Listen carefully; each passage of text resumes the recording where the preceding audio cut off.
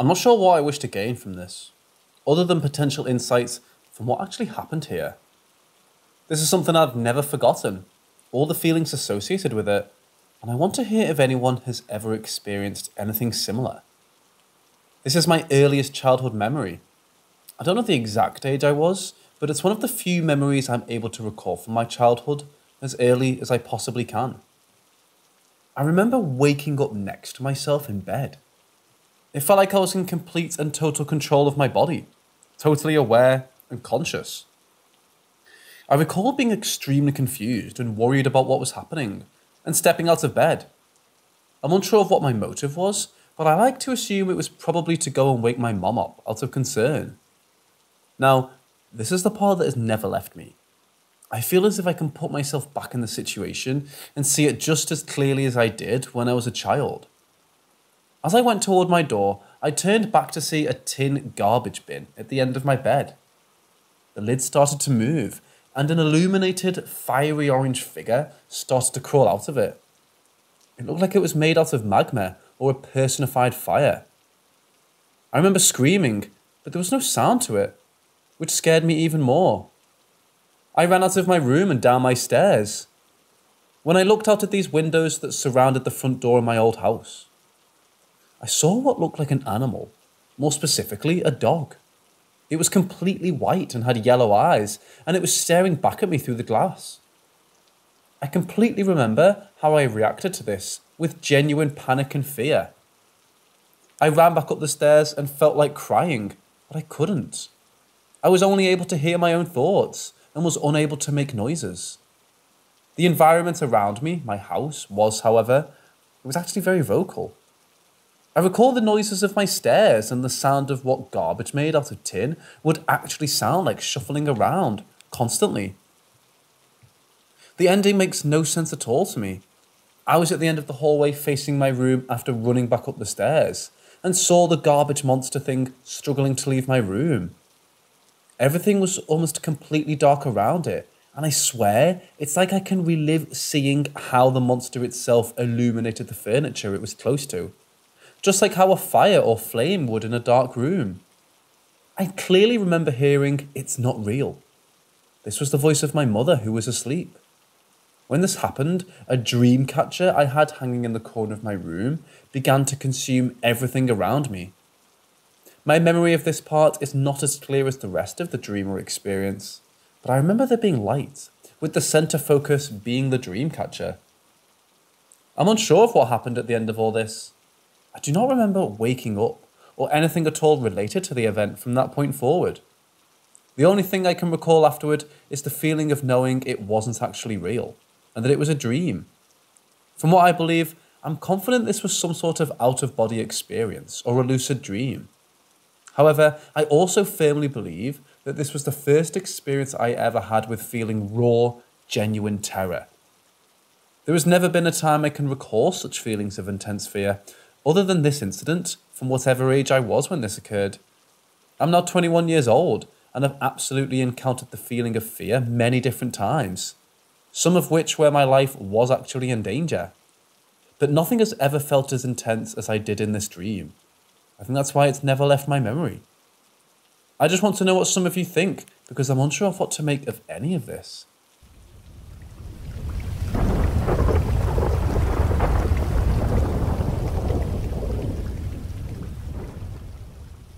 Just now, I completely just saw a man in my living room. I was crying in my room because of something going on in my life, and I went downstairs to get water. I felt like somebody else was in the living room, like another person was just there with me. My initial thought was my dad, because he usually wakes up at absurd times because of his sleep apnea. I walked into the room and saw somebody staring at me. I thought it was my dad at first, but when I focused a little harder in the dark, it was not. I blinked and he wasn't there anymore. I got so stuck to my stomach and literally just ran away. I ran into my room and I cannot stop shaking. I'm so afraid of what just happened. This isn't even the first time this has happened. A few months ago, while I was alone at home for the week, I thought somebody broke in. From my room upstairs, I heard my dog barking. I thought he needed to go outside, and when I went to let him out of the corner of my eye, I saw and heard a kitchen chair move. My dog started screaming, barking at it, totally freaking out. While I was standing there in this state of frozen shock, both TVs turned on at the same time.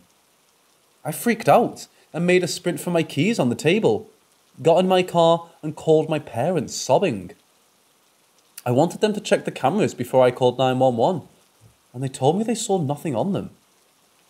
They thought I was being dramatic, and do not believe the full extent of my explanation that this chair had moved out from the table by itself. Aside from that, and what just happened not even an hour ago to me, smaller things happened to me too. A light in my room that has never once flickered started rapidly flickering, turned off, then back on again a few days ago. A door slammed in my face by itself not too long ago. Things are always being misplaced, lost, or randomly turning up after not being able to find it for a long time. Sometimes, I think I can see someone or something move out of the corner of my eye. I get these random feelings that someone is looking at me or in the room with me when I'm alone, usually accompanied by full body chills and goosebumps. At times, I've heard fully audible words. The night terrors are so unbearable to the point where I avoid going to sleep. Waking up screaming is a common thing for me, and my parents have run into my room to wake me up countless times. These are all recent, occurring within the past 6 months. But I'm often told by my parents that I used to talk to my dead grandfather, who I never met as a young kid. I was too young for me to have any current memory of it today. They say that I used to say I have a friend who brings me flowers and looks just like Dad. Apparently, when they showed me his license, I got really excited and told them he looked like that. Another thing I happen to actually remember is seeing something in church when I was a kid. During a service, I had seen a thick golden blanket kind of thing pass through the aisle. When I saw it, I remember turning to my dad and saying, "Dad, I just saw God." And he laughed and said, "No, you didn't." Ironically enough, I grew up to abandon the Catholic faith. I wouldn't call myself agnostic, atheist, or a skeptic, but I do always try to think of a logical explanation to things. I just feel like I'm going crazy. I'm so done being afraid and feeling this way, and I have no idea where to turn to. I'm begging for someone here to help me understand what's going on.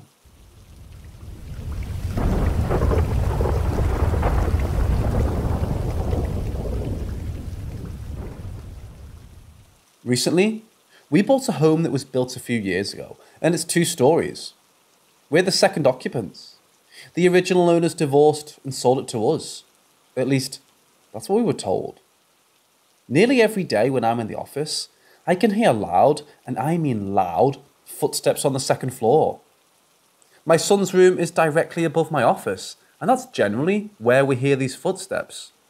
Though randomly, we hear footsteps upstairs in other sections, like when we're in the kitchen or living room. Every time, it freaks me and my wife out, and I run upstairs to see what's going on, but there's never anyone upstairs. I've even explored all of our attic spaces multiple times, just to see if we had a squatter. There's no evidence anyone is secretly living in the attic.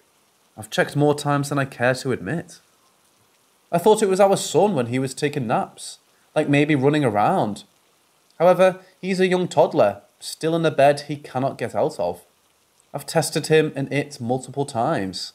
He sleeps with a full sleep cover, so if he could get out of the bed, it's completely covered. And anytime he's up there, I run up to catch him, but he's always still asleep. We have old school baby monitors, and they too pick up the footsteps.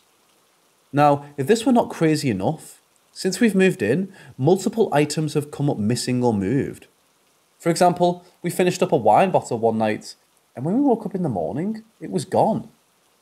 And when I say gone, I mean we checked every inch, inside, outside, and in all the trash containers. It was gone. Randomly, items will come up missing and show up in places we never put them. Some of this is likely attributable to our toddler, but most of the time, items disappear and reappear in places he physically couldn't reach. We're at a loss. Maybe we're haunted, or maybe we live at a nexus point. Either way, we're looking to sell soon, because living in the Twilight Zone is annoying.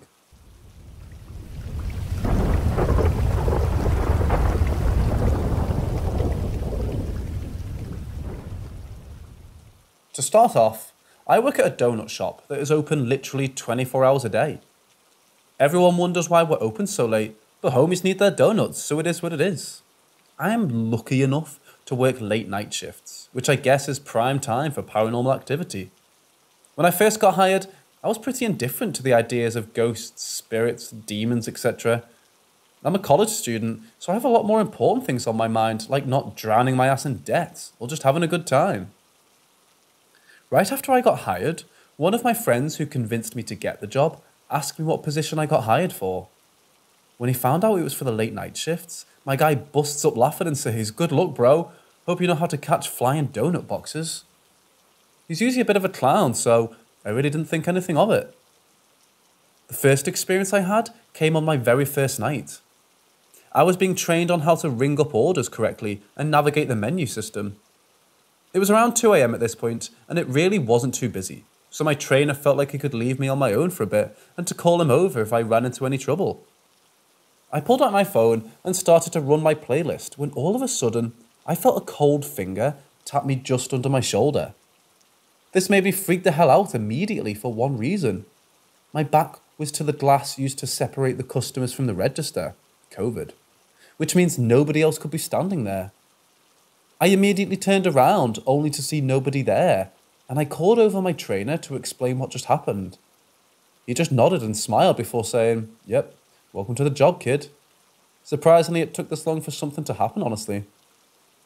The rest of my night was a tale of donut boxes constantly being thrown from shelves, lights turning on and off, my phone battery draining from 70 to 5% in about 5 minutes, you name it. One of my most frightening experiences to date involved me actually seeing something.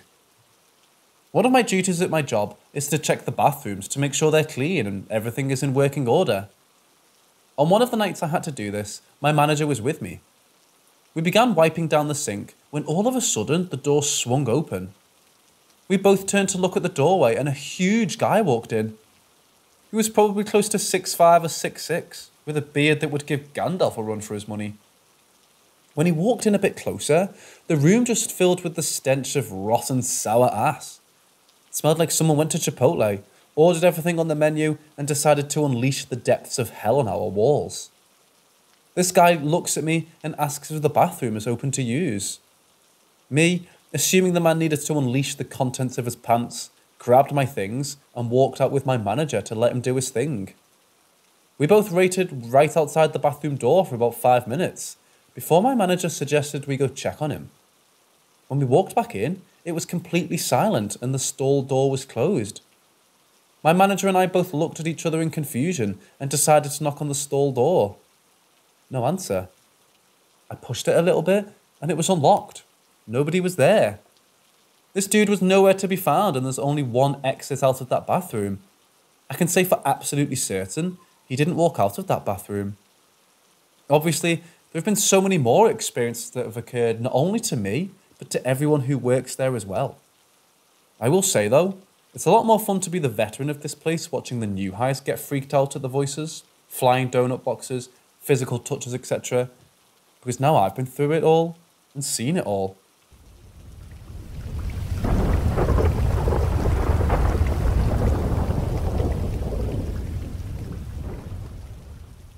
This happened in Mexico. Me and my family are from a small town on the outskirts of one of the biggest cities in the country, and it's become semi-urbanized since last century. So people here still have a strong folklore about supernatural things in comparison with the rest of the city. So the paranormal stuff is seen here as something more accepted between the people. To the story. It happened at the beginning of last year, when the second wave of COVID really hit the country, causing almost all of the hospitals to get overwhelmed.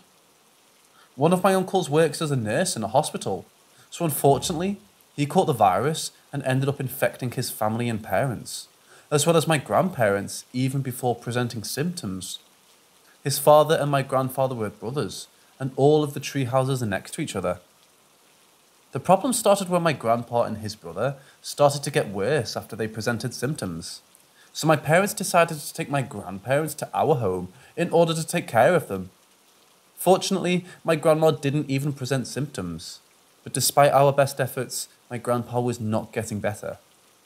Taking him to a hospital would have been a death sentence due to being overwhelmed, as I mentioned before, due to him being already dependent on oxygen tanks because of the virus. So transporting him was really difficult and a risk for his health. And even if he would have been accepted, the personnel inside of hospitals was not enough. We have more family members working inside hospitals, so we knew what was really going on inside of them, as he needed to be taken care of 24/7. After 2 weeks and all of our efforts, he didn't make it. So as you can imagine, it took a really big toll on us all. As for the brother of my grandpa, he ended up dying as well, both of them being in their 80s. Now, one of the usual things believed here is that when someone dies, the person stays around for a few days. I've never been someone who believes every story about paranormal stuff. I try to judge things from a more rational side, despite experiencing some things that still make me wonder about what we can really assure about what we know about paranormal things in general. This was my first experience with the belief I mentioned. The brother of my grandpa died a few days before him. The weird thing started the very same day his brother died. It started when I was in another room of my house, as I was almost ready to get something to eat. So I was not in the same room as my grandpa, when all of a sudden I saw a shadow for a brief moment exiting the kitchen, but I really thought it was my imagination due to the fatigue. My parents and I took turns to take care of Grandpa, so he was never unattended, even at night, being lied to him when this happened, and ignored it. But after I heard the voice of Grandpa's brother coming from the same room Grandpa was in, and I have no doubt about that one, it was clearly him. Obviously I freaked out because it was impossible it was him, because we were not in the same city he lives in, and he was also in a delicate condition. So I went to check on Grandpa, but there was no one there, and my other family members were not there at the moment. I gave it not that much of importance until a few hours later when we were informed that Grandpa's brother had just died a few hours before. Even worse, after that, my grandpa started asking the condition of his brother any time he could. He had not until that day, despite not knowing he had died, being impossible, because we knew that if we told him, he would probably just get even worse in his health. So everyone just kept it secret, even my grandma. Even to his last days, my grandpa asked about him, and we just told him that he was better. We don't know if he believed it, because he said that his brother came every now and then to visit him. And as you can imagine, that being impossible. The day came when my grandpa did not resist anymore, and passed away. Just a few after his brother. One of the most common things that happens here is that it's said that after someone has died, some other person who doesn't know that the person dies sees them, like if they were making their daily lives for one last time. I did not believe in that before all of this happened, but the news of my grandpa's death took a while to spread, as we were not in the same city they lived in. And as I said at the beginning, being from a non-completely urbanized place, people still knew almost everyone in the town, especially old people.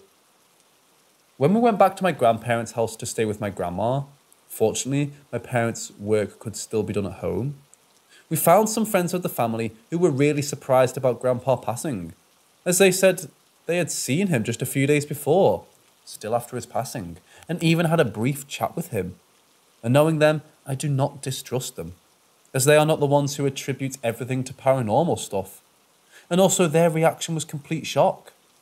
Maybe I believed more easily due to what I experienced with Grandpa's brother. Even for a few days after we arrived there, my grandpa's rocking chair swayed at random times.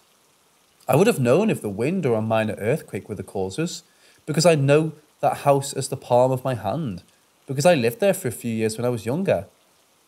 Sometimes plates would appear out of the kitchen without any logic, but we never really felt uncomfortable.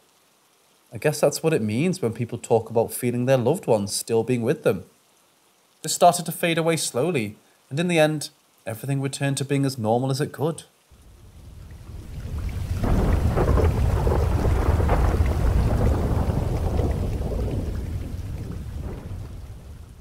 When I was younger, about 8 or 9, I spent the whole day at the local fair.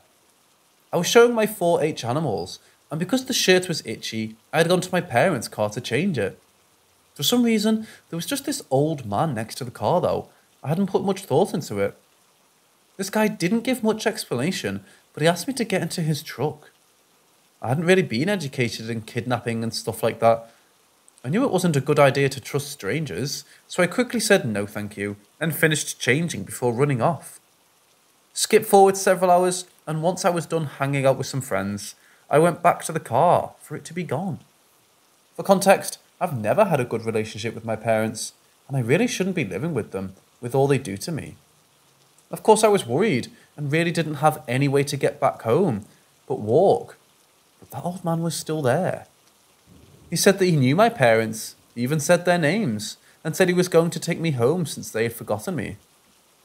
Being a small town in Ohio, it didn't take much for everyone to know each other, especially when your grandfather was the favourite high school teacher for forever basically, so I really didn't question him and then climbed in.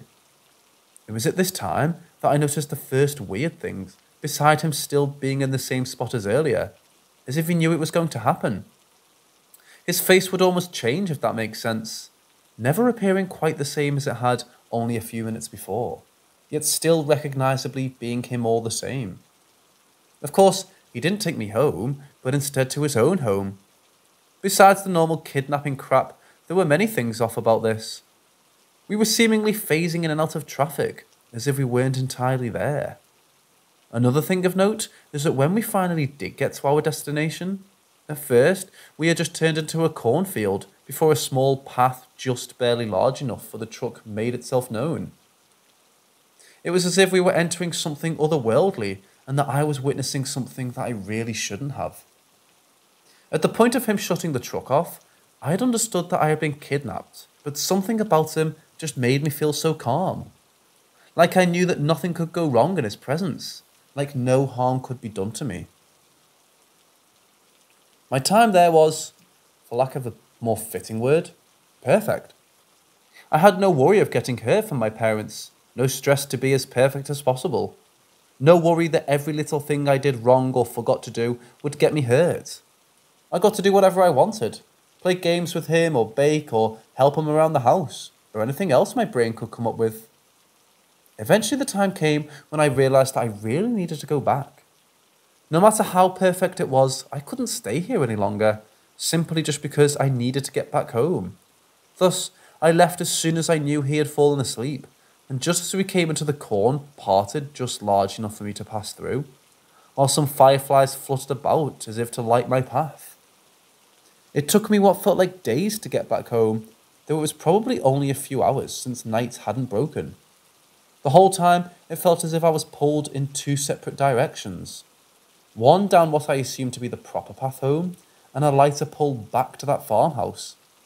I kept trudging forward, and the moment I reached home, the moment dawn broke, the tether to the farmhouse was gone.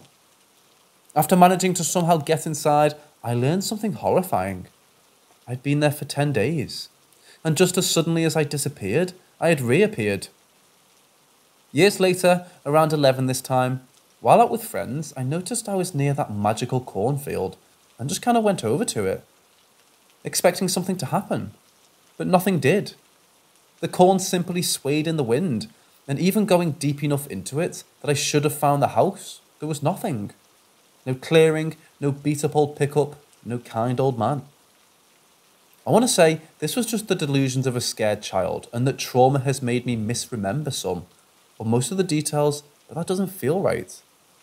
Still to this day, I see him sometimes, but it's always out of the corner of my eye or passing by in the streets, only for me to turn around and either the person have a completely different appearance, or that person just wasn't there altogether.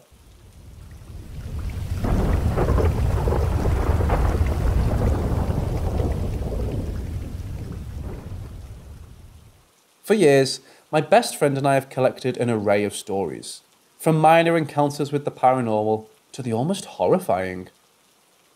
To make this story a small step into the weird will be easier to understand my best friend and I. It was a late Saturday. We were both passed out in her full-size bed. She liked to sleep against the wall, while I like being free to move by the edge. I remember my dreams so vividly. Like if I could fall asleep while typing this, I could be right back where we were. There were stacked rows of desks, like the classic college class auditorium. At the front there was a solid, light wood desk. It looked yellow in the scene, contrasted against the green Berber carpet. There was a smartboard with a presentation on. I don't remember the exact words of the slide that well, but I do remember after I read my slide, it was my boyfriend's turn. I clicked the next slide and turned to her, indicating her turn to present the slide. As she began reading, I awoke halfway through her sentence. But when I woke, she was laying beside me, still reading the next slide. I freaked out. How was she reading the slide? I'm awake and she's still asleep. How? I started slapping her arm, trying to wake her up. She groggily slapped me away and said, "I'm not done reading the slide yet." I was freaked out even more. I ran to the bedroom light and flicked it on. I bounded onto the bed and declared that she and I were going into the kitchen to drink coffee and talk about this. She was confused at first, but while the memory was fresh, I had to ask her what she remembered. She told me the layout of the room, the desk, the carpet, the smartboard. She even pointed out that I had read the slide before hers. We both kept tossing back and forth about how there was no way. I think at the time, we remembered the topic of the presentation, and she said she had no idea why she would know that stuff. We'll still reminisce on that scary dream hopping, and every time we do, I always wonder if we really had transported ourselves into each other's dream, or somewhere else.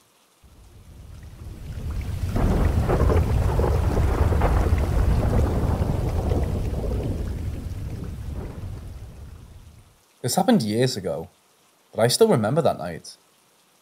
My bed was in the space next to my door. The hallway light was on at this point as I wasn't comfortable sleeping in the dark, as I was still fairly young. So the room wasn't as dark to the point it was pitch black, but it was only as bright as the hallway light would go.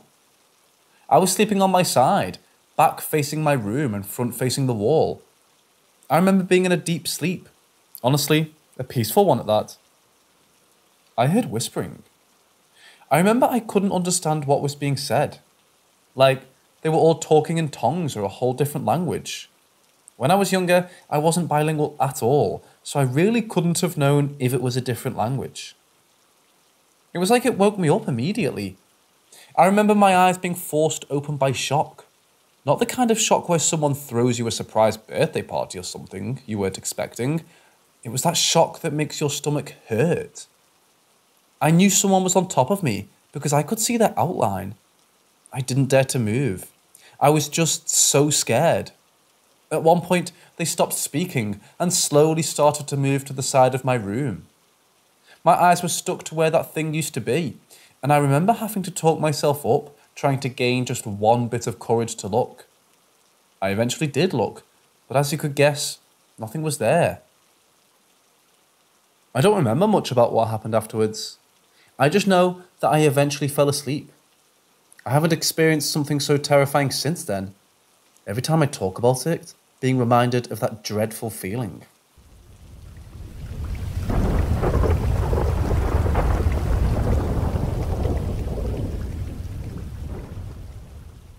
When I was a child, I always got a weird feeling from my grandmother's house. Specifically at night. It was just always so hard to sleep for some reason. One night, I had a nightmare. It scared me so much I had to get out of bed to walk to my grandmother's room. My grandmother's room, however, was on the complete other side of the house. I walked down the hall past the atrium, and I saw my shadow on the wall. This didn't frighten me right away, because I figured it could be the moon shining light on me through the glass of the atrium reflecting a shadow. But I noticed my shadow was extremely tall. I knew shadows could look distorted, but this didn't look like my shadow. I turned around to find a 7-foot+ tall shadow figure standing clear as day in front of me. Being a child, I reacted the only way I knew how to. I kicked it in the private area and ran away. I went to my grandmother's room and told her what happened, and she just waved it off.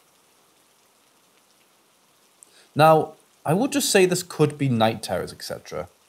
But growing up, I told my siblings about it, and my sister had seen the same thing.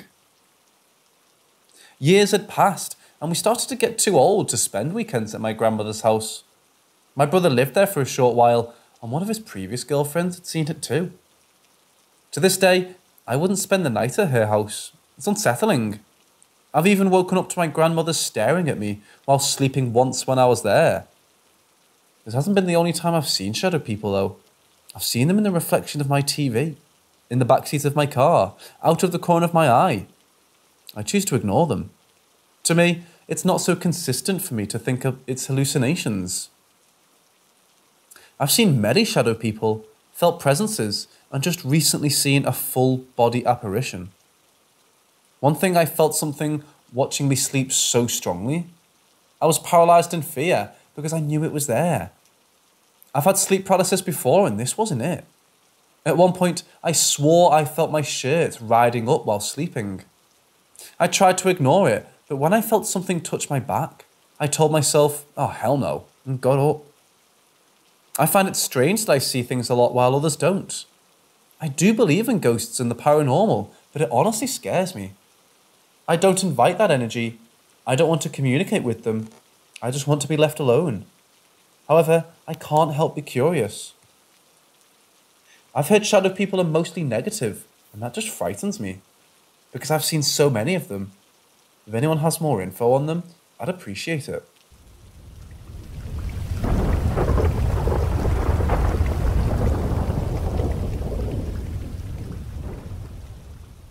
Anyways, this happened to me when I was about 9 or 10.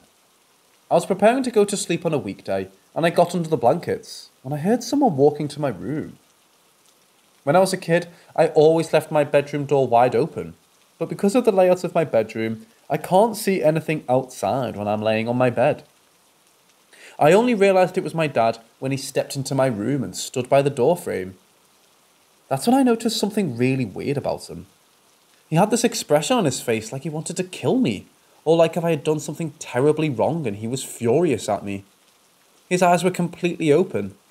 At first, I thought I'd done something wrong, like I'd clogged the toilet, or he'd tripped on one of my toys and came to my room to scold me. But he just stood there with the most serious look on his face for about 10 seconds, without saying a single word.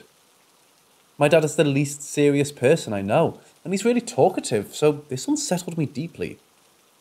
Then I asked him, what's going on? And he didn't react at all. Now that I think about it, I don't think he even blinked during this whole thing. He stood there for about 4 seconds after I asked him, and then he just straight up disappeared. Like he edited out a video or like he'd logged off from an online video game. I was dumbfounded. I sat on my bed completely frozen, thinking of an explanation to what just had happened. Was I dreaming? I recall being wide awake with my bedroom lights on, not being tired at all.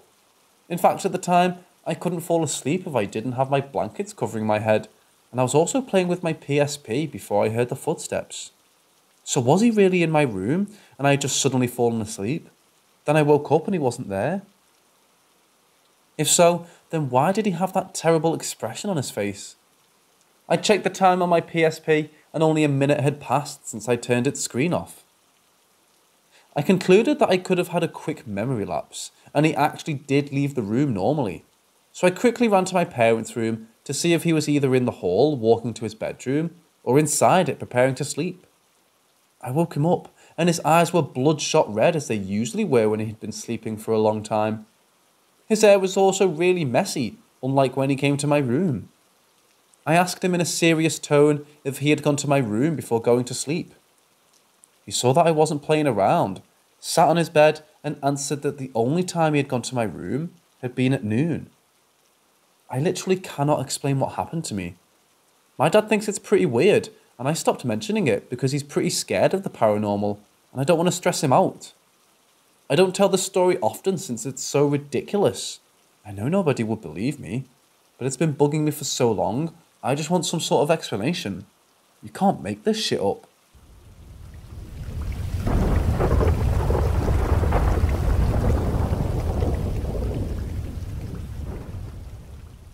So a while back, roughly around mid-November 2021, I was working night shift at my local 7-Eleven. My co-worker was in the back cooking chicken, and I was out front taking care of customers and making sure our write-offs were done, when I heard the alarm telling me the door opened and a customer had entered the store. I spun around to greet them, and as I did, I saw a black blur rush through the door and dart down the nearest aisle. At first I thought that it was a customer that really needed the washroom or something, but noticed I didn't see them pass by any other aisles leading to the washroom. So I decided to take a quick look around the store to make sure they weren't trying to steal anything. However, I couldn't find anyone in the store. They just disappeared. Roughly 5 to 10 minutes later, a woman entered the store and walked down all the aisles, seemingly looking for someone before calling out their name. Wesley. She only said it once before leaving the store. After that strange night, up until 3 days ago, things were normal. Nothing really seemed out of the ordinary, but the only incident I found slightly strange was hearing banging through one of the walls in the kitchen one day. However, one of the bathrooms was on the other side of that wall, and I was cooking at the time, so I really didn't know if we had any customers in there at the moment, which is completely possible, and could have been countless things they may have been doing. We've had extremely high people banging around in the bathroom before. Teens will sometimes decide to have sex in there. Needless to say, that washroom definitely seen some shit, and I wouldn't be surprised if it was a customer. Anyways, on Thursday, January 20th, I was once again working the night shift, and while doing my end of shift paperwork and printing off everything I needed, I was standing in front of the window facing all of the gas pumps, when for some reason, pump 1 popped up on the gas till, saying that someone clicked the request help button. But when I looked out the window, there was no one anywhere near the pumps. The entire lot was empty, except for a couple of cars belonging to other people in the area, who also work night shifts in the neighbouring stores. Later that same night when I went to the washroom, the door handle jiggle when I was inside. This was an employee washroom in the back, customers do not have access to. When I came back out, I asked my co-worker if she was trying to open the door, but she was getting cookies boxed to sell to customers and never left the front of the store.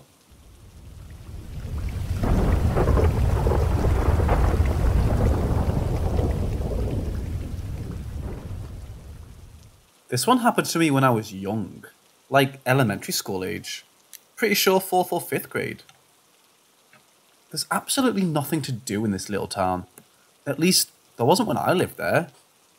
So more often than not, this leads to kids being mischievous. This night was no exception. I waited until my grandparents fell asleep, and then I snuck out. Yes, at 4th or 5th grade, and met my friend up the street. We really had no plans. Like, what the fuck was a couple kids gonna be doing out at night anyway? Wasn't the safest idea looking back. Anyway, I went with my friend on his bike, and we just rode around together and teased each other and did typical 4th, 5th grader stuff. Now at the time, my friend only lived a few blocks away from me, maybe 2 or 3 blocks total. Wasn't that far, and I probably would have been too sketched out to go any farther at that age, honestly. So we're just riding up and down the street between his house and mine, and we both suddenly got a horrible feeling.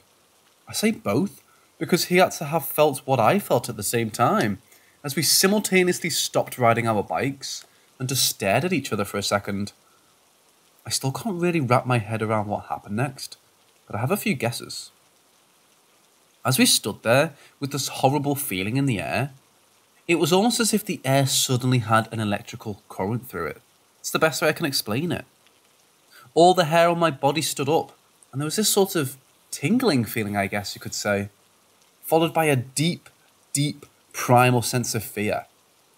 As soon as this primal fear hit, me and my friend for some reason looked into the sky. Now again, small town, not a lot of industrial lights. You can see the stars pretty clearly, especially on a night like this. What we saw, and the best way I can explain it, is this blacked out rectangle shape, extending for maybe a block and a half over us. It was a silhouette in the sky, and you couldn't see the stars through this thing. There was a perfect outline around it, and it definitely was a solid object. At this point, we realised it was hovering over us, I'd say maybe a couple 100 feet in the air overhead, and was projecting a shadow over us. Now I've experienced some scary stuff in my life, but I still don't ever remember feeling this primal of a fear. Sheer terror. My friend and I looked at each other and screamed, and I booked it out of there, riding my bike as fast as my little legs could go. The weird thing is though, I was only a block or two from my grandparents' house. It felt like it took an eternity to finally get back there, despite me pedaling as fast as I could. Now as an adult, 20 years later, I guess you could chalk it up to some sort of experimental craft that maybe we weren't supposed to see. I don't know. I can still feel primal fear, even thinking about this situation, and I still can't figure out what exactly happened that night.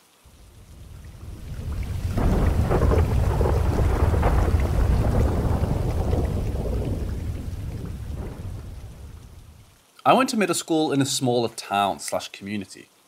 There honestly was absolutely nothing to do, besides go to the mini mall or to the community rec centre, where they would hold these teen dances and play horrible early 2000s music. I ended up going to one of these teen dances per usual with a group of friends. And per usual, said group of friends got into it with the preps or jock kids. Fight breaks out, police are called, everyone scatters. Me and this kid, who I'll just call Nate, end up walking back to his house on this bike path that runs along the backside of this rec centre. It's night time, and there's a skate park to one side of us for a while, and then nature trails and a river on the other side. We keep walking along this path, and suddenly, Nate stops and says, "Do you see that?" pointing into the pitch blackness as he faced the direction of the nature trails and river. Now this kid was admittedly at times not always too nice to me, and I thought he was just messing with me at first. I said, "See what? There's nothing there." But at this point, this fool is walking towards whatever he thinks he sees. I see him walk right up like he's approaching a person, looks back at me, and he just crumbles. It was like he fainted or something. So now I'm in the middle of this path completely alone, and there may or may not be some type of presence that just caused my friend to pass out. I'm scared to death at this point, obviously, and this is all becoming too much for my 13-year-old brain to handle. I'm half Hispanic, and grew up around very religious elders, and was always told when I had nightmares, or if I ever felt evil, that I needed to pray. I started walking towards my friend because I didn't want to leave him there, but I also didn't want to be alone. And I began praying. Now, as an adult, I am not religious, but at this time, I was doing whatever I thought would help. I went to try and pick my friend up, and he was so heavy, abnormally. I was big for my age, and he was much smaller than me, height and weight-wise, and it was like I was trying to pull a grown man. I know dead weight, but this felt different. He also was ice cold to the touch, despite it being the middle of summer. I started to drag him, and was praying and focusing on this one particular star as I did so. Not really sure why, looking back, but I focused on the star and prayed repeatedly. And my initial thought was to drag him to the hospital, but I swear the more I prayed, the brighter this star got. And it was like he was revived or something. He woke up annoyed that I was dragging him and scuffing his Iversons, and confused about what had happened. He said that he saw an old man near the tree line when we were walking, and that he motioned for Nate to come towards him. He said once he got close to the old man, this thing put his frickin' hand inside of Nate, which was what apparently made him pass out. I was happy he was okay, and that I wasn't alone, and we ended up walking back to his house like nothing happened. But I believe something did happen to Nate that night. Flash forward a month or so later, and per usual, I'm meeting up with my friends to once again to go to one of these teen dances, because per usual, that's the only thing going on. I get to Nate's house, and the whole feeling is just off. Hard to describe, really. I go downstairs to Nate's room and he's not in there, but sometimes happens, and we were good enough friends that I would just wait for him to pop in, which he would normally do. But this time there was nothing. I go back upstairs and every single animal this dude had, which was like a cat and 2 or 3 small dogs, if I remember right, were all standing hair raised, with their backs to his front door, staring up. And I see my friend Nate sitting over this banister he had in his house in a weird way, feet dangling. Didn't see him there when I came in, and he's just silent, scribbling and mumbling something. "What's up, man?" I asked him nervously, not really knowing what the hell was going on at this point. Nate looked up at me and looked like he hadn't slept in a few days. deep circles under his eyes, and he says, "I'm fucking scared." Confused, I ask, "Scared of what, bro?" And he jumps down from the banister with a paper in his hand and gives it to me. The paper has the word death, and then just black scribbles, like he'd been sitting scribbling the same circle, in the same place for a long time. Instantly got all the bad vibes and nope energy, and I flat out told him, "I'm going home, man," and opened the door, leaving his terrified animals in a corner, and wondering if they'd be okay. Long story longer, Nate eventually got into a lot of trouble, dealt some pretty crippling vices, and though he's still alive now, looks like a shell of his former self, or just not what you'd have expected this kid to grow up, to say the least. I think I witnessed a possession happen to him. I haven't told many people this story, and I don't think I've ever shared this in detail. I have other equally crazy stories from my time living in this strange small town, if anyone else is interested.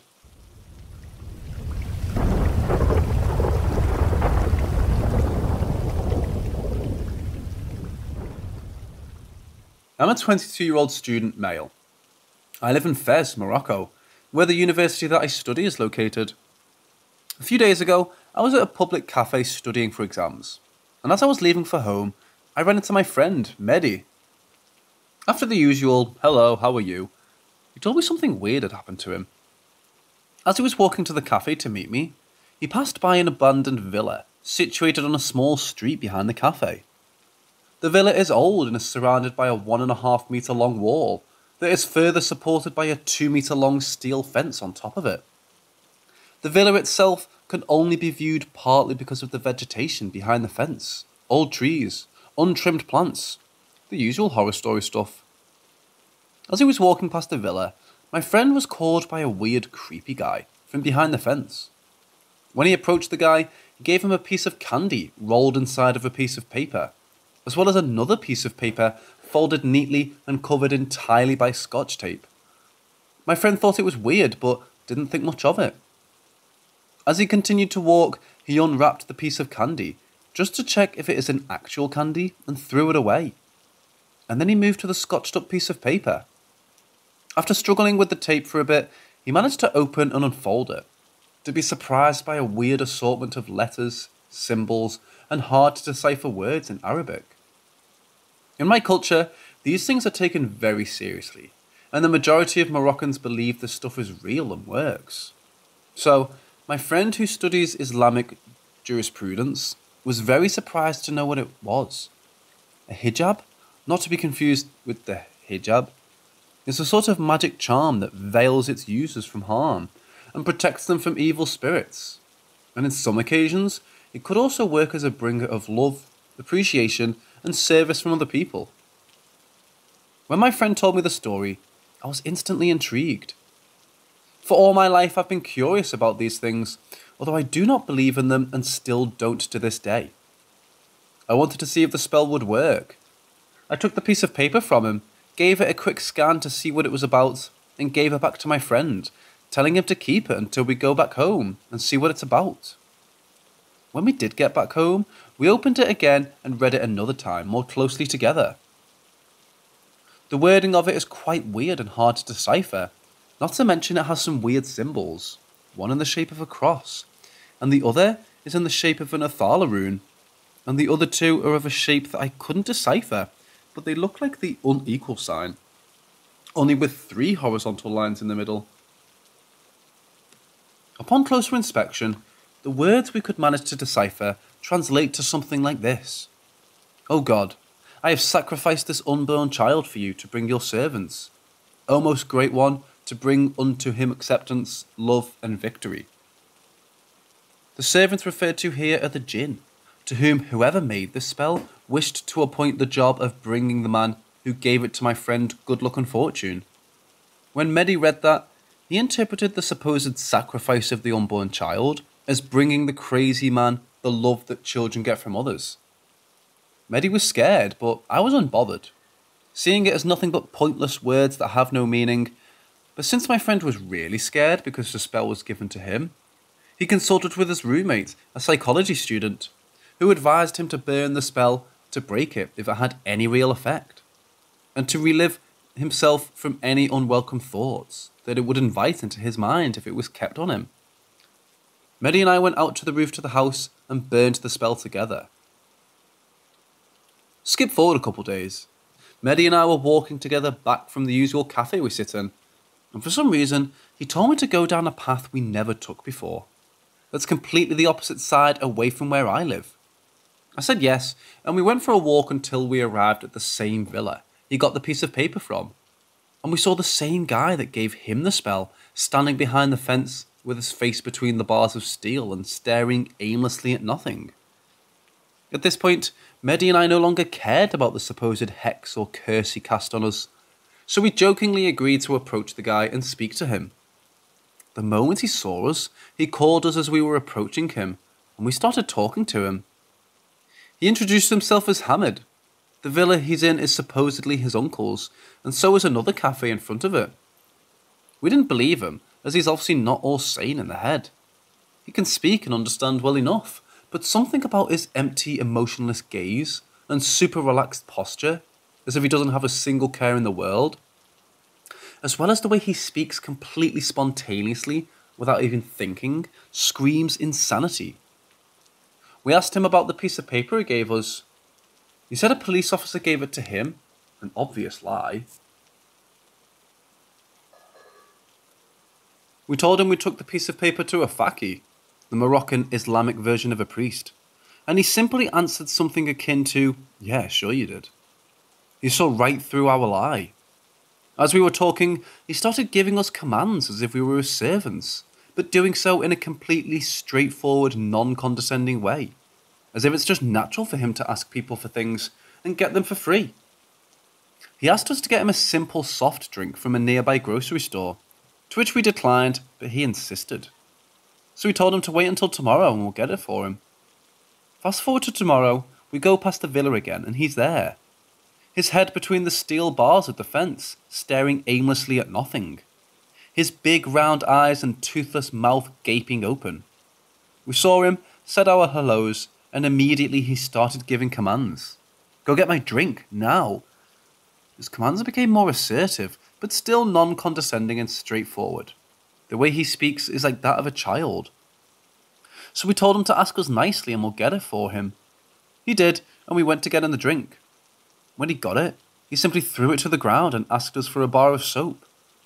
We asked him what he wanted to do with the soap.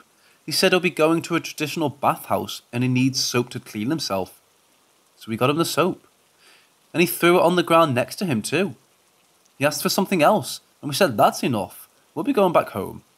And we did. I'm writing this at the usual cafe I sit at, waiting for my friend Mehdi to come over so we can visit the guy again.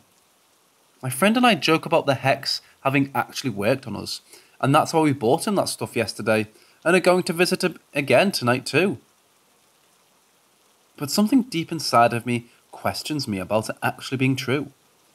What if we did get hexed, and now we're servants to this crazy homeless guy living in this abandoned villa? I actually bought some pizza earlier that I only ate one slice of, and I'm now keeping it for the crazy guy when we go meet him. In fact, it's very likely that the spell did not work, and we're just doing this because we think it's fun and like talking to the guy, but I can't help thinking that the spell did work. Anyway, I'd love to read your opinions on the matter. Should I go see the guy again, or should I just forget about it and never go near the area again for my safety?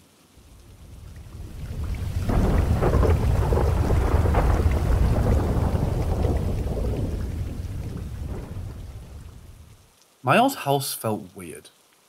I'd always thought I'd seen shadows in the corners, but I just shook it off as I got older. There were 2 times I remember something sounding like it had fallen. A big bang or boom sound, followed by a clattering sound, only to never find anything that had fallen. It happened once when my mum and I were in the kitchen, and we went to the basement to explore what it was, but found nothing. We moved in 2000. The new house didn't have any weird feelings or events other than the first night. I could have sworn I saw someone move by the bedroom door. I thought it was my dad walking by, but when I got up to ask him, he was downstairs watching TV and said he never walked by my door. I always thought it was my dad's father, checking up on him. Didn't have any real experiences outside of that. A few times in the woods smoking a joint, I got the noia hitting hard and felt like either a bear was coming or we were being watched. Got in the car shortly after. Then my mom passed away in the 2010s. At the time, I wasn't religious, but a couple weird things happened. The last word she told me was that I was a good person, which was weird because at the time, I was always thinking about how I needed to work towards being a better person.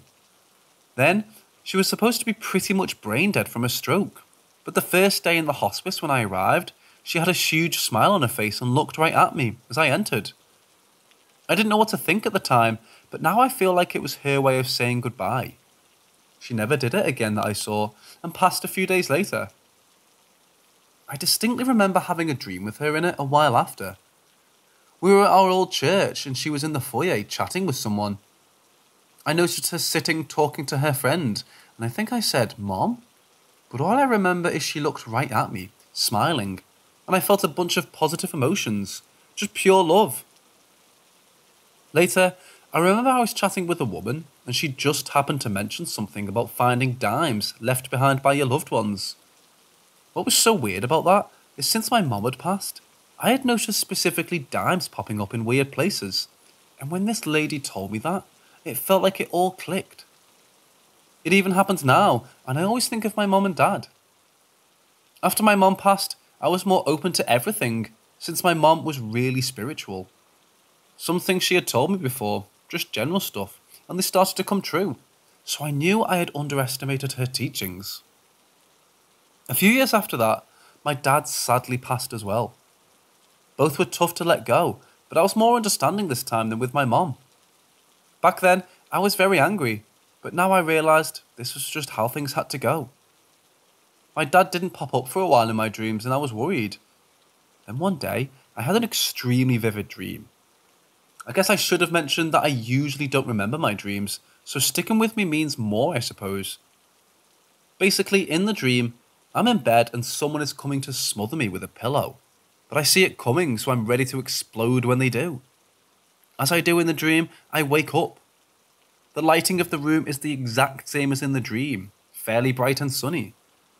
I'm a little shaken up by the dream because I couldn't see the figure in the dream, just the pillow. My room door was closed and I heard my dog whining outside, probably to go outside. I opened the door and much to my dismay, my dog has shit everywhere on the main floor. It took me a while to put the dream and the dog pooping together, but then I realised someone woke me up and it had to be my dad. He was always funny about waking me up when I was a kid, and he was very close with my dog. I did see my dad in later dreams, a few times with my mom with his greyish hair, and then once looking much younger, which admittedly threw me off. I'd only seen a few pics of him from the 80s, and even fewer from the 70s, but it was him for sure. I did notice my mom in my first dream, encountering her looking younger too.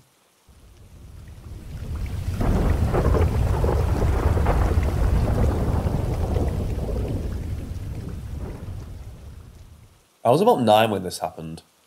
Me, my mum and my sister moved into this old house that was made before the Second World War. My great uncle, who was a veteran, told us stories about it when it was in its glory days. Well, everyone in our town said the place was haunted. That just set off signals in my head, especially when I remember driving past the front of the house and seeing a girl in the attic window. I eventually rubbed it off, but I still hated the house. I always felt like I was being watched and never felt alone. I was always uncomfortable, and I just hated it and begged my mom not to move us in. Yeah, that didn't happen. Whether you believe in mediums or not, both of my grandmothers had a hardcore belief that we had medium blood or something stupid like that, but it skipped a generation, or something like that. My room was the worst to be in, always freezing, always felt heavy, and always had something weird going on. My sister always hated going past my room to go to the restroom, and I always hated being in my room. When we first moved in, I would knock on the floor and something would knock back. I would grab midnight snacks and see shadow men, women and children from the corner of my eye. One time, I was even making a sandwich. I saw the shadow woman in the hall, and I just said hi, then made my sandwich. I turned for some reason and saw a shadow man maybe a foot from me. It took a moment before I ran to my room. One time when I was sleeping in the living room, I felt a hand press against my back and heard light footsteps. It felt like a male's hand. My parents are divorced and no one had their boyfriend over. Another time, I had a few pieces of paper on the table in the living room, and I made the joke that the ghost should move it. It took a moment before it shot across the table and just stopped on the edge. I jumped and ran. Another time, I woke up in my room and saw a girl in my doorway. And not like skin tone and hair colour, she was translucent. She was grey with gouged out eyes, with blood going down her face. She had a dress on with a coat. I stayed frozen before I jumped up and moved past her. My sister rubbed it off until her boyfriend stayed in my room while I was at a friend's house. He saw the same exact thing but rubbed it off until he heard my story. But what made this so much weirder is that it's the same girl from the window before we moved in. I have so many more stories about this house, and I hope it falls soon. It was a sad house, and I don't know how else to describe it.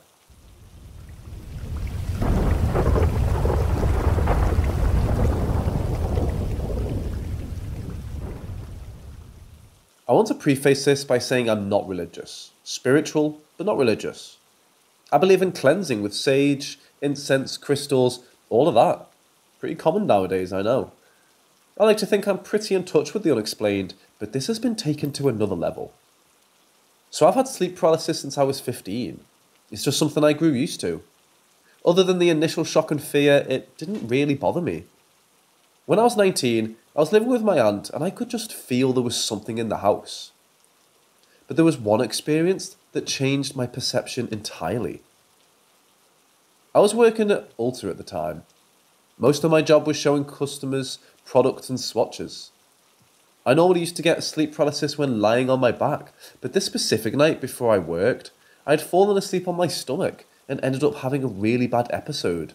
And she, my sleep paralysis demon, who was always the same woman, was sitting on my back this time, pinning my wrists down. I could paint the picture of it all, of the details so well. This was by far the most intense skin-crawling episode I ever had. My wrists were throbbing. I thought I could feel her digging her fingers into my skin. I could feel her legs squeezing my ribs and even her hair brushing my back. It was so vivid. I came to, of course there was no one actually in my room, but my skin was crawling. Well, I went into work the next day as usual, went through my normal day.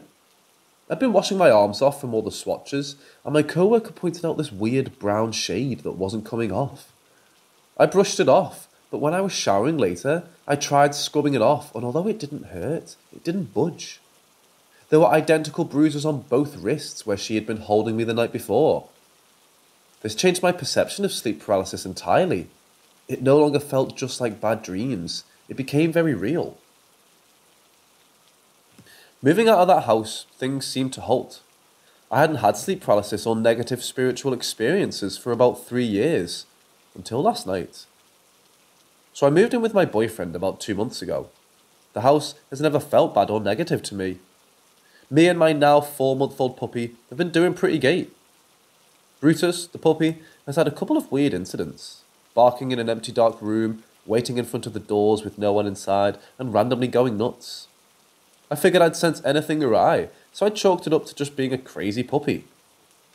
I saged the house regardless when I moved in. It's just part of my personal anointing process. I light incense pretty regularly, and things have been really good. Until last night. I get home a little after 2:30 in the morning. I wasn't super tired, and my boyfriend and I stayed up for a while talking. I decided I probably needed some sleep, so we went to bed. He fell asleep, holding me in a very specific position. I fell asleep, but it was kind of like a weird half-awake, half-asleep kind of feeling. I was asleep with my eyes closed, though. It was weird, because it felt like I was awake. It was so vivid. In my dream, I was looking at my boyfriend in a different position than I saw last, and right behind him was a woman. Not the same woman I used to see either. Her image shook me to the core. All of the stereotypical sleep paralysis demon features, dark hair, pale skin. The thing that freaked me out the most was its eyes. They were wide open, staring at me from behind my boyfriend's head. I couldn't see her mouth because only the top part of her head was peeking over him, but it looked like she was smiling. It took me a solid 15 seconds to force myself awake. I physically had to pry my eyes open, which is why I don't believe it was sleep paralysis, and I could move as soon as I actually woke up. When I looked and saw that my boyfriend was now in a completely different position, the one he was in my dream, I instantly felt nauseous. This did not feel right at all. As soon as I woke up, I sat up hyperventilating and crying because of how bad this energy felt. My boyfriend just tried to comfort me by telling me it's just a dream and all that, but this was different. This felt demonic. I ended up shaking and crying in the bathroom last night, dry heaving from the image. Her face is burned so deeply in my mind I can't sleep. I'm cleansing the house again today, but something is telling me this is deeper than that. My boyfriend believes in the paranormal and doesn't have a problem with the way I handle things, but he's one of those, if I don't see it, it doesn't bother me kind of people.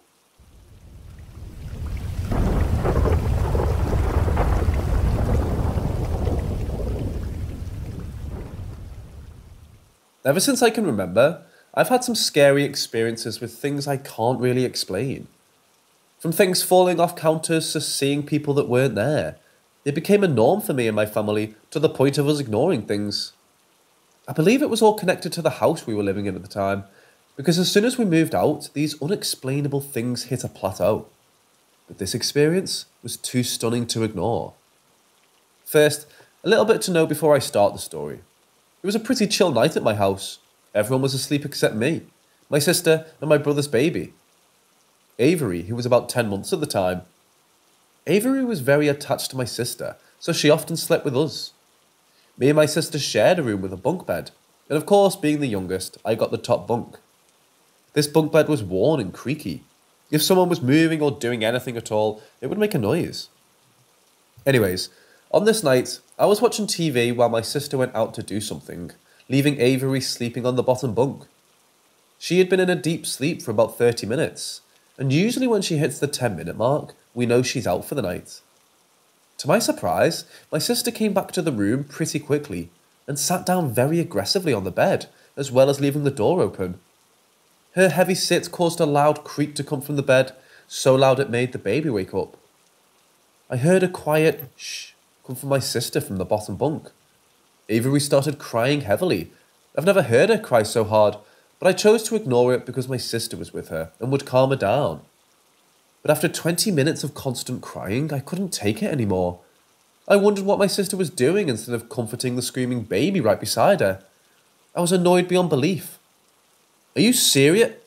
I bend my head over to look at the bottom bunk, and all I see is Avery, sitting there, tears rushing down her face, alone.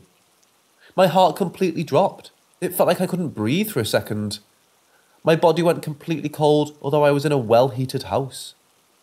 My sister then bursts into the room, screaming at me for not doing anything about the crying baby. I was absolutely stunned. I saw my sister come in. I heard her sit down, and the door was still wide open from when she first came in. She asked me why I wasn't doing anything, and I simply replied, "I thought you were in here." To this day, she says that I was the palest she'd ever seen me. Neither of us can explain who or what I saw, or what I was trying to do to the baby.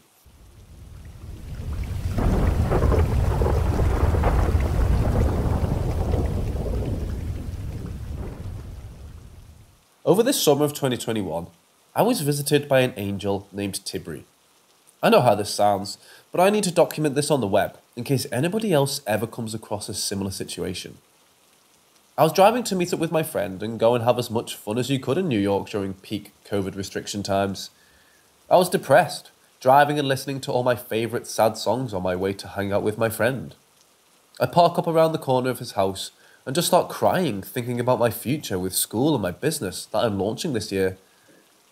I lit up a cigarette, and a few seconds later I was begging God for an answer and crying about my future. Out of the corner of my left eye, a random guy who looks like a Greek god with golden blonde / dread like hair, think Zeus, appears next to my car on the sidewalk, one way. He had a golden aura surrounding him as if he was going Super Saiyan from Dragon Ball Z, but very light. I could not tell you for $2 billion whether he was white or Mediterranean, or what, but he looked like an actual representation of what churches make gods look like in their art, even down to the halo part around the whole head. He walks up to me on some very casual New York shit, Queens. As I'm crying, he asks, "Angel, I got bud if you need." Me, "Nah, bro, I'm good, I appreciate you." He starts walking away and comes back once more asking, "You sure, bro? Take my number down. I'm always around here." For some reason I respond, "You know what? Yeah, man, you seem cool. I've just been going through a lot." He goes, "You shouldn't be sad. Everything's going to be okay. You got this." I got goosebumps. I ask the angel for his name, and he's giving me his number, and he says Tibri. I texted the number saying, "Nice to meet you, bro." And he walks away and responds exactly 3 seconds later, "You too, my brother. I'll see you soon." And walks to the corner of the block, less than 15 yards. An immense light just shines down this one-way street and he disappears. I turn my car on, drive to the intersection, and there's only 3 places he could have gone.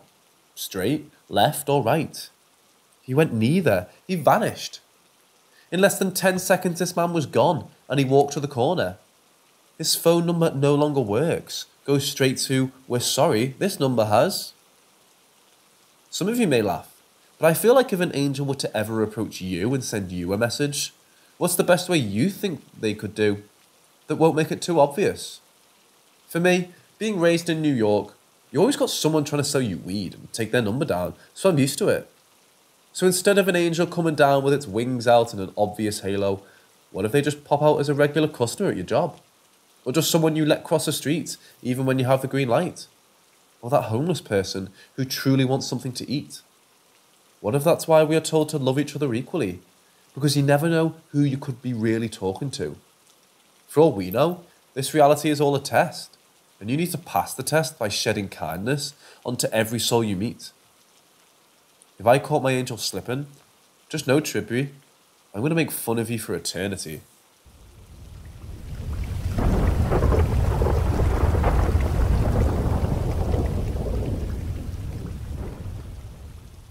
This happened about 11 years ago when I was a child. I don't really remember the exact age, but I remember it was during the summer holidays. I live in Central Europe, and my father comes from a village in a neighbouring country. The village has a population of about 1,000, so basically the whole village knows each other. And the village is a little bit, well, weird. It doesn't really have much to do with people. They're all really nice and like to see our family when we came there every summer holidays for 2 weeks. We didn't really go there for about 4 years because father and uncle had a big fight about grandmother's heritage after she died. But I plan on going there alone once this whole COVID thing is over. So I guess I'll start with the stories. First, the village and the house of my grandmother, where I also have my own experiences. So the first story is one that was around the village when my dad was little. Once, there was a church celebration / mass, or what is it called? And it was about this one man. I don't really know much about churches, but this one has that tiny balcony where you can observe things from above, and it has some extra seats. He went there because it was the last place with empty seats. He sat on one in the corner, but had fallen asleep. He woke up some time later, and the church thing was still going, but something felt off. Apparently, after some time, he realised that the people there were already dead and buried behind the church, and everything was silent. He was scared, so he tried to open the front door, which was unfortunately locked. By the way, the spirits were staring at him this whole time. After some time, he had an idea to go up and wake up the village using the church bell. It worked, and the village gathered and unlocked the door so he got out. The ghosts are not there anymore, and his hair went grey from all the fear. I heard other stories, but I don't remember all of them, so if people who read this once, I can ask my father about other stories. So now to my dad's experiences. It's nothing special, but I'm just surprised at how many of them there are. First, when he was a teen. There was a celebration, and he and his friend were messing around on the edge of the forest. At one point, they both saw the light deep in the forest. They tried to investigate. My father is really brave about these things. So they took a bucket of water in case of fire and went up. When they arrived, no light was to be seen. It was just pitch black like it tends to be in the forest. So they looked around for a bit and then went back.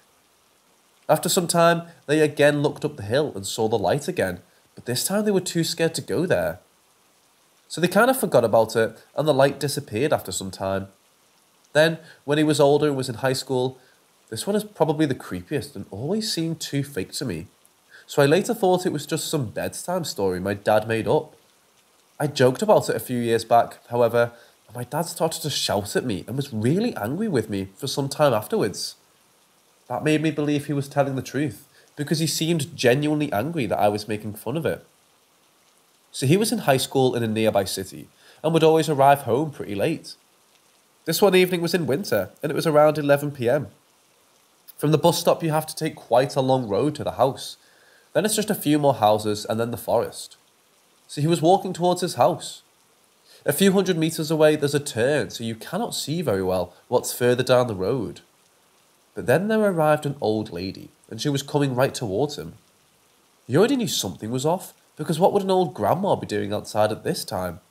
She was pretty normally dressed. She had a skirt and a headscarf.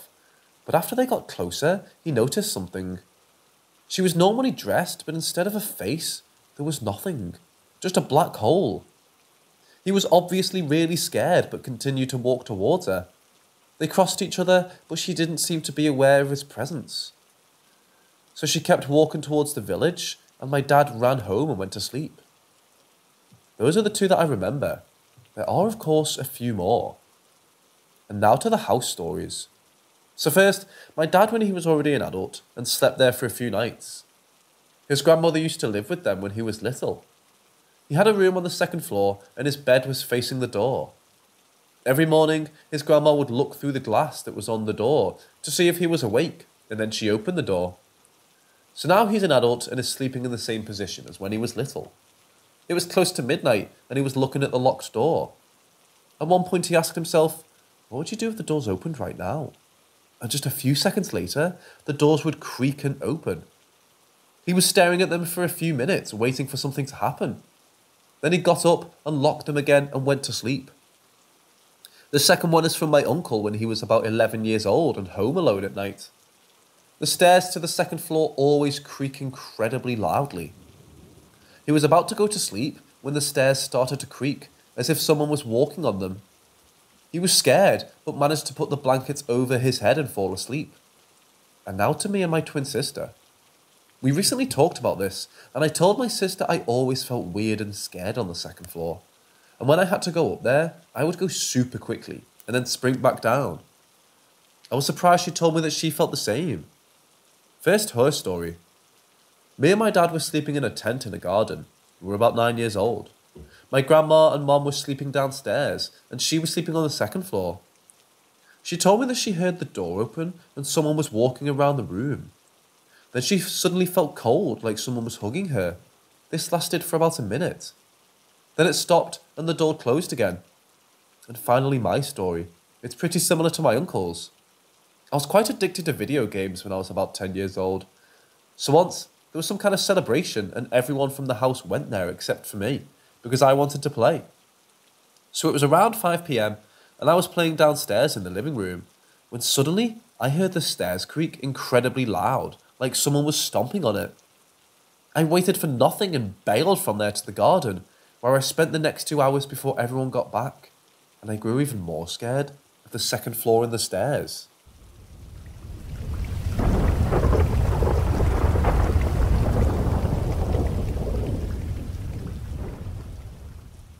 My family went camping over the weekend, down in the Wyoming/Yellowstone area. It was my immediate family and my cousins. One night during that stay, it began to rain, and my cousin and I decided we didn't really want to get soaked in a tent. So we moved into my mom's red Suburban and put the seats down and just stayed up and talked. I'm not entirely sure what time it was, given I didn't have a clock, but I'm assuming sometime around 2:30 or 3. We were talking for quite some time, to the point that even the forest was quiet. I sat up and looked out the back window of the vehicle and stared deep into some trees. Before anything bad happens, I always get a feeling beforehand. I remember staring down this line of trees and just getting an overwhelmingly bad feeling. Anyways, that feeling had caused me to just lay back down and continue talking to my cousin. I really didn't have the time or energy to see anything that night, because I knew if I kept staring in that direction, I would have seen whatever it was. As I was laying next to my cousin, a blue orb swiftly passed around the car we were in. It was about the size of a basketball, maybe bigger. It was incredibly fast, so fast it shook the car. I jumped due to it surprising me, and I quickly grabbed onto my cousin and asked him, "Did you see that?" He gets a little startled from my sudden grab of his arm, and he just says he didn't see anything. I brush it off and assume it's just my lack of sleep messing with me. Anyways, fast forward about 2 minutes. A massive light blue glowing orb starts to surround the vehicle we're in. It's making a noise that I will never forget. It's sort of like when a car at high speed passes you. It gets loud, then quiet, then loud again. The whole car was shaking as these orbs continued circling this car at this insanely high speed. This time, he's experiencing it too, and I'm clenching his arms so hard and screaming while he's screaming with me. This happens for about what feels like forever, but in reality was probably just a matter of seconds, maybe 10. After the orbs vanished, we kept holding on to each other for a couple minutes while shaking. Neither of us wanted to open our eyes. He says he saw something different than orbs. He described it as a tesseract triangles absorbing into each other, like a dolphin swimming through water. He described them as light blue and glowing, just as I did.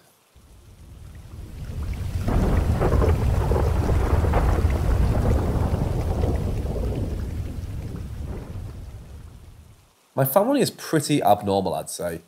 Either that or gifted. We see lots of things that people would probably call us schizophrenic or crazy for.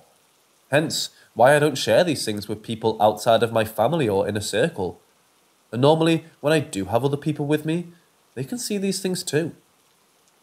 My mother and stepdad had recently finished building their house when I was about 9 or 10 years old. It was kind of in the middle of nowhere and actually right next to a prison as well as a military facility. My brothers and I all got to pick our new rooms, and I chose the room with the windows facing the front of the house. Since the house was brand new, we hadn't had the blinds installed yet. Really, the only furniture the house consisted of was our beds and a couch in the living room. Before I experience these abnormal or paranormal things, I always get chills down my spine. I can sense it before it happens, and it's as if the hairs on my neck perch up, and I can feel the direction energy it's coming from. I believe it was the first night of our stay there. I had my bed right next to the window. I was struggling to fall asleep, so I just stared outside at this single street lamp right next to our driveway. I instantly felt sick, nauseous, and just overall icky. Something was going to happen, and I was sensing it, and I just couldn't look away. I have a bad habit of just staring directly into the direction that energy is located. As I was staring, I saw this large humanistic creature thing. It was terribly skinny and freakishly tall. My heart just stopped. I've seen many freaky things before, but not like this. It's so tall, just slightly shorter than the street lamp, with long skinny arms that drag behind it as it slowly limps across. God, I was so frightened that I was frozen. I probably was holding my breath from the fear that just capsulated me. As I see it limp across my yard, it crosses that street lamp. It illuminates all of its features, and it's just disgusting and horrifying. It has no hair, it's fleshy, it's tall and skinny. Its features and its face are sunken in, yet it has no eyes, or lips, or any of that. Its legs are slightly bent as its arms drag behind. It's so vivid in my memory even now. I remember every detail, and I'm 18 years old. Anyways, I just stare at it in complete fear as it crosses slowly, and after it passes the light, it just vanishes. I ran into my older brother's room after that and just slept on his floor. Let's just say, I basically stayed up the whole night making sure whatever that was didn't come in. The energy just located in that area in general was terrible. I never left that house at night alone unless something was watching me. Does anybody know what that creature could have been? I've got many other stories to share. My family is pretty cursed with seeing these sorts of things.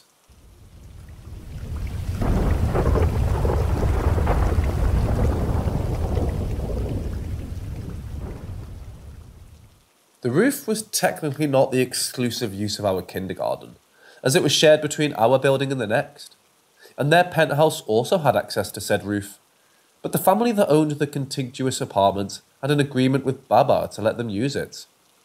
Said family also happened to have a daughter, who we were told was sick. But once she would make full recovery, she would join Baba and be able to study while play with us. This girl, by the way, is the protagonist of this story. After noticing her looking at us from inside her home, and having taken as much of a liking to her as a little kid of that age can, I asked her to come play with us, to which she replied she was not allowed to, as her parents told her that it could make her more sick. However, after a few days talking from her window, we found a way to cheat the system. She would leave the door of her house open and would throw a ball at me, which I would throw at her in turn while we talked, which her parents thought was cute, and so did our caretakers.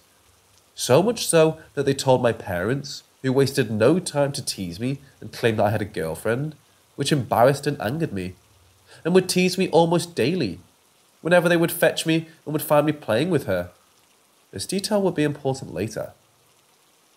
After a few months, however, the girl stopped showing up. I was told by one of our carers that her health had gotten worse, and thus she could no longer play with me, and I never saw her again. While I was very upset about it initially, my parents and I moved away during that summer, and soon I was too busy making new friends in my new school to remember about her, as kids are wont to do. 10 years passed, until one day, after I told my mother that I had gotten my first girlfriend, she decided to tease me and claim she was the second, as the girl in the kindergarten came first. This tease made all the memories of that girl come rushing back, and after a few weeks of not being able to take it off my head, I decided to return to where Baba used to be, and with some luck, find the girl and see if she would remember to me. Luckily for me, the family still lived in the house, and after I introduced myself and told them a very abridged version of the story through the speaker, they invited me to come up and talk. The father explained to me that sadly, the girl had passed away all those years back, but not to worry, as rather than inconvenience them, it made them happy to meet someone else who remembered their daughter after all those years, although he did say he didn't remember her ever playing with me. He did, however, confirm that they didn't let her come out to play with the kids from Baba, as her health was very bad, and they feared it may got worse if she runned around. Her mother, however, seemed somewhat bothered, and she mostly just stared at me silently. And once her father began showing me pictures of the girl that they still conserved, which by the way was indeed the girl I remembered, she suddenly asked me how old I was, to which I replied that I was indeed 16. And this is where the story turns weird. The second I mentioned my age, both her and the father were visibly shaken and disturbed, and the father quickly asked me to confirm my birth year, which is 1986. After looking at each other and then at me with bewilderment, the mother, which as I mentioned had been mostly quiet, began telling me, visibly upset, that it was impossible that I had met their daughter, because their daughter had passed away in 1986. That made no sense, because my mother remembered her just as much as I did, and I do remember our carer mentioning that she was ill and could no longer play with us. So that's 2 adults and myself that remembered her. Yet her parents insisted that she passed away in 1986, and her father even borderline angrily threatened with showing me her death certificate. Things got very tense, and I felt extremely uncomfortable, and so did the family. So I excused myself, which they did make no effort to stop, and left, never to return for another 10 years. By the time I was nearly 26, I decided to return to the house once more, despite feeling extremely uncomfortable about it, because as silly as it sounds, I could almost not believe my own experience, and I wanted to find out the truth. But by then, the apartment belonged to someone else. I'm now nearly 36, and I still cannot forget this story, which keeps coming back, usually after I have a dream about it at random, every couple of years.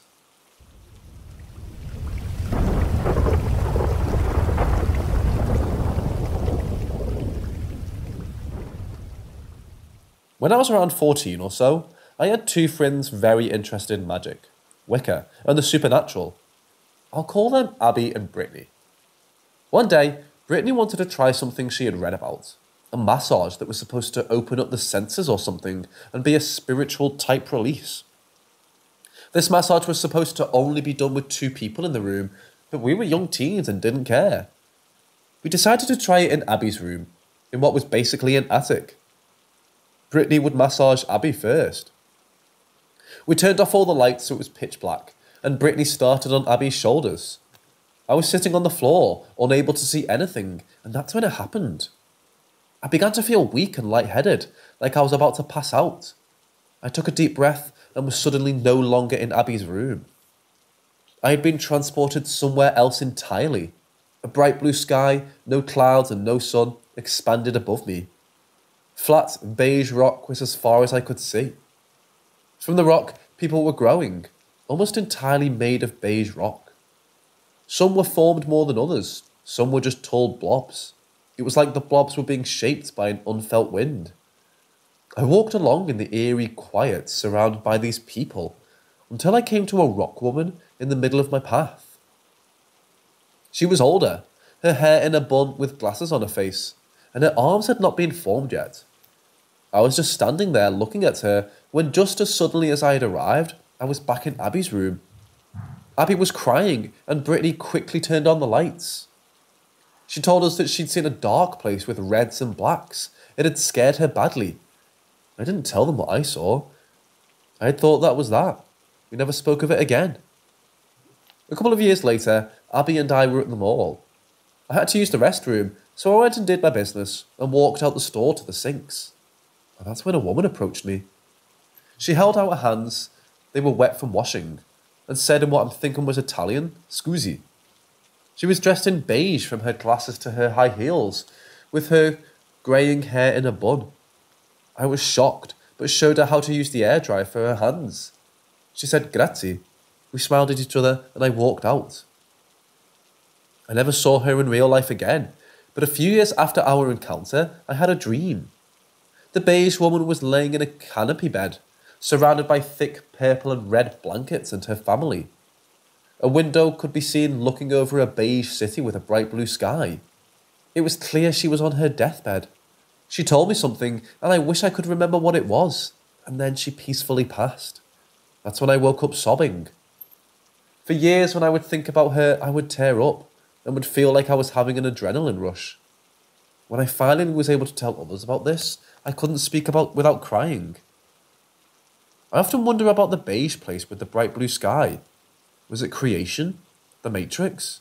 The place where we're all connected? Why her? Had I not seen her before, wouldn't that be a completely insignificant encounter? And of course, what does all this mean?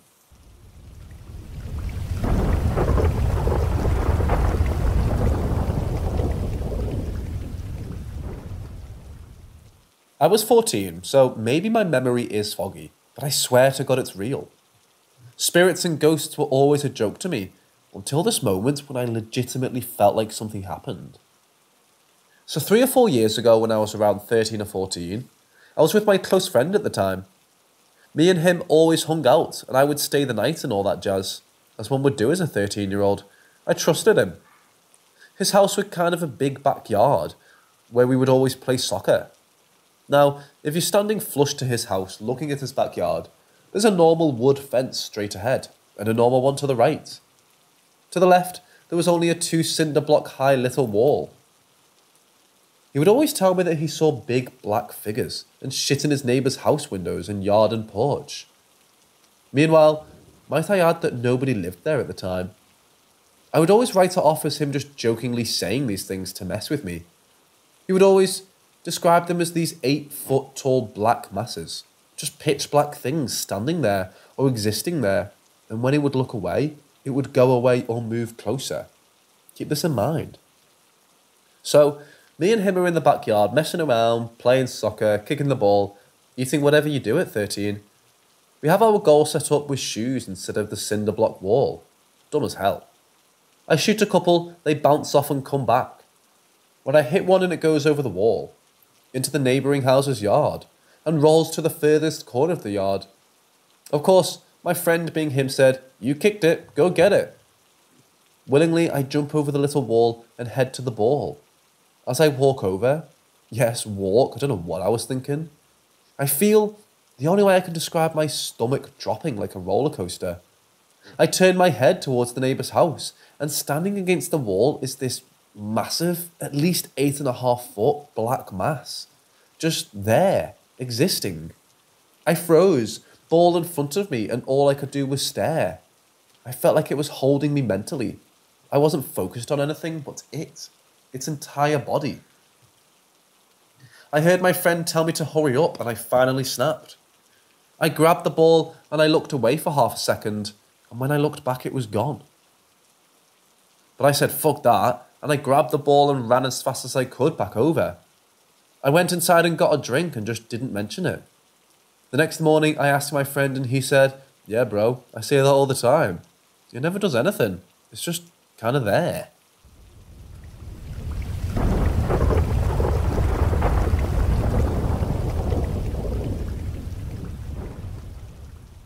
Just to start off, yeah, I believe in the paranormal and all that.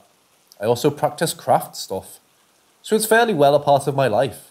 Not to mention that I've dealt with more than my share. As of recently, I moved states to live with my family in an attempt to disconnect from the other side of my family, and to basically start a new page in my book. The house I moved into has been in the family for over 40 years, and a few years back my great-grandmother passed. It was sad, and I missed her very much. However, I'm still unsettled about seeing her trying to get into her old room. Now my room. She hates doors, and I had to put one up for privacy deals. While I was rearranging and taking some old things out of my room, I moved a brass photo frame thing that holds the Last Supper, the one with Jesus and his crew. Not Christian, please remember. No disrespect to those that are. I had sat on the floor to be hung up elsewhere in my room. I think it looks cool, and like Da Vinci. It was chilling while I was putting books on a shelf and whatnot around my room, when I heard loud thumping from the living room. That would be an issue if there was someone else in the house, even my cats, but it was just me. I firmly believe that was my great-grandma telling me to put it back up. I did. 2 to 3 months after I moved in, her husband, my great-grandpa, passed also. They both still kind of roam the halls here and make sure things are still in check, which is fine and all. I'm just still getting used to seeing them so often. This isn't just the only few things that happen here though. The past 3-ish months there's been a figure that wasn't invited into the house that seems to try and spook me and my boyfriend as much as possible, going as far as scratching me a few times. There hasn't been a night since my boyfriend moved in with me that we've gotten a full night of sleep because of this thing. I know it upsets the great-grandparents to a degree, as well as really goofs with the energy of the rest of the house. I've tried cleansing, removing, even going to someone with way more experience than me for advice.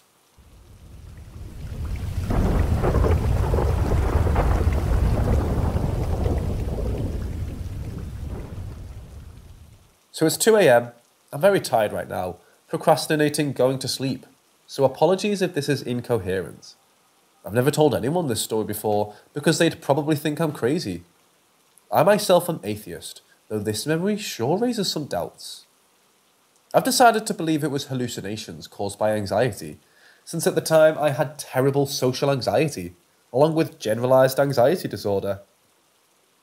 It was also during the same year my depression came on suddenly and hard. My parents divorced. My mom moved into an apartment, and I spent every other weekend at the old house with my dad. Now, this was in 8th grade, and I remember middle school was when the vast majority of my nightmares were about demons and ghosts, so that would also have raised my anxiety surrounding that. So, probably the easiest thing to dismiss was one weekend, I saw a tall, dark shadow moving out of the corner of my eye. Another time, as I was getting into bed, I saw a bald white man walk toward the wall, only for a split second. Those are whatever. People see things out of the corner of their eye all the time. Whenever my dad was out of the house and I was sitting in the bedroom upstairs, I would constantly hear footsteps downstairs. If I went downstairs to look, nothing would be there and the sound would stop. I'd go back up and into the bedroom and I would hear it again. You know the cracking sound of settling? I would hear it relatively frequently at night. Okay, so now I'll describe the big night that absolutely terrified me. My dad was out of the house, and I was in bed upstairs trying to sleep. I heard that cracking sound non-stop, every few seconds. Then I started hearing the very distinct click of the plastic cap of the string on the curtains hitting against the wall. It was very regular, like it was tapping the wall once per second. At that point, I was getting very anxious, and I put on my headphones and started listening to music to calm down. At the time, I used Tumblr, so I was scrolling through that. Suddenly, a chill went down my spine, and I got a very strong feeling that I was being watched. I think this was because I subconsciously heard the garage door open, because my dad did come in the room a few minutes later, but I'll get to that. Anyways, chills down my spine, feeling of being watched. Soon after that, I started hearing people talking through my music. I couldn't make out any words. It was just a man's voice, just sort of talking normally. First, I closed Tumblr in case there was an ad or something on there, but it didn't stop.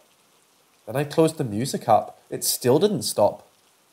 A second or so after I stopped the music, the voice turned deep and angry and honestly demonic and was yelling. At that point, I ripped my headphones off, ducked under the blankets, and started hyperventilating. Maybe a minute later, my dad ran in the room asking what's wrong. I just told him I didn't hear the garage door open and thought someone broke in the house. I didn't want to say I was hearing voices. Something like that has never happened to me since. A month or two later, my dad moved into an apartment, and I never had to go back to that house again, thank God. Although in one bedroom in my mom's apartment, if I'm in it at night, I would constantly hear footsteps from the kitchen downstairs. But nothing extreme ever happened, like in the original house. And now she's moved out of that and bought her own condo, so I'm completely free of haunting paranoia. I'm just sharing this because I'm curious what someone who believes in hauntings has to say about my story. Oh, and another experience that I can't explain. In 6th grade, I heard the future. Though it's actually a pretty boring story. I had a male bus driver in the morning and a female bus driver in the afternoon. One morning I was on the bus and suddenly heard my afternoon female bus driver yell, "Hey!" I looked around, but no one had reacted to it. And I double-checked the driver. It was definitely the male one. That afternoon, I was on the bus home with the female driver. At one point, a girl on the bus screamed, and the bus driver yelled, "Hey!" And it was exactly the same as the yell I had heard that morning.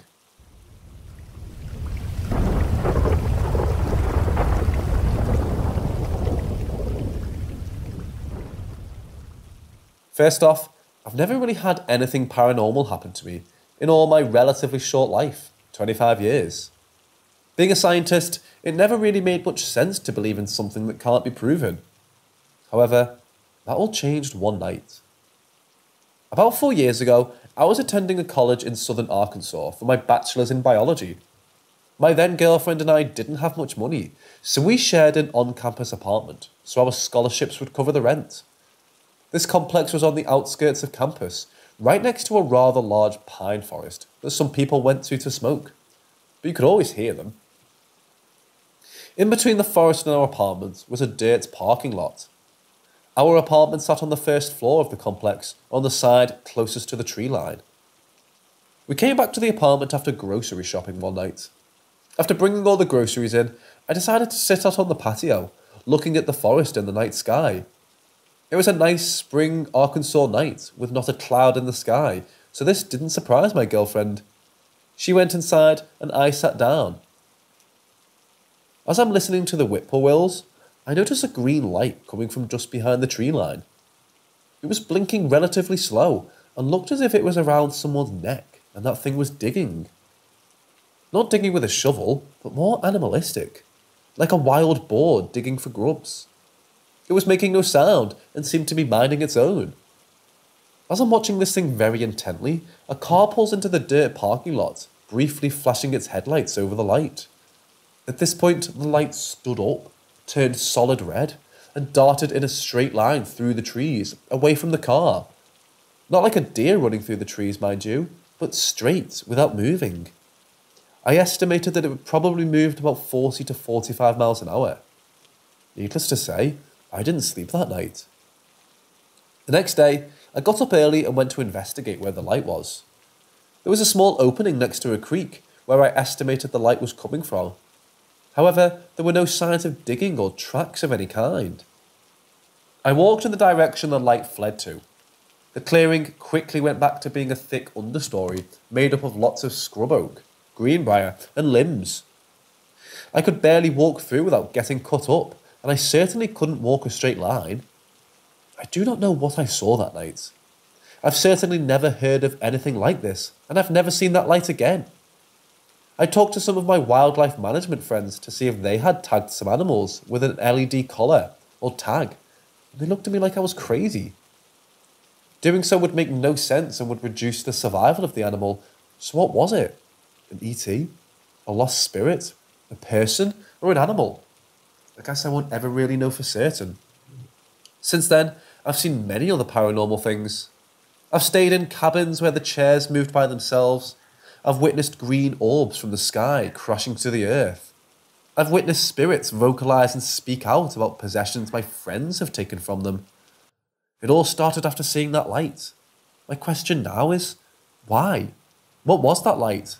Why did it start this paranormal chain of events?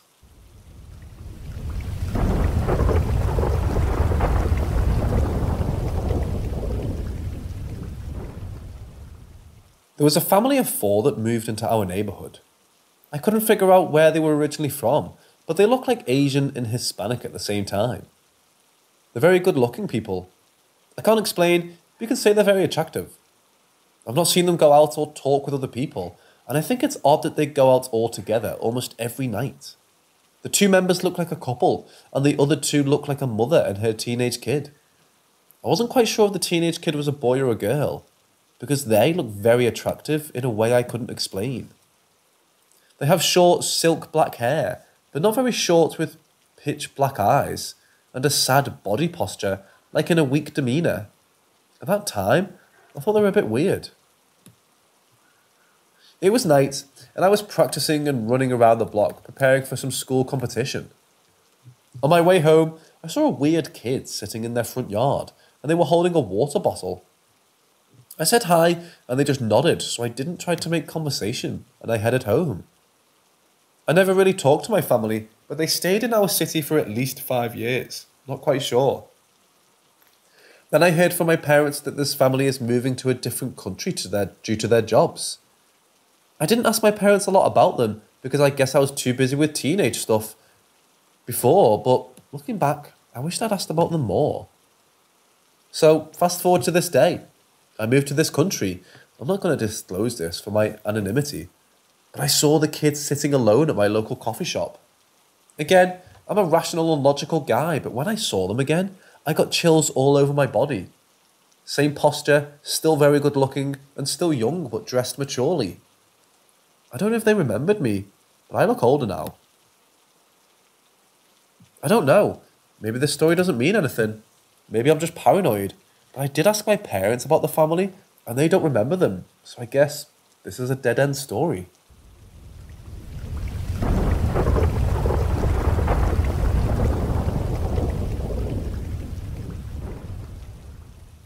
When I was in my 20s, I used to live in this apartment on the edge of the city.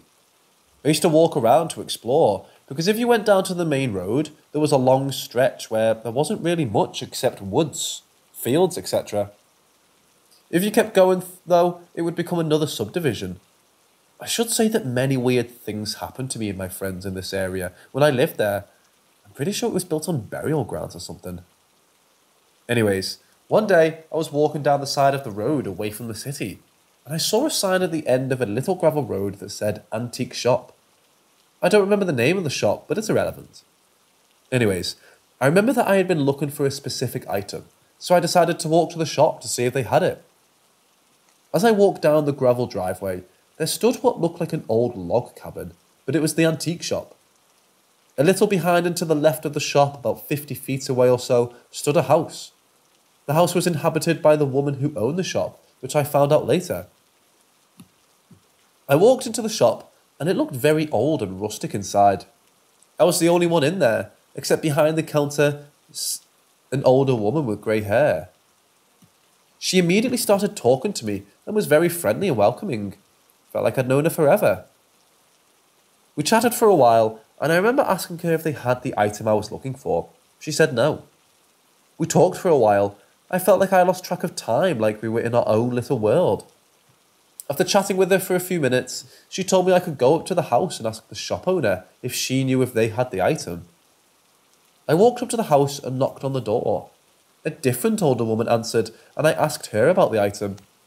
I told her that the woman in the shop had told me to come up to the house and ask. She immediately got really wide eyes and had a look of fear came over her. She explained to me that no one else worked in the shop except her. I guess she was taking a break from running the shop and relaxing in the house. Still looking scared and shocked, she quickly tried to shoo me away and told me goodbye and closed the door quickly. I just walked away, not knowing what had just happened. It still gives me chills thinking about it. Who was the woman I had talked to in the shop?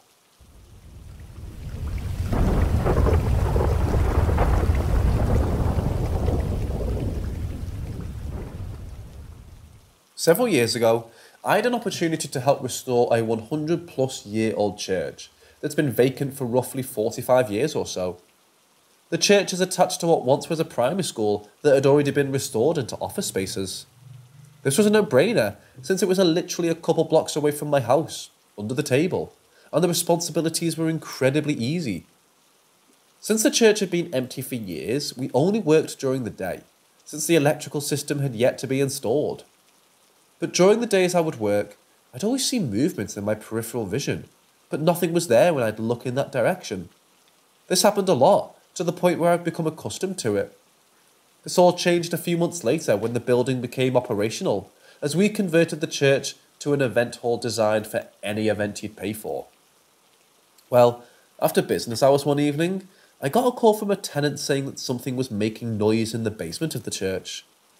Since the power hadn't been installed into the basement at this point, I made sure to grab my brand new charged flashlight and keys to see what was happening.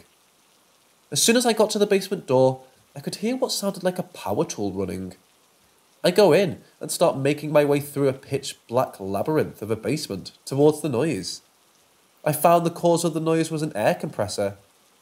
I know they bleed air at times, but I made sure I bled all the air before I left earlier that day and unplugged it. I looked to see if someone plugged it in after me, and it's still unplugged. At this moment, my brand new flashlight started to flicker, and another unplugged power took turns on behind me. When I turned around to shine my fainting light on it, the light went out completely. I haul ass out of the basement through complete darkness towards the door. I get out and see the tenant is standing at the door with a puzzled look on her face. She asks what was wrong as I'm out of breath and freaked out. I tell her what happened and she smirks and says that doesn't surprise her. She's lived in the neighbourhood her entire life and tells me that as a child she attended the school and church. She then tells me a story of a woman who held the last wedding in the church before it closed down. It was a sad story because the woman was stood up on her wedding day and ultimately committed suicide because of it. After that night in the basement, the paranormal activity happened more and more often. It got to the point where a co-worker fell off a ladder. This ladder was always secured, and he'd been up and down it 100 times.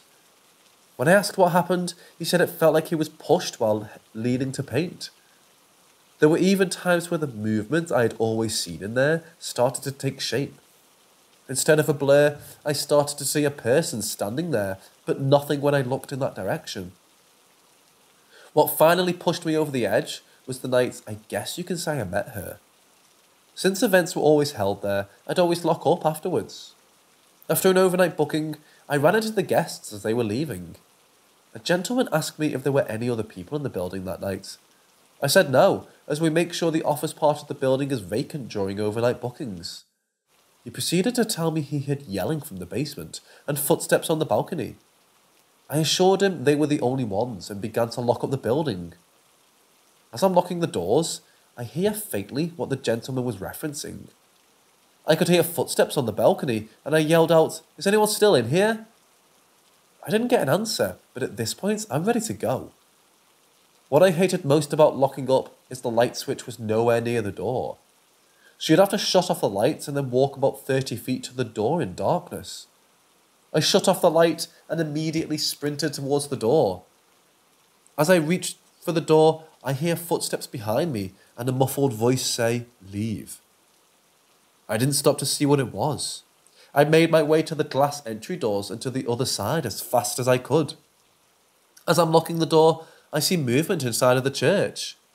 I look up and see a ghostly or shadow-like figure standing where the altar once was. I quickly looked down to ensure I locked the door, and by the time I looked back up, the shadowy figure was now making its way to the glass doors. I honestly don't remember if I locked the door or not, because I immediately got the hell out of there at that point. After that night, I made sure I never entered that building after dark again.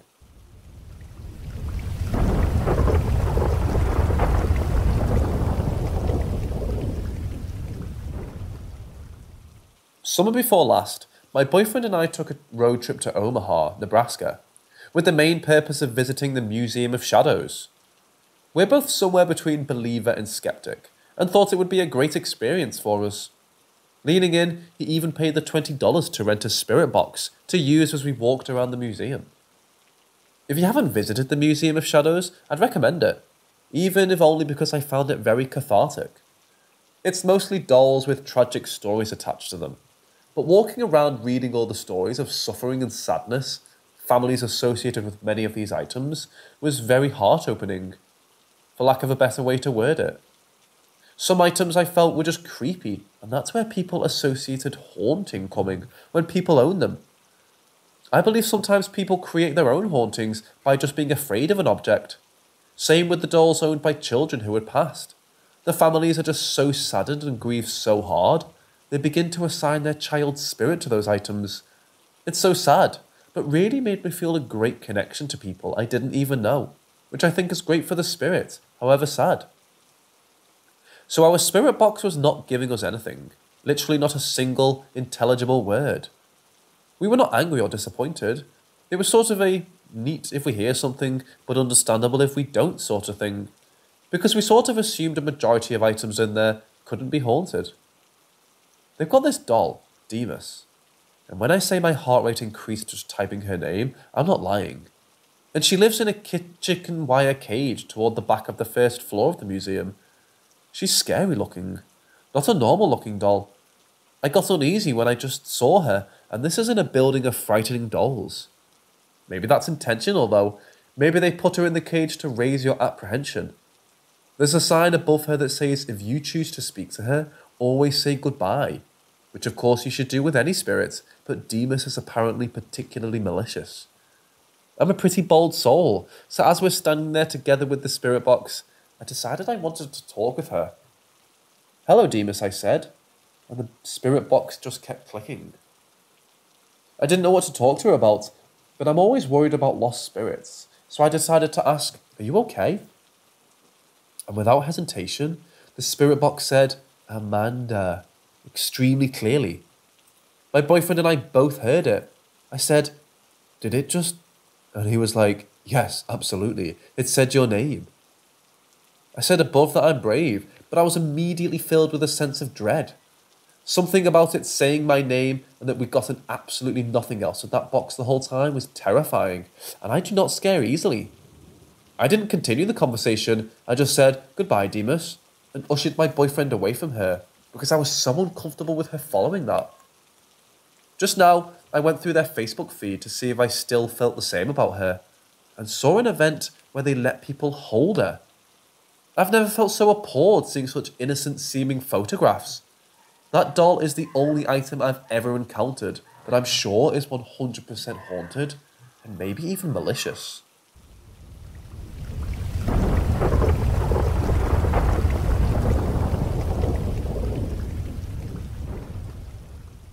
As a clairvoyant, I've had my fair share of weird and wonderful encounters with spirits and entities.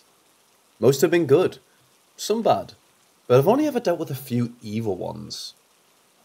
This is a fairly long read detailing my encounters with the witch who tormented me for 5 years, in the most horrendous ways. I don't know how she found me or why she hated me, but will tell you the first time I ever saw her. I was dreaming I had entered into a small country pub. The ceilings were low, and it had that musty smell of beer and time. Outside, the windows was a quiet rural lane surrounded by hedgerows, and what looked like farmers' fields beyond that. It was a lovely warm day, but the scene was eerily quiet. There were two sections to the pub, one side which was devoid of anyone, and what looked like a working bar, and the other side was closed off to the public, and looked like it was being used to store old furniture. I found myself wandering around the furniture, admiring a beautiful antique writing bureau, and I suddenly felt disorientated. My legs started to give way as my head began to spin out of nowhere.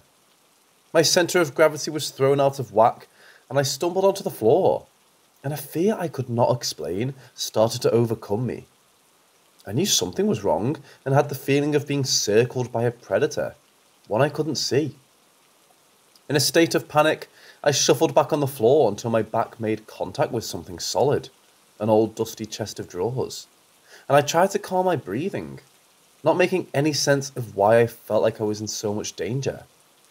Then I heard a noise above me, a disturbing croaky death rattle-like sound. I was terrified, but I found myself slowly raising my head to see what was there. I couldn't help it. I shouldn't have looked, but that macabre sound drew my attention like a moth to flame. Slowly leering over the top of the drawers directly above me, a face came into view, looking down over me. It was a woman strikingly beautiful, if not cold-looking. Pale blonde curls pinned on top of her head, icy blue eyes, young, no more than 30, but her mouth was what was the most terrifying. It was stretched open into a gaping black hole, with torn, cracked flesh stretching even further, making her face a disfigured, warped, horrifying mess. The rattling coming from within that cavernous abyss.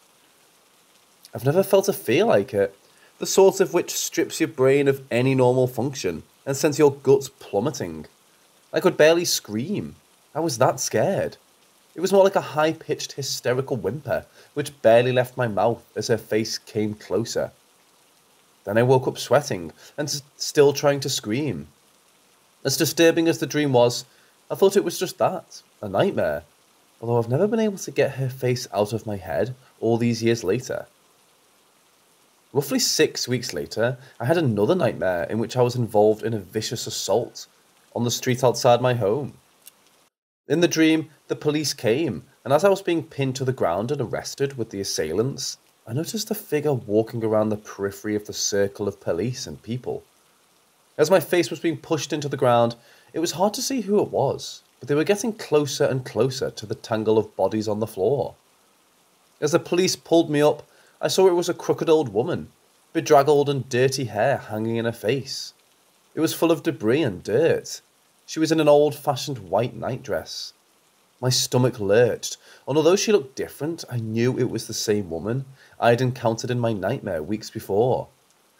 As if she sensed my realization, she rapidly lurched forward between the police, holding me in place, and sank her teeth into my arm and disappeared, leaving my arm an immediate septic mess, crawling with maggots and decaying. The pain was what woke me up. I bolted upright, expecting to see teeth marks on my forearm as it throbbed, and although there were none in the area, it was red, as if I'd been pinched. I suspected then that these were not ordinary dreams, and that she was a separate entity, not some recurring imaginary figure. I didn't know yet that she was a witch, but the more she encroached into my dreams and life, the more I physically saw snippets of hers. She had a knack for showing herself two different ways. One, the young, beautiful woman, although never again with that hideous deformed mouth, and the other, a stereotypical hag. Every few weeks I would encounter her in my dreams, which was where I figured out she was a dreamwalker. As I called this gift, I'm not sure if that's the correct term, a spirit or entity that can manipulate someone's dreams. In another dream, she was standing by my bed. She had around my throat, slowly squeezing until I couldn't breathe, until I woke up violently, gasping for breath. I had that same experience several times. Another time on my day off, I woke up and, feeling lazy, decided to lounge in bed a little longer, in and out of sleep, until I became acutely aware of someone very close to me, staring at the back of my head. I knew it was her, and everything inside me screamed, do not turn around and look at her. So I stayed still, face pushed into my pillow, and then something peculiar happened. As if I was standing in the corner of my bedroom, I could see everything. Me lying in bed, covered up and face down, and hovering about 2 feet above my body, parallel to me, there was an opaque, brown, swirling humanoid mass. Other times I would dream she was hovering above me and in a half-sleeping/awake state, too terrified to move. She would reach inside my chest, and I could feel an odd pressure on my heart, squeezing, causing it to beat out of rhythm. All I could do was lay there and pray that I didn't have a heart attack, as the thumping of my heart inside my chest would speed up rapidly, and then slow down, so there were seconds between each beat. I tried putting a protection boundary around my home, but it never seemed to keep her out. In the end, my spirit guide shut me down entirely to protect me from her. I guess being physically open was what kept the link going between us. The complete radio silence I had for 3 years was eerie to say the least, and not something I was used to as having as random spirits, popping in and out, and had been my way of life since I was 11 years old. It did the job. I didn't see her again for 3 years. When I became pregnant with my daughter, I unintentionally started to open up again. I only had 2 more experiences with her after this, although I was disheartened to know she was still linked to me. The night she showed herself again, she entered my dream as usual. I was laying in bed, and in this dream I woke and my quilt was hovering a few feet in the air above me. Through the gap in the dark between myself and the floating quilt, I could see someone shuffling around the edge of my bed back and forth. The familiar feeling of fear that came with her held me in place, scared shitless of what she was going to do next. To my absolute horror, the figure climbed underneath the hovering quilt at the foot of the bed and slowly worked its way up over my body until she was on top of me and her face in front of mine. Her hair trailed across my skin and she smelt of damp earth. Then she spoke. "You thought I was gone." She hissed at me, and all I could do was try and scream myself awake. Suddenly, the quilt dropped back onto the bed and I bolted upright, finally awake. My quilt, which I usually cocooned myself inside, was stuffed down on the floor, between my bed frame and the wall, with the window that looked out onto the street. I refused to sleep at my home the next night, telling my friend I couldn't believe she was back after all this time had passed. My last encounter I ever had with her was odd to say the least, as it seemed as if she couldn't get as close to me as usual. Again in my dream, I awoke and she had me by the throat, both of us dangling in the air over my bed. Here, she was her younger self, porcelain skin, fair hair, and all just staring into my soul as I struggled to breathe. I can't explain the look she had on her face. It wasn't anger, disgust. I don't know how, just a cold indifference to me with maybe a hint of defeat. I felt different, and although I woke up struggling to breathe and with a sore neck, I don't think she had actually been inside the room with me. It was the last I ever saw of her, and hopefully ever will. I questioned myself early on whether it was a form of sleep paralysis, but I know that it wasn't. I've never suffered with it before or since, and that explanation just doesn't seem to fit. I suspect she was trying to stop my heart or physically scare me to death, but why? As I said, I saw glimpses of her life. I know she was a healer woman in a small community, but over time she seemed to get treated with more suspicion and hatred, and shunned out of the area until she was living on the very periphery of society. Maybe once respected, then feared. I have no doubt she was immensely gifted in life, but unfortunately, she passed over with them the same gifts, fully understanding how to manipulate energy. Hands down, one of the few spirits which straight up terrified me.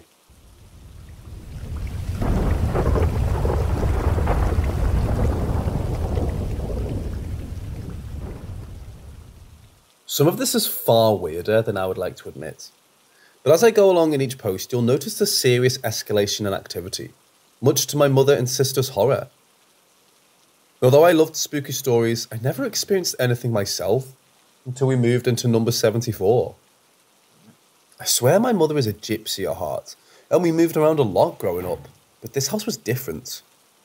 It was in the country, a small village, and the house was on a council estate. We had a row of garages behind our garden where people on the estate could park their cars with a few little secretive cubbyholes and dens that were hidden by trees and thickets a kid's dream. The very end garage, owned by a local creepy bloke, had been vandalised.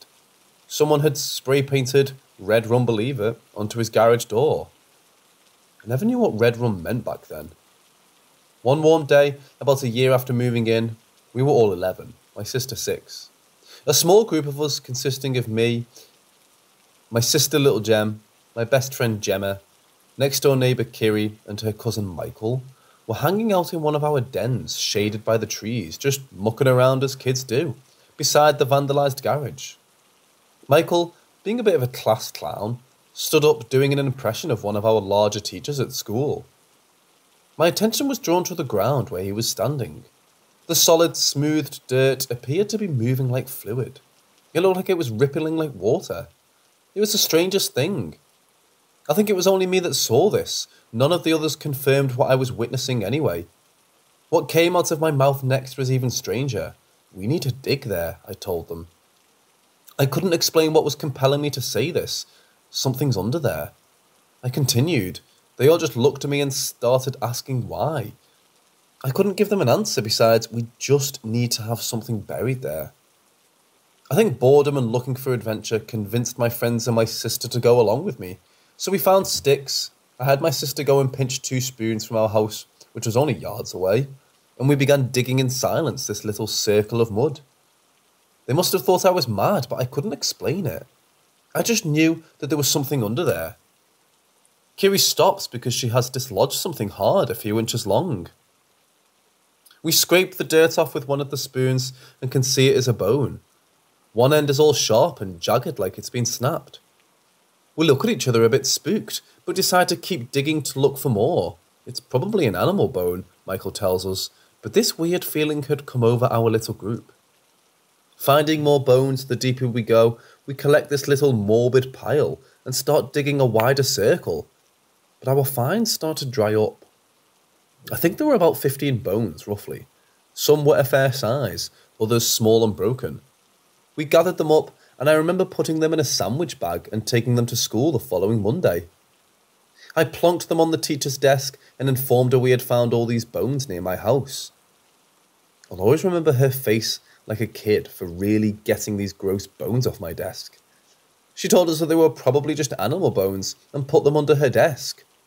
I'm sure they probably went in the bin after we left that day. That's probably all they were, but I think it's curious that if I hadn't seen the ground moving like that, we would never have found them, and the fact it was next to the creep's garage didn't help. I only learned a couple of years later, Red Rum was murder backwards. A bit slow to catch on, I know, but does make me wonder if someone knew something about him. We never heard any more about it. Little did I know, it was the start of something far more terrifying and long-lasting.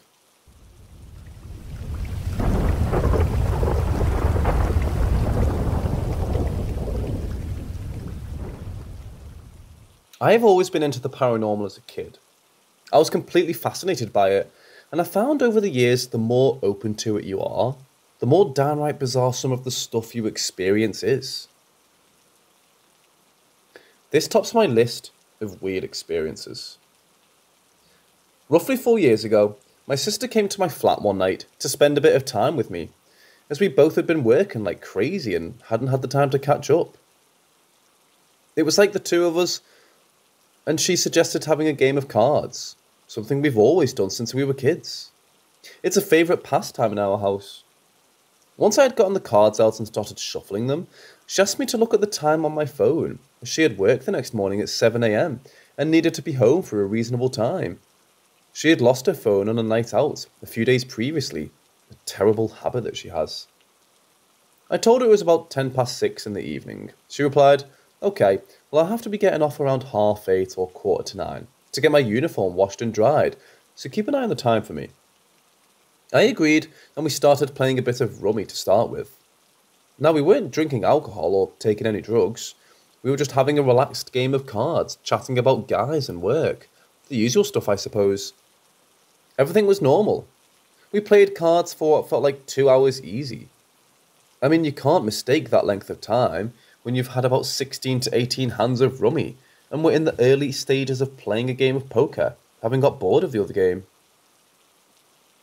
I remember having the weirdest feeling come over me, like the light in the room dimmed and I distinctly felt an electrical crackly feeling start in the bottom of my spine and creep all the way up to my skull.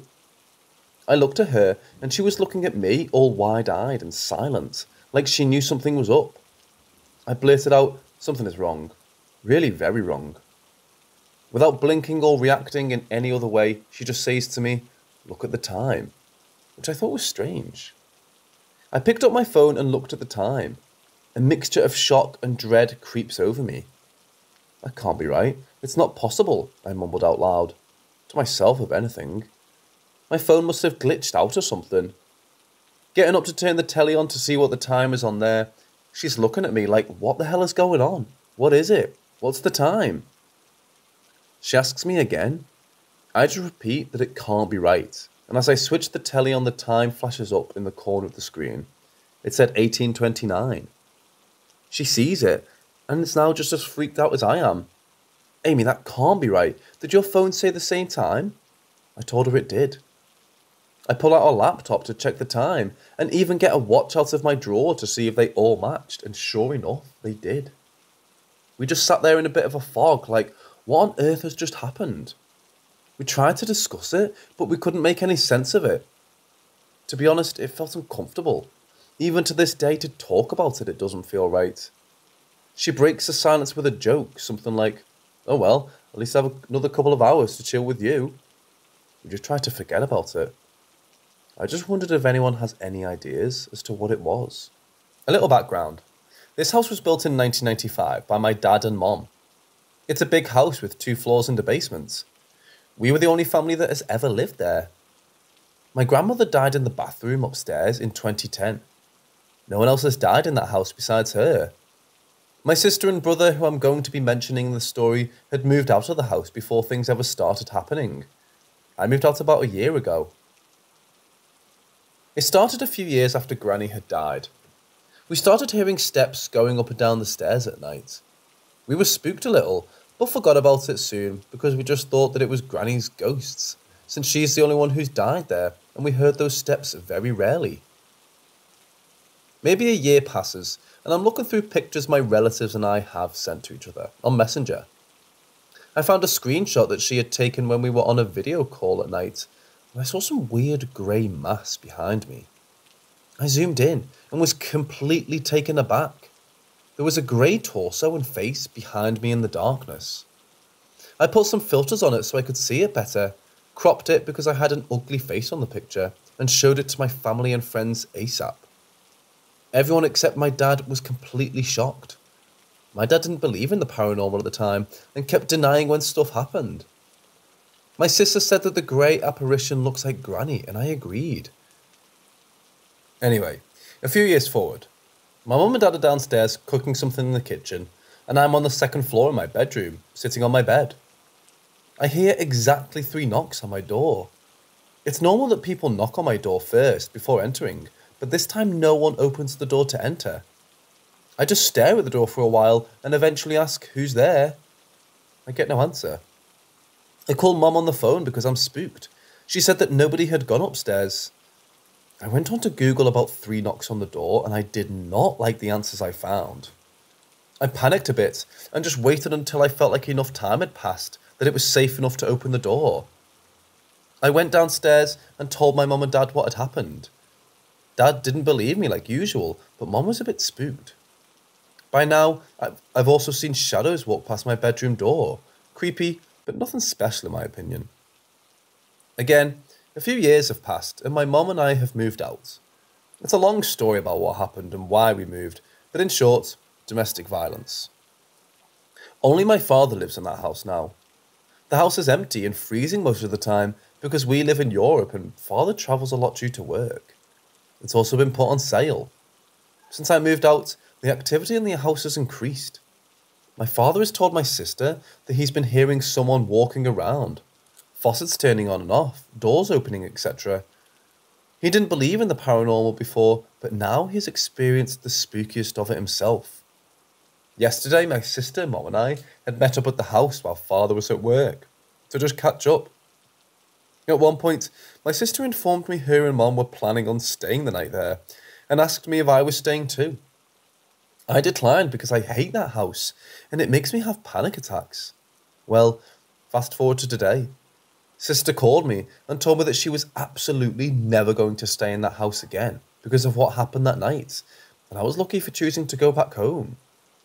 Apparently, she had stayed up a bit late, and at one point, she heard someone walking downstairs fast and going into the garage. She thought it was Mom up late, so she wanted to go check what she was doing. To get downstairs, she had to go past Mom's room, and when she did that, she saw that Mom was sleeping. She was spooked. The steps were fast, so how can it be Granny? She went back to her bed and couldn't sleep anymore, so she stayed up. After a while, she heard steps again, but this time in the room next to her. It may not seem scary to you because it's just some steps, but after years of thinking that it was our Granny and then hearing steps that fast, I would have absolutely obliterated my pants and woken up Mom to invisible sword fight the ghost away.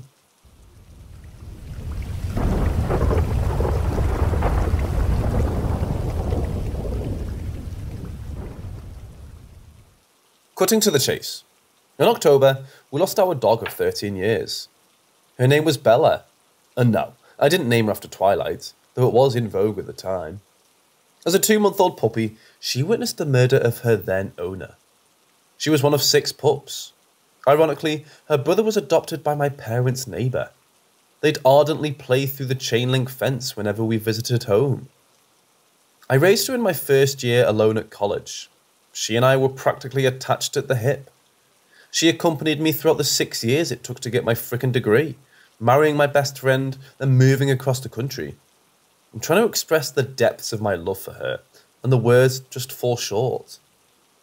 5 years ago, I took up the notion that we needed to adopt a sister for her. I think this was a mildly telepathic moment, but she was 8, and I figured it would be good to close out her last years with a companion. Then she started losing her fur and gaining weight. 6 months after we adopted our second dog, Aria, Bella was blind. She had cataracts and undiagnosed diabetes. We were told that the $6,000 surgery might not even work, and we're too poor for it anyway. She was insanely intelligent and, after a bout of depression, coped swimmingly. One day, her breath became laboured, and I knew that our time was almost up. In the 2 days leading up to her death, we were literally attached at the hip. I've got a lot of experience with death and knew she was terrified. I held her in my arms as she took her last breath. After she died, I immediately started looking for a puppy. I wasn't trying to replace Bella. I knew that I never could. I'd raised Bella on my own, and Aria was 2 when we adopted her. I thought it would be good to raise a puppy together. It certainly tested my husband's patience. We adopted Lydia 2.5 weeks after Bella died. She's, well, a puppy, and a shepherd mix to boot. The only way to calm her down is to wear her out. Today, while I was at work, my husband took her on a walk, which made her tired. I'd just done yoga and was meditating. This is now a rarity, since Lydia is always crawling on the mat, vying for attention. But today, she sidled up to me whilst I meditated. I laid down with her on the yoga mat. She was the little spoon and I the big one. Bella and I always fell asleep like this together. I was telling Lydia that I loved her and that it was nice to cuddle her like I'd done with Bella, my nickname for her. Then I talked about how much I missed Belly. As I talked to her and cuddled her, I felt the unmistakable feeling of a dog's nose nudging me on the thigh. I felt there, thinking it was Aria, but she was on the couch. It's nice to know that, even though I can't hold her, my baby's still there.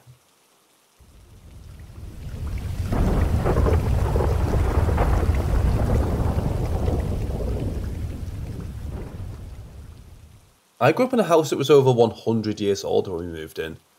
For years, I never experienced anything remotely paranormal. But when I was 13, I moved into the basement.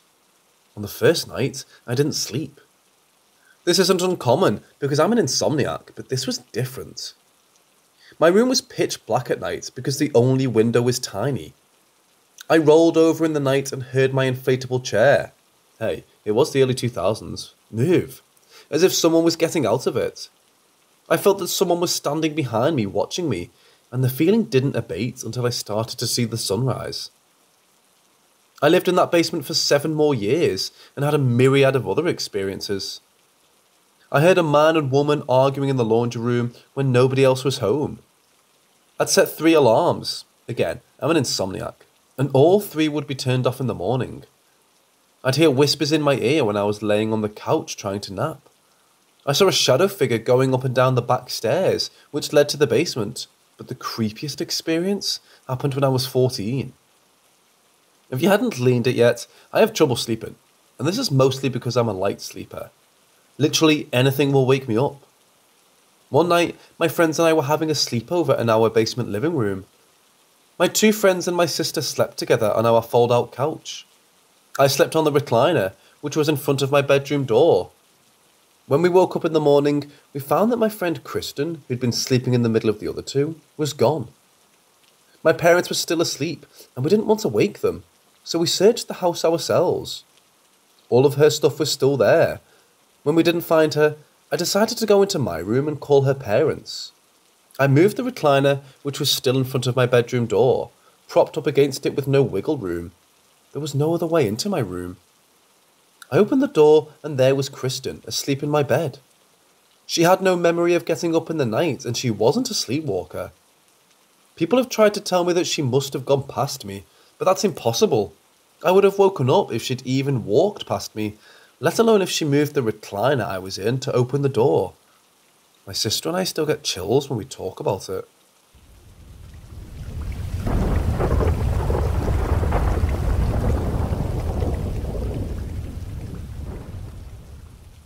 My parents built their house in 1974, in a very small, very old subdivision in upstate New York. Next door is a 3-level, 3-family home that was built long before theirs, sometime in the late 1800s. This past fall, my son and I were raking leaves on an unusually warm Saturday afternoon.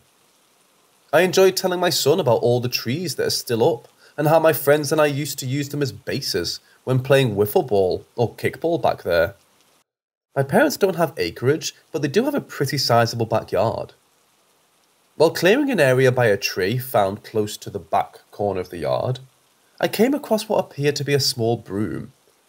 It was severely rusted and seemed to literally be coming out of the tree, as the tree seems to be shedding some of its bark. It was very strange. I couldn't believe that it was there for a long time. Someone would have seen it somehow. Anyway, I picked it up and started feeling the bristles. They literally fell out as strings of dirt and just became a part of the ground at that point. We took the remnants of it inside to show my mom. She and my dad, who passed away nearly 10 years ago, used to live in that house next door when my grandparents owned it. During that time, she said that the Wheelers, a family living in the first floor of the house at the time, used to work on cars in that exact same spot, before they built the house and put a fence up and so forth. We chatted for a while, threw the old broom away, and finished raking the yard. Ever since that day, my 2 to 3-year-old golden doodle literally sprints, beeline, like there's a squirrel there, back to that same exact spot as soon as we get into my mom's house, barks when she gets behind the tree, stops abruptly, wags her tail uncontrollably, and then nonchalantly strolls through the yard to find a stick, do her business, or whatever it is she feels like doing. It never happened prior to that day, and now we just laugh because it's her thing to do when we get there.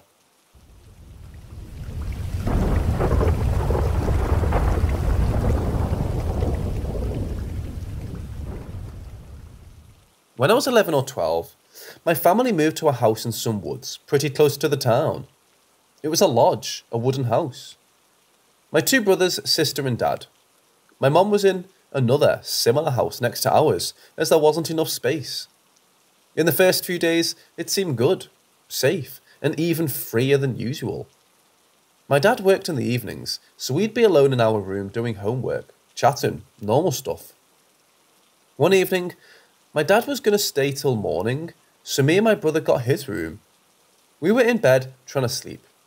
It was about 2 a.m. when I heard footsteps next to the bedroom and thought it was my sister, so I yelled, "Go to sleep, Sarah!" No response. The footsteps got closer to the door and it slowly opened. There was no one there. Then I heard footsteps next to the bed. I wasn't scared. I felt safe. I felt like whatever that was just checking up on me to see if I was okay. Footsteps stopped and the door closed. I fell asleep with a smile. I felt safer than ever. My dad came in the morning and I was already awake watching TV on the couch. My dad asked me, "Did Mom check up on you during the night?" as I told her. And I found it to be a strange opportunity. I answered, "No, someone else did." My dad was confused, so he asked me who it was, and I said I didn't know. We had a short laugh. The next night, everything over again. Dad stayed at work until morning. This time, I purposely stayed up to repeat like last night. I heard a loud bang on the other side of the wall to my left. I screamed, and that woke my brother up. "Josh, what the hell just banged so fucking loud?" "I don't know. Let's check." I was excited. "Josh, are you sane? It's 2 a.m. "I know, but I really want to know what it was." "Okay, let's go. I'm going to go first in case someone breaks in." He grabbed a random broom from next to the door and we went there. There was nothing there and everything was in place. I heard footsteps coming towards Dad's room's door. "Wait!" I yelled, knowing my brother heard it too. "Josh, who are you talking to?" "I don't know, but I hear footsteps coming to our room, like last night." Whatever it was next to me, checking up on me. "Are you sane, really?" No, I believe you. But there's certainly a ghost in here or something." We rushed to the room and went to bed. I suddenly felt unsafe, really endangered. I felt like a sniper scope watched me. It felt so wrong. I felt safe the last time, right? The feeling of fright went through my body and suddenly a smell of blood, like something had just died. I fell asleep as if someone had just strangled me. I woke up in the morning and went to make a sandwich as I was starving. I saw something run to the kitchen before me and hear a thump as if someone fell. "Sarah? Mike? Ian? Dad? Who's there? You okay?" Then I stopped. No one was there. I heard the breathing of about 5 people around me. I turned to say the names of my family. My dad walks in. "You called, bud? You need something?" "No, Dad. Is Mom here?" "No, she's over at her house." "Okay, Then I told him what was happening. He said he believed me, so we sold the houses and moved. Since then, I felt safe. I prayed every morning for 3 years. I was terrified. Now I'm 21 years old, and I still talk with Sarah and Ian. Not Mike. He died in a house fire. About that whenever we meet.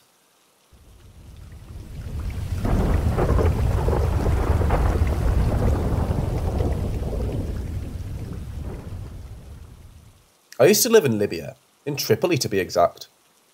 Libya is a really rural country, but I lived in the city, which is like the suburbs in America. My mom's aunt lived in the street next to us. I always went there with my sisters to play with my mom's cousin's children. There were 3 girls, 12, 11, 2 years old at that time. I was 10, and my sisters were younger than me. I remember we were playing hide and seek. When we were about to start, the oldest of the girls just stopped talking. She looked at us and said hide, but not as in the game, but in real life. She said we have to all hide together. It was just me, my sister and her younger sister. We hid behind a car and said we have to peek at the rest of the street. We all looked, and then out of nowhere, the whole area we were in was empty, with no people or cars. To be honest, it always didn't have a lot of people, but at that time of day, which was the evening, it should have had a few people in cars, but there wasn't any. We waited for a minute, and she said we had to make no sound, and then a yellow Camaro came and started doing donuts.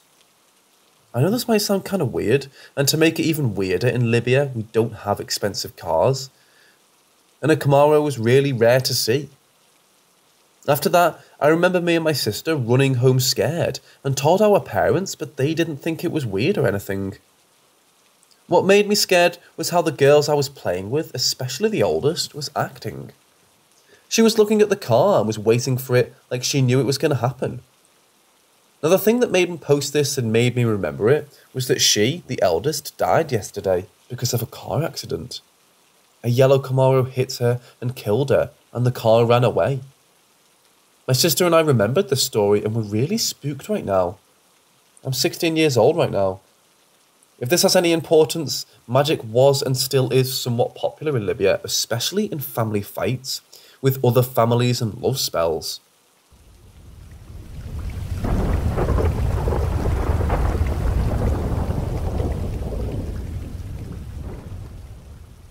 So, to start the story off, my mother was Catholic and my dad, who knows at the time of this story, he never really talked about it. So when this occurred, we lived in Spring, Texas. I was 3 years old. Weirdly enough, I remember life back to when I was around 2. So we moved here when I was 1, from Iowa. My dad got a new job and we had some family down the street.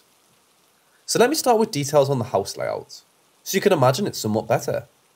It was a blue square looking house, which was quite poor looking. Old paint, old wood, etc. You walk into the front door, you're in the living room. To the right was a straight shot to the back door, past my room, and my mum and dad's room. My room had a door that connected the 2 rooms also. By the back door was the washer, and an open attic where you can look up into the attic back there. Okay, now that I explained the layout, when I was 3, I remember I was going outside sometime in the morning, and I looked up on the way out the back door. I saw a kid, about 5 I would say. He just had his legs hanging off the ledge in the attic by the back door. We made eye contact, and I remember not being scared, but I was also like, who is that? Weird. And just ran out the back door. Moving on to the next, my room freaked me out.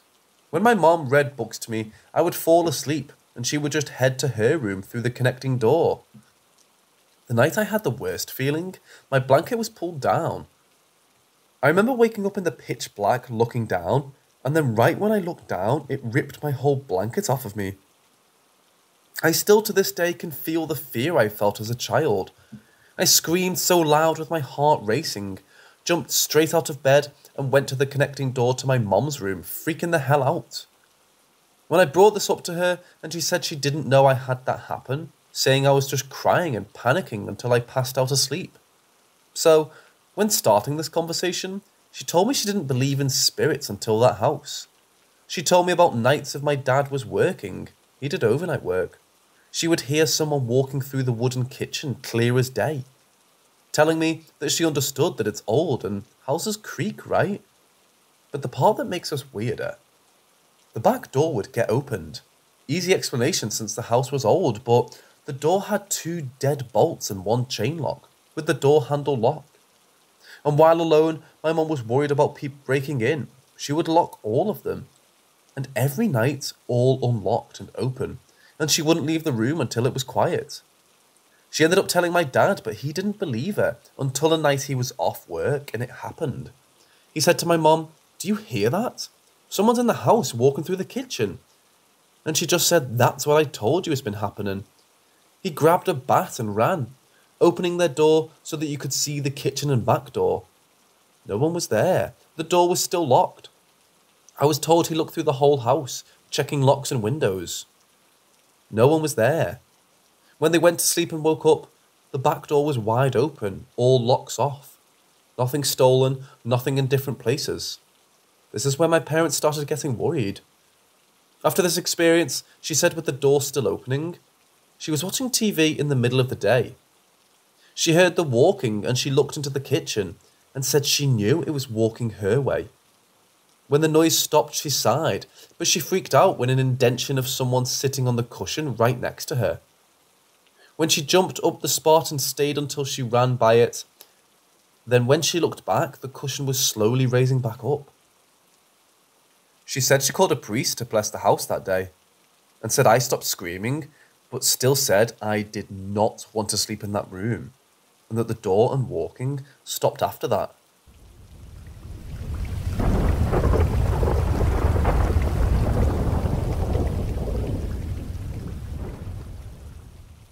I've told this to family and friends, and I'm always given a skeptical look, or it brings chills to their spine.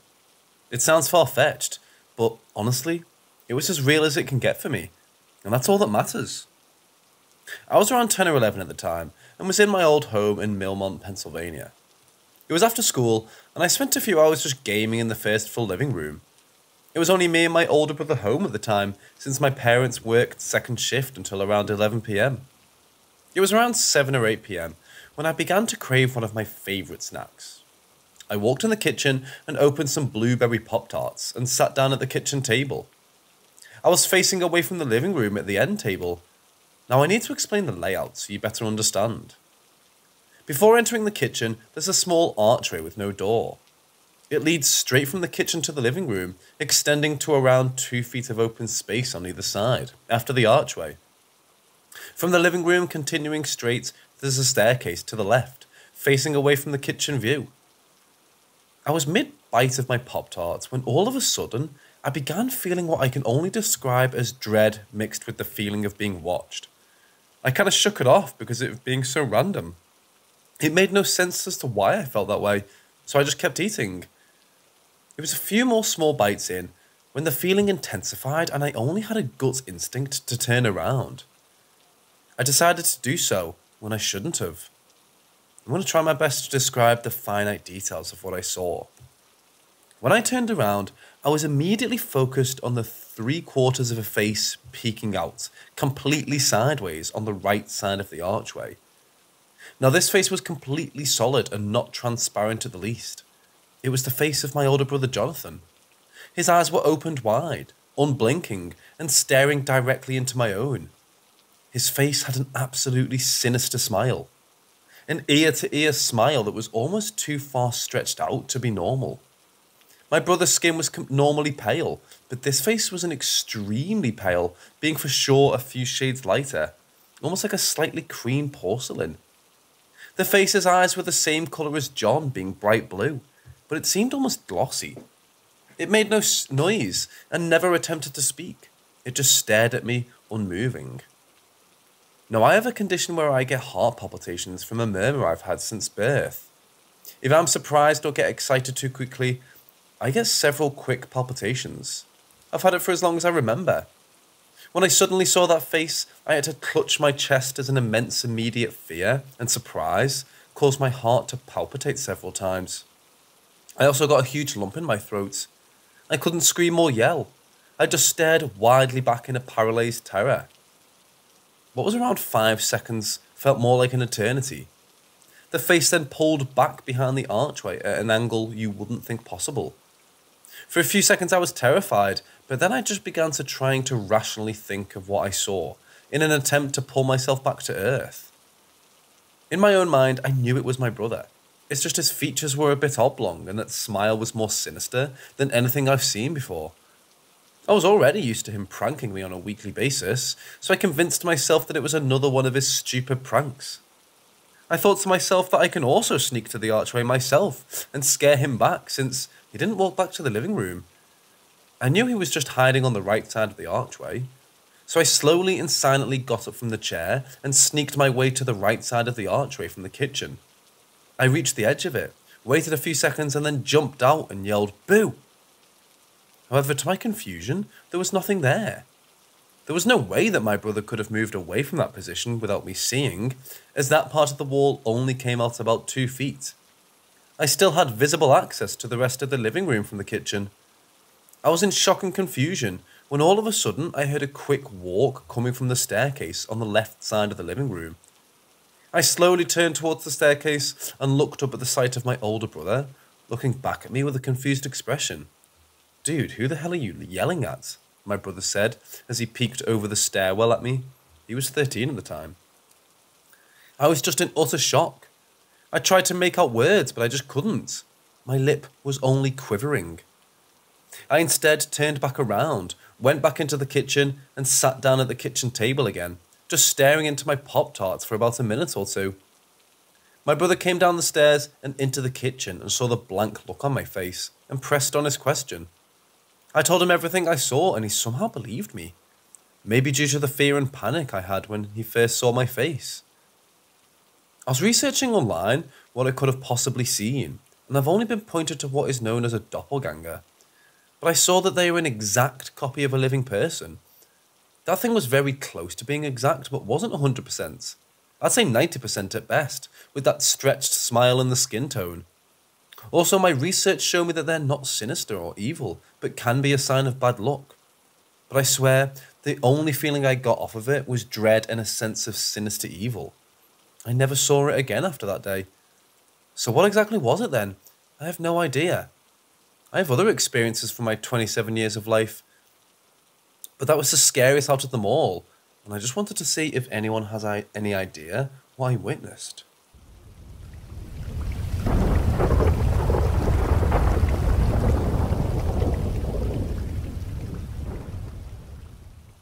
It was July 19th, 2016.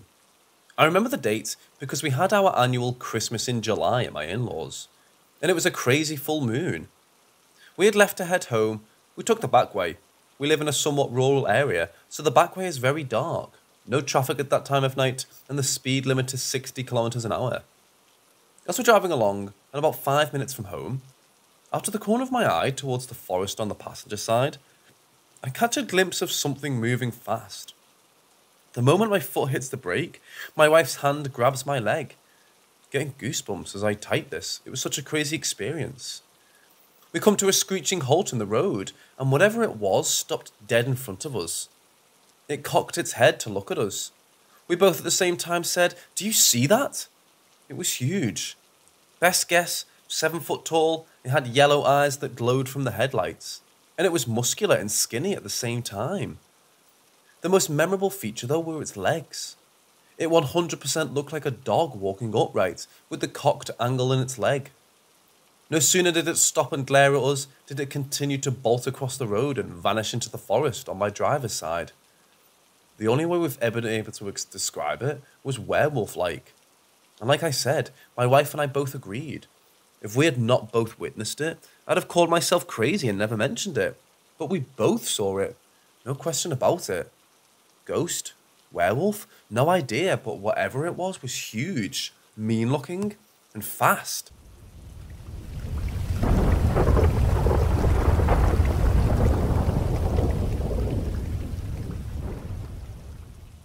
I had some crazy experiences when my family and I moved into our new house when I was 8 years old.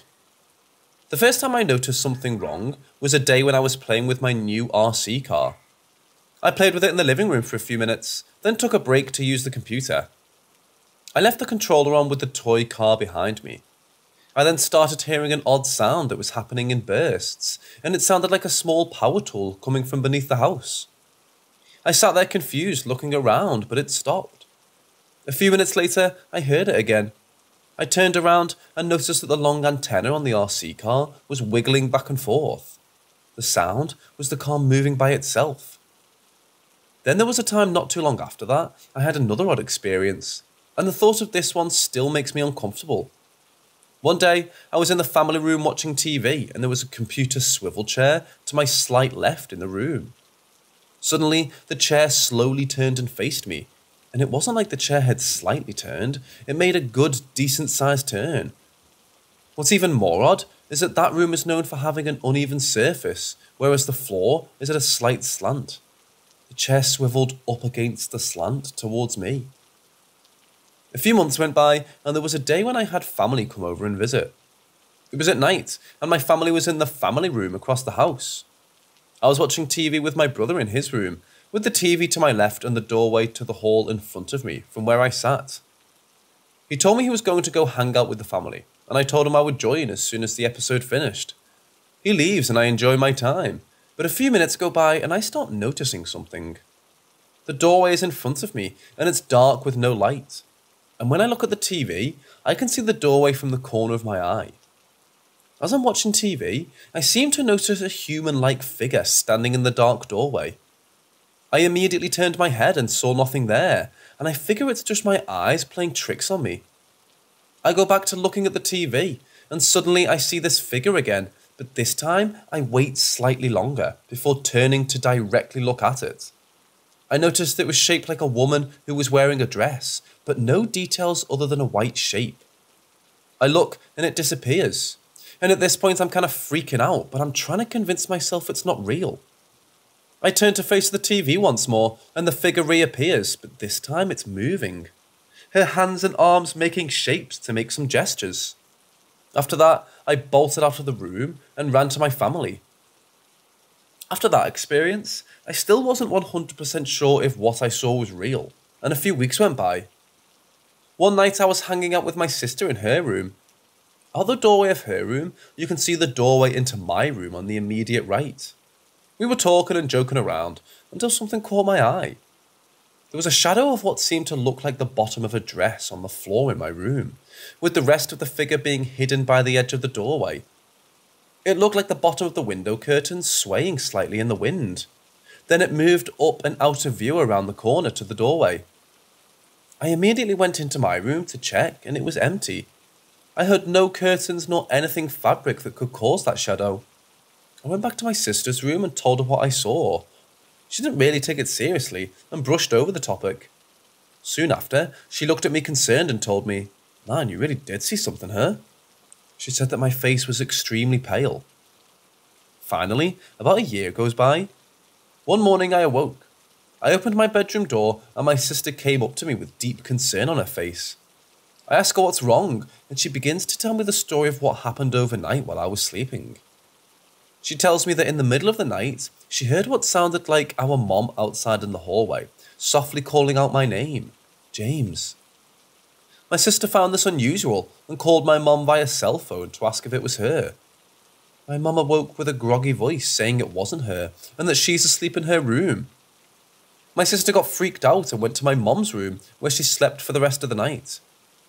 Later on in the same night, my grandmother and grandfather, who live in the back house, went to my mum's room and woke up my mum and sister. They said that they heard a woman crying and screaming in the backyard. After hearing that story, it was like it confirmed everything that I had experienced. Mind you, that I kept most of those experiences to myself and didn't share them much. That was the end of it for a while. Never heard or saw anything for years. But there was one last experience. It was 2011 and I was all grown up now, still living in my mum's house. One morning, I woke up and went to the living room and began opening the blinds on the window to let the light in. As I'm opening the blinds, I hear my mum calling out for me across the house. I told her to give me a second as I finished opening the blinds. I walked to the family room where I heard her and she's not there. I assumed she went back into her room and checked. She's not there. I then checked my grandparents' house. They're there. I went back to the living room and looked out the window and realised that all my family's cars were gone. I was home alone. I called my mom to further confirm she wasn't home, and she indeed was not. The voice I heard call my name was as clear as day, didn't even question it in the slightest. That was the last time I came into contact with what seemed to be a woman who had interest in me. I'm not a religious man, rather I'm a man of science and reasoning, always trying to pick out possibilities before jumping to conclusions. But everything I had experienced leaves me puzzled. Everything actually happened, and even if I have trouble believing it sometimes, it's overwhelming.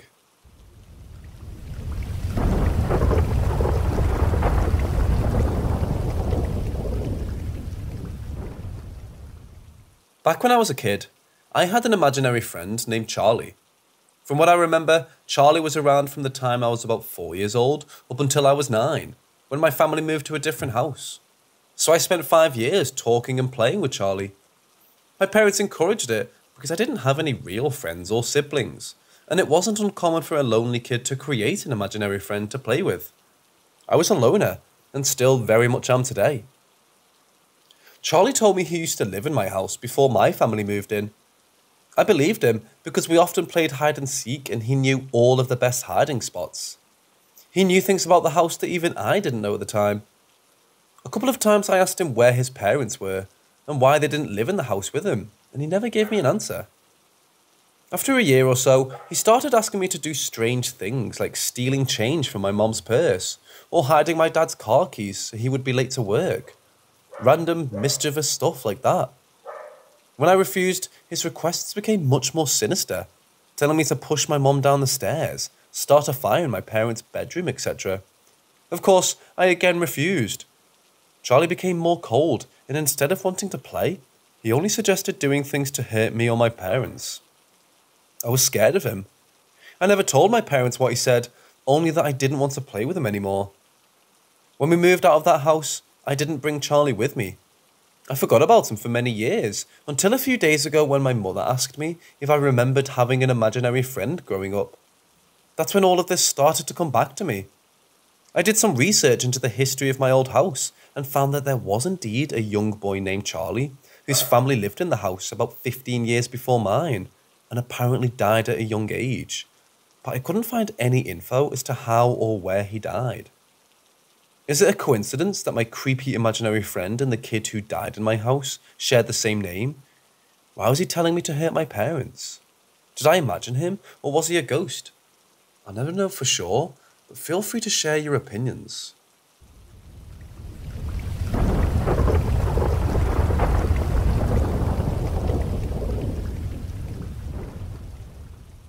I'm currently 18 and have been living in my house for I'd say about 8 years now. My family, which included at the time my 2 sisters and my mother, moved in with my nana because of a few reasons I wouldn't want to bore you with. But for the first 10 years of my life, we lived in a house where so many unexplained things happened. Even since we moved, a few horrible things have happened there, which I won't go into detail about, possibly later. Firstly, this was before I was born and when I was a newborn. My elder sister, who was 3 when I was born, had a friend who she played with in the house. She described her as skinny, blonde hair, and she distinctively remembers her having a mole on her left cheek. My sister is also blonde, so when my mother saw a young blonde girl dash past her doorway, she would assume it was my sister. Only until she realised that my sister was in the same room as her. My sister would blabber on about her friend to my mother quite frequently, saying how much she liked to play with her. Another time, my mother was asleep on the couch. She said it was around 9 or 10 at night, when she awoke suddenly, a man she'd never seen before screaming her name in her face. She still says it was the most terrified she's ever been, and had called the police as well as my dad, who was at work at the time, to come home. The house was searched, but no signs of anyone. There were even times where my mother would lose her keys or phone or whatever, check somewhere, for example, the kitchen side, and they wouldn't be there. She'd go look somewhere else and then come back into the kitchen to find whatever she was looking for sat in a place she'd already searched. In my own experience with that house, I'd hear tapping on the walls, footsteps, but I am a person who thinks rationally and logically, so I pass these off. Yeah, I can't explain my personal experiences, but I'm not as clueless as to immediately say that it was something paranormal. A few years back, however, my mother got a message on Facebook from the people who moved in after we left, asking if anything weird happened there when we lived at the house, so some weird stuff must have happened to them too. It's pretty depressing, because everyone in my family has some memory of something strange happening at the old house, apart from me. Well, if you don't count the tapping and footsteps, etc. But being in the house did feel unsettling, and even though the idea of cold spots in a haunted place is a bit of a cliche, there would be times where you just suddenly feel cold.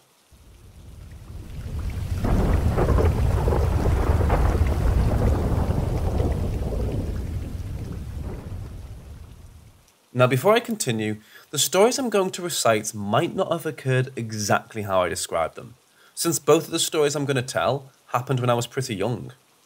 Nevertheless, here are 2 stories that didn't happen to me, but happened to both my grandmother and my sister. Back in 2006, my granddad passed away, and at the time, I would have been 4, but as someone who has a terrible memory, I can still remember him pretty well. When he passed away, it hit everyone pretty hard, and my nan, for the first time in her life, now lived by herself. My nan used to have a queen-sized bed, which essentially had a bedside table connected to it as well, as a headrest which was big enough to hold pictures and small ornaments. So basically it was pretty big. On the 2 bedside tables, there were 2 huge lamps which turned on and off whenever you touched the lamp itself. It didn't have a switch.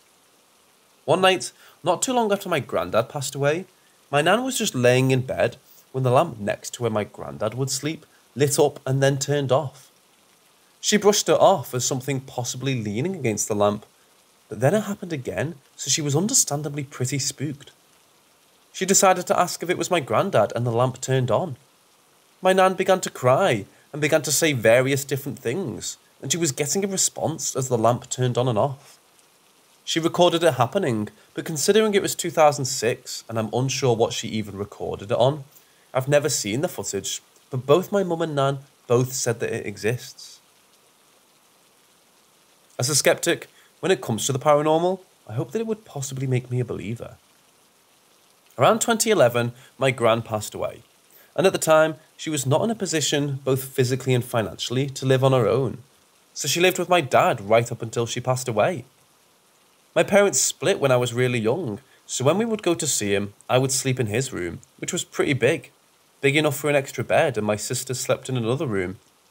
But when my gran passed, my older sister slept in her room from then on. One day, she opened the door to go to sleep, only to find my gran sitting on the edge of the bed. I clearly remember her running into my dad's room in tears, screaming, saying that she saw my gran. I remember my dad trying to calm her down, and when he went into the room himself but saw nothing. My sister was terrified of going back there, and subsequently didn't spend weekends with my dads for a very long time. I'm both grateful, but also pretty annoyed that I never encountered anything like this. It probably really shit me up. I'm the sort of person who hates horror films, so I'd rather not have an experience like this, but then again, I always brush off stories, but I myself have never experienced anything relatable in any way.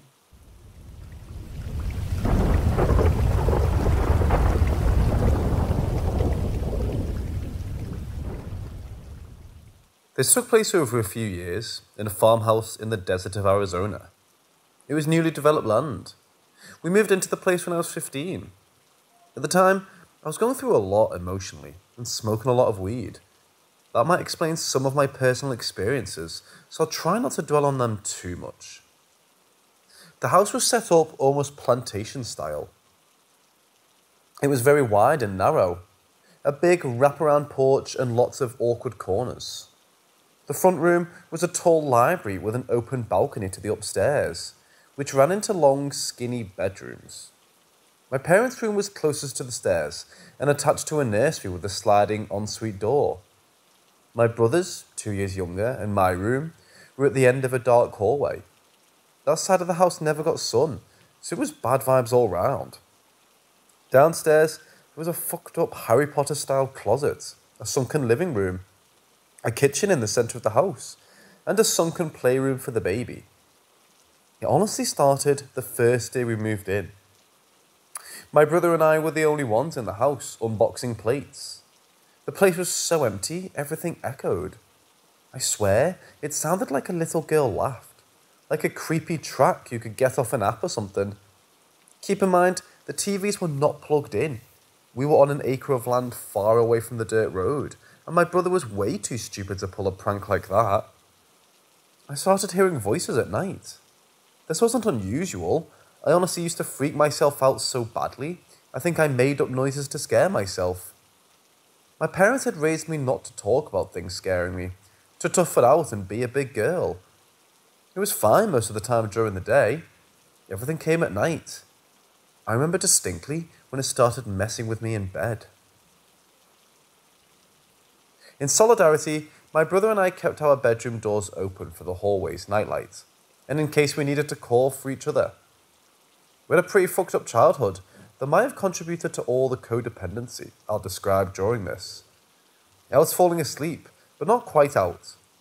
I felt the blanket slipping off the bed and reached down to grab it. This was common. I didn't have a bed frame with a foot. It kept slipping no matter how I tried to tuck it.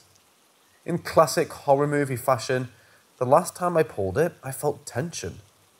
There was nothing it could have been caught on. I feel like the second I went from confused to terrified, it bounced back to me. I don't know how to explain this well, but I was sure someone was under the bed pulling it from me. Later, I moved another nightlight into the bedroom. It was a kind of spooky amber orange, and I convinced my parents to let me paint the walls cherry red. Again, I was almost asleep, but not quite asleep, so I don't think it could have been sleep paralysis. I heard the carpet rustle and maybe joints cracking. It sounded like my mom had come to check on me. I opened my eyes and immediately froze. I don't think I've ever been more scared in my life. There was a woman crawling across my floor, from the far side of my room to the foot of my bed. She was pale and stringy-haired, like she was going bald. I couldn't see her face. I don't know how I fell asleep. I couldn't scream or move. I think she disappeared under my bed. Again, this could be a hallucination. My baby brother was about 7 months old when she started coming out during the day. My mum was a teacher at the time and was able to stay home with us during summer vacation. It was lunchtime. We were watching a movie quietly downstairs while the baby napped. There were noises upstairs, like something dropped to the ground. We listened for a second before my mum ran up. She thought the baby had fallen out of his crib. We opened the door and found him asleep. There was some weird shit on the floor. It took us a while to figure out it was drywall or something. There was a crawl space to a small attic where the AC and insulation could be reached. It was barely big enough to get into, a good 9 feet from the ground. It also had to be pushed up and slid over to open. There was a visible gap. The carpet was a really ugly dark blue, so we could see white fucking spots on the ground, like something was dragged from one side of the room to where the crib was. It stopped right in front of it. My mum checked the closet and called my stepdad. He couldn't leave work, so we stayed downstairs until he got home and checked the crawl space. We have never had animals. It's really difficult for most things to live in Arizona, so wildlife is pretty rare in that area. He didn't find anything or signs of anything living up there. This happened every day for 2 weeks. We really didn't know what to make of it. My mum thought it would be the AC suctioning the opening up. It stopped and didn't happen again for 2.5 years, when my baby sister was born and stayed in the same crib. Again, it happened on and off for a few weeks and never again. The AC never popped that opening open again. To keep my own solo experiences brief, I had a period of 3 months where I straight up didn't sleep. I went crazy. Every night, I felt like my bed was shaking. The instant I laid my head dead, it would vibrate. The metal frame would sway. I'd feel like someone was pushing the mattress between the baseboards or sitting on the corner. I had my brother touch the frame one night to tell me if the shaking was in my head or not. He said it wasn't, but I'm not sure if he was just playing into it. I thought I might be having seizures or something. At one point, I got so frustrated I started sleeping on the couch downstairs with the dog. I started hearing whispers too. Not a noise that sounded odd, but someone calling my name. My name has 3 fucking syllables.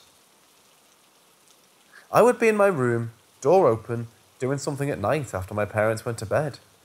It was a female voice, but it sounded off. I don't know how to explain it. The downstairs really scared me after the lights went out, so I never went down, but I did walk to the balcony to look down. I never saw anything, but the whispering would stop when I got close. My brother started hearing it too. He's kind of weird. His life's dream has been enlisting in the army, so his reaction was always getting his knife and walking right downstairs to confront it. He'd turn on the lights and look around before coming back up.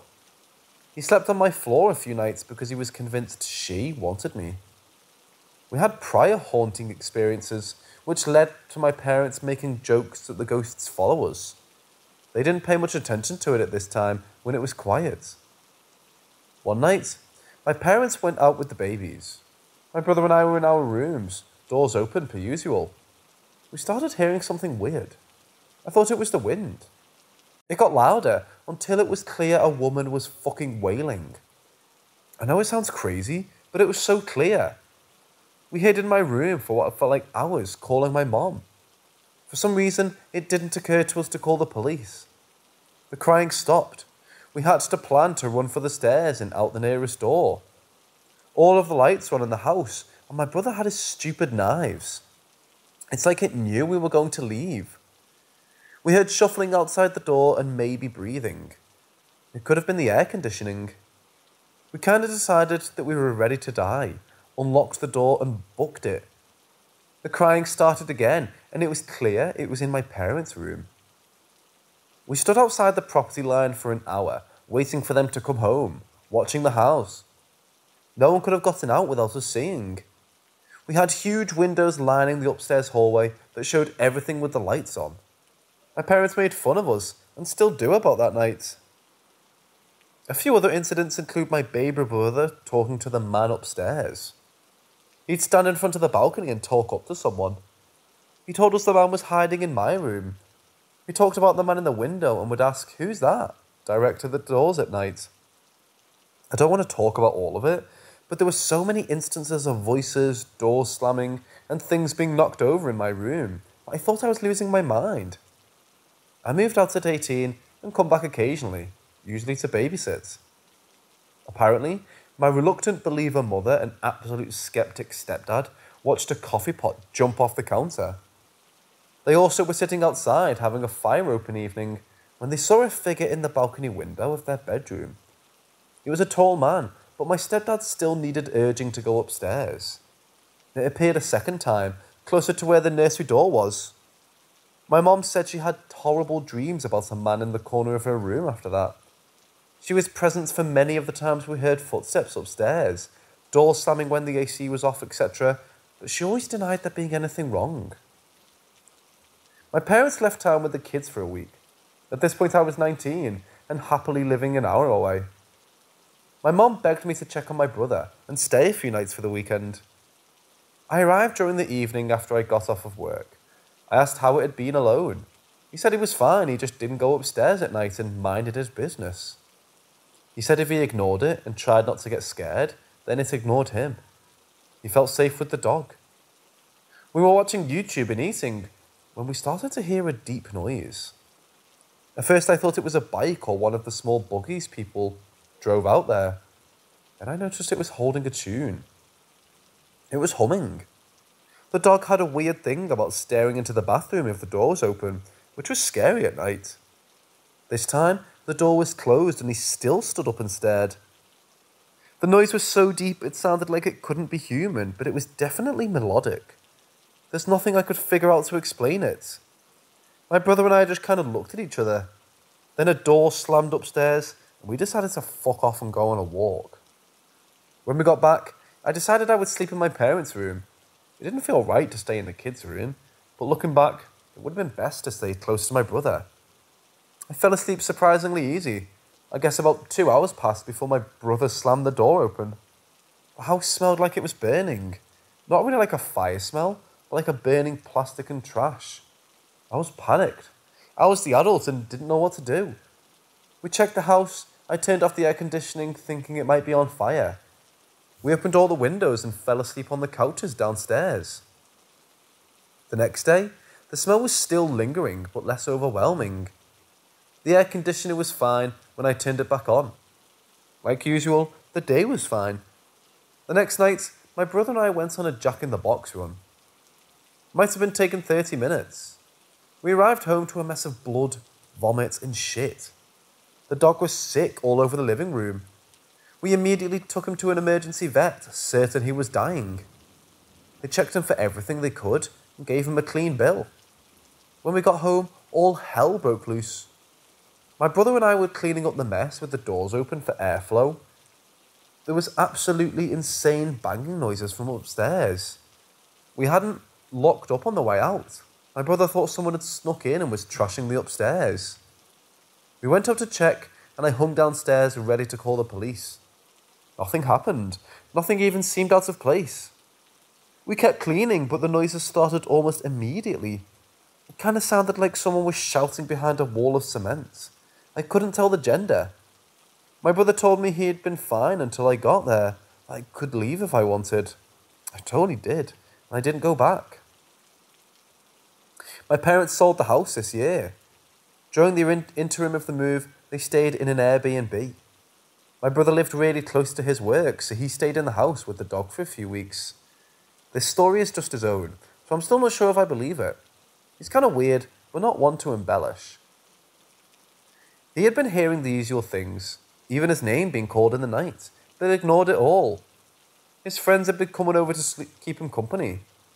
The last day he was supposed to finish moving, he brought a friend. He says he felt they were being watched the whole time they cleared the place out, and his friend left him to lock up. They got into the car facing the house when they noticed the blinds were open. They were definitely closed on the way out. His friend claims he saw them open from the side of his eye. My brother says there was a woman squatting in front of a downstairs window, close to where he had just left from. She was pale, her nose was hooked, and her hair was black and stringy. Again, classic horror movie ghost. He said she had black eyes with visible white dots in the middle, inside-out eyes as he called them, as she was smiling. He says it took him a second of shock to realise she was looking right at him. He felt sick, like she could walk right out and get him. The burned rubber when his friends snapped out of it and they screamed at each other all the way down the road about what they saw.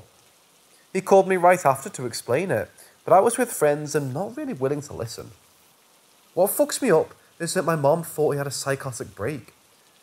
He went into his room and cried all night at the Airbnb. She thought something happened with his girlfriend. My brother isn't a crier. I haven't seen him do it since we were little. When we got together and talked about it, his eyes teared up then too. He said he didn't know why, but he knew she wanted to kill him. He drew a picture of her. Let me know if you're interested in seeing it. It's not great, but it still fills me with the deepest foreboding. It took me a while to realise that I saw her too, just once in my bedroom almost 5 years ago. Seeing her suddenly made sense. I knew it didn't feel like a woman, but it felt feminine. It felt like something pretending to be a woman. Anyways, I know this is long. Feel free to offer your opinion. My ex brought this up today. We dated all through high school and had a few experiences together that she recounts as her only paranormal encounters. I'd love to still think that this was my own delusion, but it was shared by too many people to be. Maybe a few things are explainable, but most of it isn't. It's affected me so deeply, I'm still terrified that if I think too much about her, she'll follow us straight away. I also forgot to mention we heard word from neighbours that the previous family had 12 people, Mormons, living in a house we could only fit 6 into. They were really weird according to multiple families, and they moved in with 5 kids and left with 4. We heard a toddler drowned in the upstairs bathtub. No idea which one, or if this is true. We couldn't find any documentation.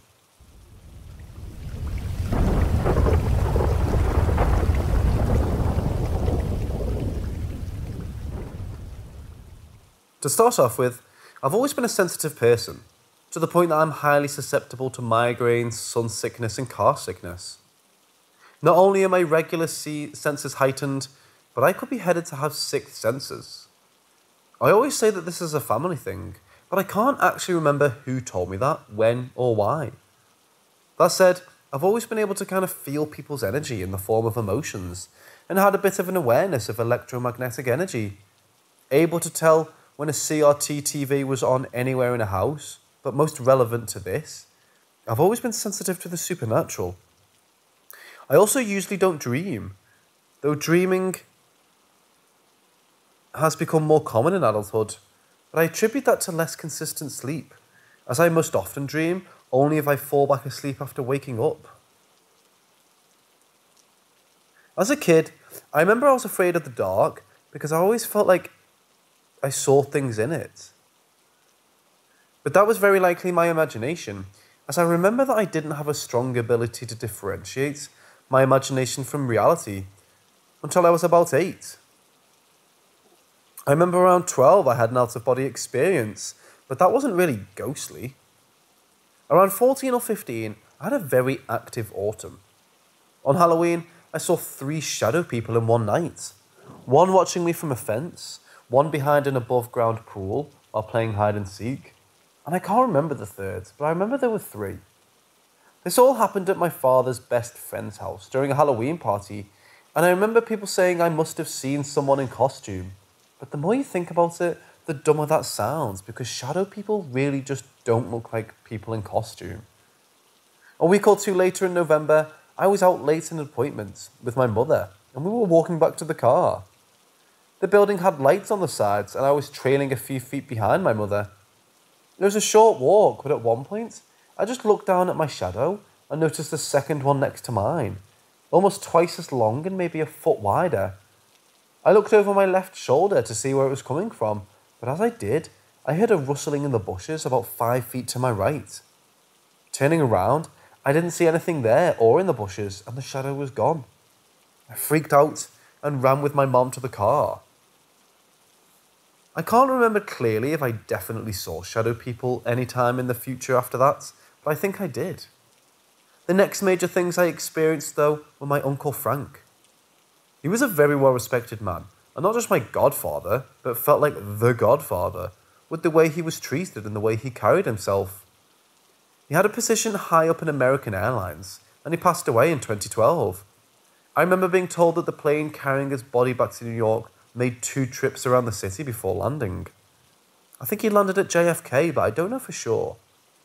During this time, though, I was 17 and attending Stony Brook University, so I had to get picked up and brought home for the funeral. I only had 1 pair of dress pants that I brought with me, and before we threw it in the wash, we emptied the pockets. But when I took the pants out of the dryer and stuck my hands in my pockets to open them up, I found a freshly minted $20 bill. I still have it pressed into a book, in my pocket. Every time I saw Frank, he'd give me money like that, so finding that 20, I just started crying. Frank is an active spirit, and I know he's done a few other things, but only one other stands out in my memory. This spring, my cousin Gina got engaged to her longtime boyfriend, Rory. Rory knew about Frank, of course, but I don't think they ever met, and he said that after Gina said yes, they had commented, "I wish I could have asked your grandfather, Frank, for permission." They swore that immediately after they said that, a rainbow appeared out of nowhere.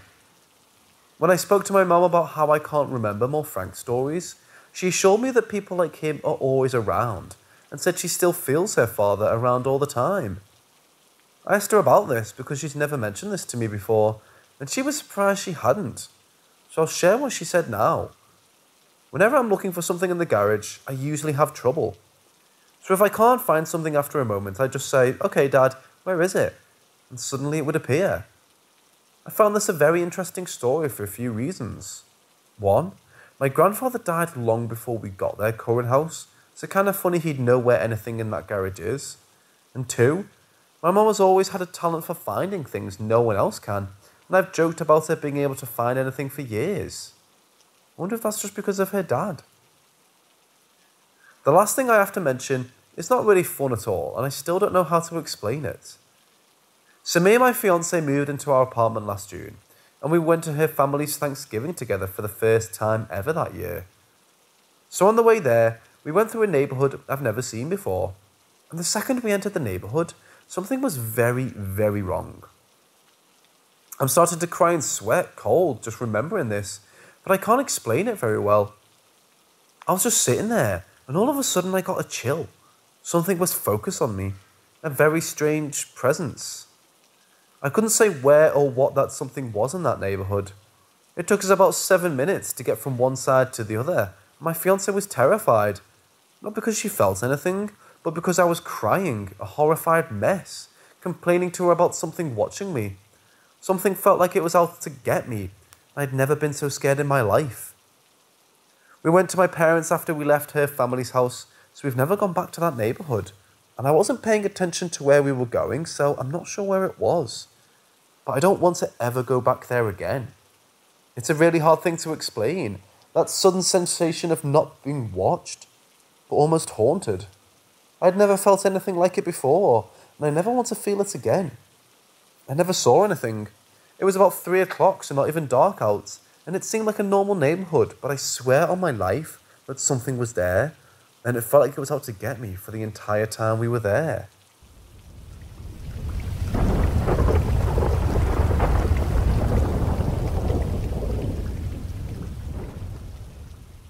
So I live in the tropics of Australia. My house is situated in a remote part of the Daintree rainforest. I live in a house that sits on stilts. I'm a Queenslander. And from my bedroom window, it's about a 3 to 4 metre drop. My closest neighbourhood is about 1 kilometre away, or 0.62 miles. I don't live on a main road. However, I'm close to a creek. There is literally no one near me. This only happened around 2 nights ago. I was alone in my house, except for my cockatiel. I was sitting in bed watching some TV, Nothing out of the usual. I then got that all too familiar feeling of someone watching me, or something's about to happen. A feeling that I've gotten accustomed to over the past 20 years. At that point, I heard the tap running in the kitchen, which I thought was strange. So I got up, went to the kitchen with my phone's torch as my only guidance. I didn't want to wake my bird by turning the lights on. I've gotten used to these type of things happening, and I'm not really all that scared of them anymore. However, as I turned off the tap, my wall clock did its Westminster chime. I looked over and the time showed 12:38 a.m. This straightaway caught my attention, as I only set the clock to chime every hour. Then, as I was near the clock, the tap turned back on full force. I jolted, quickly looking in its direction. I went to turn it off. There was condensation all over the handle and all over the window that sits above the tap. The tap was freezing cold, even though the water coming out was boiling hot. My bird at this point was now awake, due to my clock, as it had just chimed a second time, roughly 12:44. I quickly got my bird and brought him back into my bedroom with me. I left the kitchen and the clock, so I just couldn't be bothered to put up with what was going on. My poor bird was scared shitless. I cannot admit I was too. As I sat in my bed, there were 3 knocks on my bedroom door. When I ignored them, they moved to my window. I got up and opened my curtains to nothing but trees and the black as ink sky. I opened up the window, and my God, I'm getting goosebumps writing this. I heard whispers at the bottom of the grounds, far below me. I couldn't understand what they were saying. Then they stopped. As soon as they stopped, 3 knocks yet again hit my door. I slammed my door shut and locked the door. I yelled out, "Can you please just leave me in peace?" They stopped. Nothing else happened that night, and I finally got some sleep. It was really creepy, not too scary, but scary enough to give me some trouble sleeping.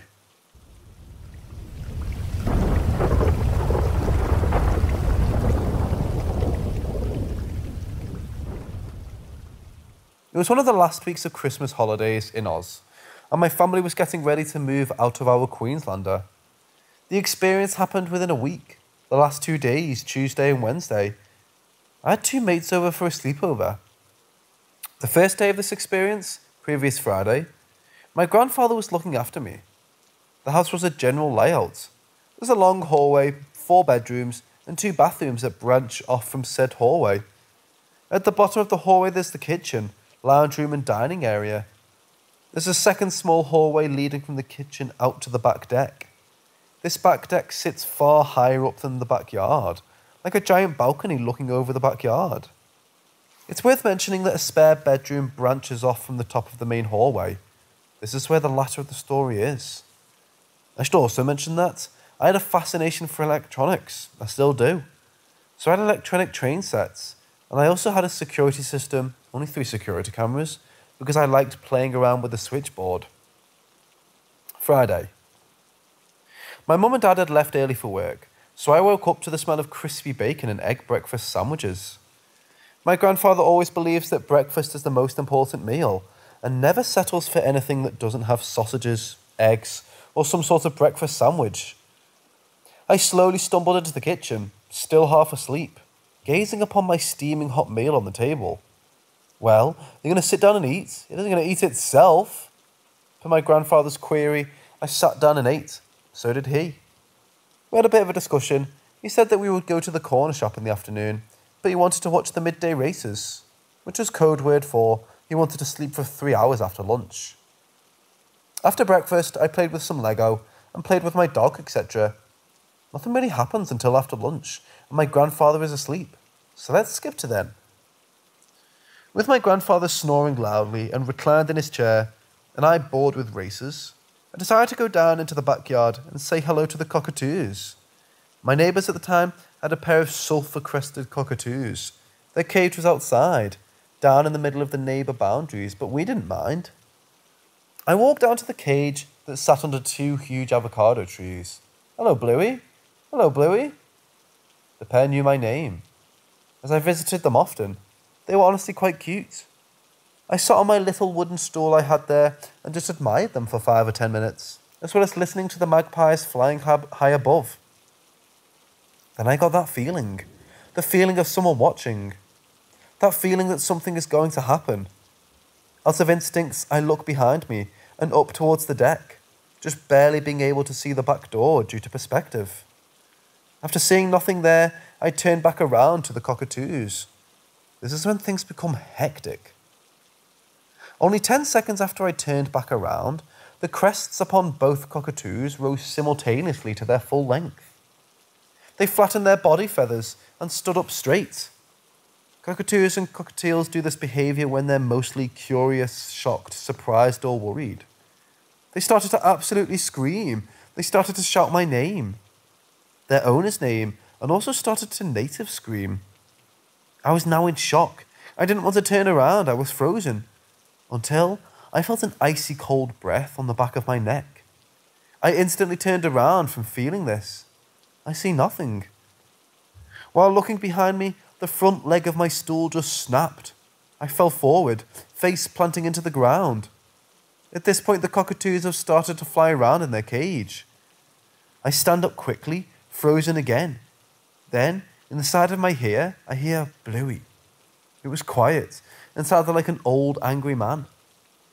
I felt his breath touch the outside of my ear. I started to sprint. I got no more than a meter when I slipped and fell down onto the ground from a fallen, rotten avocado. I tried to get up, but of course, I had badly rolled my ankle. As I tried to stand up, I heard a scream, and I mean a full-on scream, burst into my left ear. Bluey, run! Yet again, it sounded like the same old creepy man. I was stumbling, almost hopping towards the stairs to get up onto the deck. I was probably going a little faster than walking speed. After reaching the top of the deck, I made the last hobble towards the back door. It was locked. I started to absolutely scream for my grandfather. I was banging at the door, just yelling as loud as I humanly could. I saw my granddad through the large glass pane, rushing towards the door. He pushed it open, but it slammed back into his face, causing the glass pane to shatter into huge shards. Then it stopped and let the door open. Nothing really happened after that. However, my granddad thought it would be best if we spent the rest of the day at his house. Tuesday to Wednesday. I was still in shock from Friday, but today was the day that 2 of my good friends came for a sleepover, as I was moving cities. Lucas and James arrived around 1 o'clock. We did the usual things, played in the backyard, hung out in the small wooden treehouse that my dad built us. It sat about halfway up on one of the many avocado trees we had in the backyard. I did get that creepy feeling that I got on Friday, and I wasn't totally comfortable playing around in the yard. But I had my friends there, so I thought it was okay. It was around 6 o'clock when my dad told us to come inside for dinner and to bring Fletcher inside. Fletcher is my dog. We always bring him inside overnight. We went and fetched Fletcher. He was sniffing around some dirt holes, as lots of schnauzers do. We came into the kitchen and sat down for nachos. We decided to watch a couple of movies, play some Wii, and then go to sleep in the spare bedroom. It was probably 11 o'clock. My parents were in bed and fast asleep. The 3 of us had just finished watching our 3rd movie and decided we should probably head off to bed too. We shambled up the long, narrow hallway, with Fletcher guiding us. We finally reached the spare bedroom. Inside sat a TV, my switchboard for the cameras, a queen and a single bed. The 3 of us sat on the queen bed, as James wanted to have a look outside. So I turned on the TV and the camera system set up. I switched to channel 1, the front camera. They had night vision, but as you can imagine, this was around 10 years ago, so it wasn't the best night vision around. But it wasn't very clear. I continued to switch to the second camera, channel 2. It pointed towards the driveway, then to the 3rd, which looked down into the backyard. James thought it was awesome. Lucas wanted to sleep, and at this point, I was so tired that I really couldn't care less.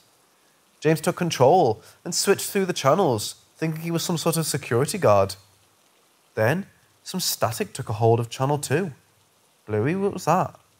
Bluey? It was just a bit of static. It happens sometimes for James. Fletcher at this point went next to Lucas. They're both of them pretty much asleep on the Queen's bed. I was in the single, making sure James didn't stuff up the setup on my desk. It was at this point where I got that feeling again. I desperately wanted to turn on the bedroom light, but I didn't want to seem like a wuss. So instead, I leaned in closer, now watching each cam very carefully along with James. Fletcher, what are you doing? I'm trying to sleep. I turned around to see Lucas disgruntled and Fletcher no longer sleeping, but instead standing up on the bed. His ears were pricked up. He was slightly leaning forward, putting pressure on his front legs. Again, this is a common defense and/or attack stance for a Schnauzer. He started to growl. I was now fully alarmed. So was Lucas and James. Static had not taken over the camera system. Lucas put a chair up against the doorknob. James, get up and shut the blinds. James scrambled up from the office chair. Lucas grabbed one of the two chairs at my desk and quickly put it against the door. I sat down and rebooted the system, in quite a panic, if I may add. After rebooting, there was no longer any static. I quickly put it onto channel 3 to look at the backyard. Sure enough, I could barely see the cockatoos flying and going wild in their cages. I muttered, "Oh no." Me saying this absolutely freaked the hell out of James and Lucas. They turned to a puddle of mush. "Well, what's wrong, Bluey?" "Well, I'm pretty sure we're going to find out soon enough." Static no longer filled the camera system. No. Instead, the lenses started to fog up. I could no longer see out of channel 3. Quick, go to channel 1. There's no point, James. They have all condensation on them. At this point, Lucas was very quiet until he said, "Guys, someone just poked me." Lucas was on the queen bed, James was on the single, and I was sitting in the office chair. James and I went into the queen with Lucas. The three of us sat huddled. We grabbed Fletcher, still growling towards the door. The three of us watched the camera. We would see faint shadows moving around. I went to turn on the bedroom light. You guessed it, it wouldn't turn on. Then the camera went to static. I changed the channels. Nothing, all was static. I rebooted it twice. Nothing. Then a cackle was heard. I jumped back into the bed. The cackle went again. At this point, James was on the brink of tears. I felt another breath on the back of my neck. It sent spine-tingling shivers throughout my body. Lucas peeked through the blinds. The window had conversation all over it, but that wasn't the problem. Lucas mumbled, "Oh my God." Written on the outside of the window was "End." That window has nothing beneath it, except the ground, which was 3 or 4 meters below. Lucas quickly crawled back from the window, back to the middle of the room. Fletcher stopped growling, but now instead was whimpering. Just as he started to whimper, we heard a single tap at the window. Then nothing. Fletcher quickly looked towards the door, and sure enough, we heard footsteps, slowly coming closer from the hallway. Then the footsteps stopped, right in front of the door. Silence for 10 seconds. Fletcher began to absolutely cry, and for good reason. 3 loud knocks were hit with a large amount of force on the door, then again silence, until rapid tapping on the window took place. A rock then got thrown at the window, smashing it. We started to absolutely scream, moving the chair, trying to pull open the door. Then the same voice screamed in the room, "You're wanting to leave so early? I'm that bad of a host?" The door flung open, an inertia effect happened, and we all fell flat onto the ground. We got up and ran screaming down the hallway. We bolted past a mirror that shattered as we went past it. My parents were now awake, and as soon as they stepped outside of their room, it all stopped. James and Lucas went home early, and thankfully, we moved out of that house 3 days later. However, the next morning, we saw the true aftermath. All 3 cameras had been ripped out. Only thing left were wires coming from the roof. We never found the cameras. The window had somehow been smashed, and the 2-meter-long mirror was in ruins. I never really found out who the spirit was, but he was definitely aggressive. The house wasn't too old. I think it was built in the 1940s from what I can remember. Both experiences were terrifying, and I've never owned security cameras again, due to the fear of what I may see on them.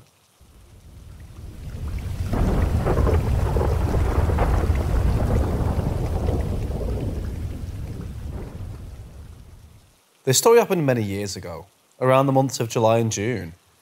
My family and I often vacationed up at a cabin in Yungaburra, Cairns, Australia, during winter. We do this as we miss the cold days we would get from our hometown of Toowoomba during winter, as Cairns is tropical, so it's summer 24/7. Yungaburra is a very, very small town that resides on top of a hill. It's one of those towns that, if you blink, you miss it. However, it's quaint and friendly. It's historical, with about 150 plus years of heritage. As usually with rich heritage in small towns, local folk legends form over the years. One of these legends came true. We rented this cabin that was on the brink of bushlands, and was next to an old farmhouse that has quite a bit of land, including some of the bushland the cabin backed onto. To get to the cabin, you had to walk up to a somewhat steep dirt road that also lead to the aforementioned farmhouse. The dirt road also had a medium-sized pond that ran along it. The dirt road came off one of the main streets of Yungaburra. Anyway, on our last night staying there, I went to the pub to see one of my good friends who lives in Yungaburra. I had to drive early the next morning, so I didn't have a drop of alcohol. He, on the other hand, didn't have to drive anywhere the next morning, so he pretty much drained the pub.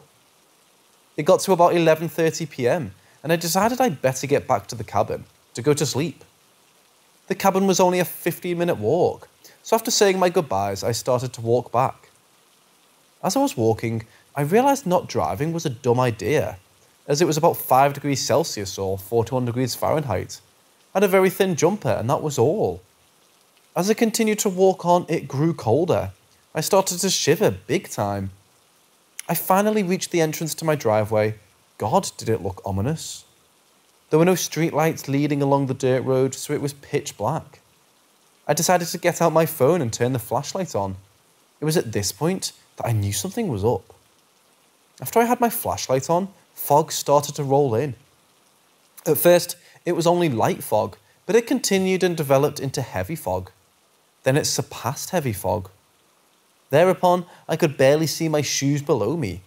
All I could see was white in front of me. I said to myself, here we fucking go. Something's about to happen. Get it over and done with. On recollection, I believe I actually said that out loud. My flashlight was now rendered superfluous. I decided to stop walking as I knew there was a steep ditch with a pond at the bottom. The last thing I wanted was to fall in it. As I stood there, only getting colder and even more terrified, I saw a lantern in the distance. A small amber light coming down the driveway. Then I heard, "Son, is that you? Come here out of the fog. Follow the lamp." It was my mum. I couldn't yet see her, so instead I followed her light. I continued to follow it for about 3 minutes, safely walking up the dirt driveway. I saw the light climb up steps and I heard a door open, so I knew I was near the cabin. Then the light went out. I continued to walk in the direction I saw it last. I was calling out to my mum to turn it back on. There was no reply. Until I finally ran into a wooden guardrail and some steps. I walked up the steps and instantly my knees felt weak. They had turned to jelly. I was on the doorstep of the old abandoned farmhouse. The door was there, swaying upon in the gentle wind, making a sinister creaking noise along with it. There's 3 things you do in this type of situation, the 3 Fs.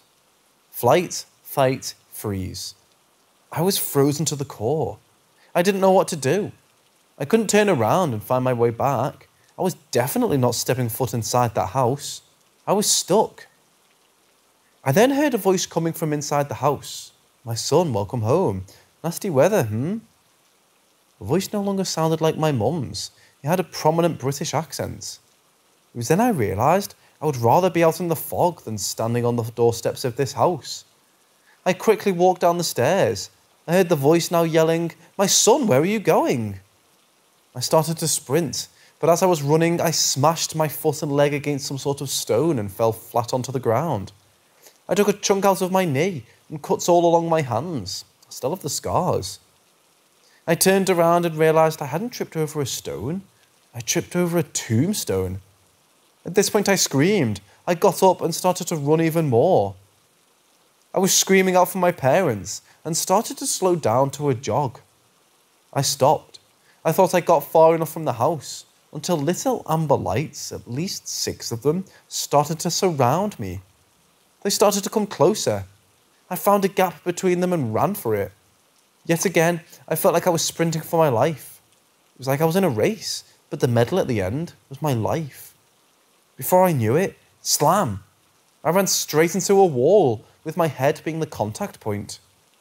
I blacked out, and from what I can remember, I was woken up by my dad, who heard something smack into the cabin. Apparently, when he went out to get me, he saw one little amber light flickering near the farmhouse, through all the fog. That was the end of my night, and any vacation near that cabin. We decided not to leave early the next morning to give me time to rest. This also gave me time to ring up my friend so he could come over and perhaps give me some insight into what I saw and what my dad saw. Me and him sat out on the patio. I could see the farmhouse only about 500 metres away. It looked old and desolate. This is the folk legend according to him. Apparently, back when the small town was first being founded, that farmhouse was one of the first built, late 19th century. During the 1910s, a well-known mother, Anne, her apparent name was, let her son play with some of his mates down on the main stretch of town one day. It started to get late. As it got later, Anne grew more worried. Then heavy fog started to roll in. She decided to get her kerosene lamp and go looking for him. As she walked down, she could hear his footsteps. She told him to follow the lamp. When she made her way back to the house, she wasn't accompanied by her son. It was not until the next morning they found him dead in the bottom of the pond. He hit his head hard and died instantly. The grave is apparently her son's. The mother apparently searches for her son on winter nights and lures males from the pub on late, cold darkness, mistaking them for her own son.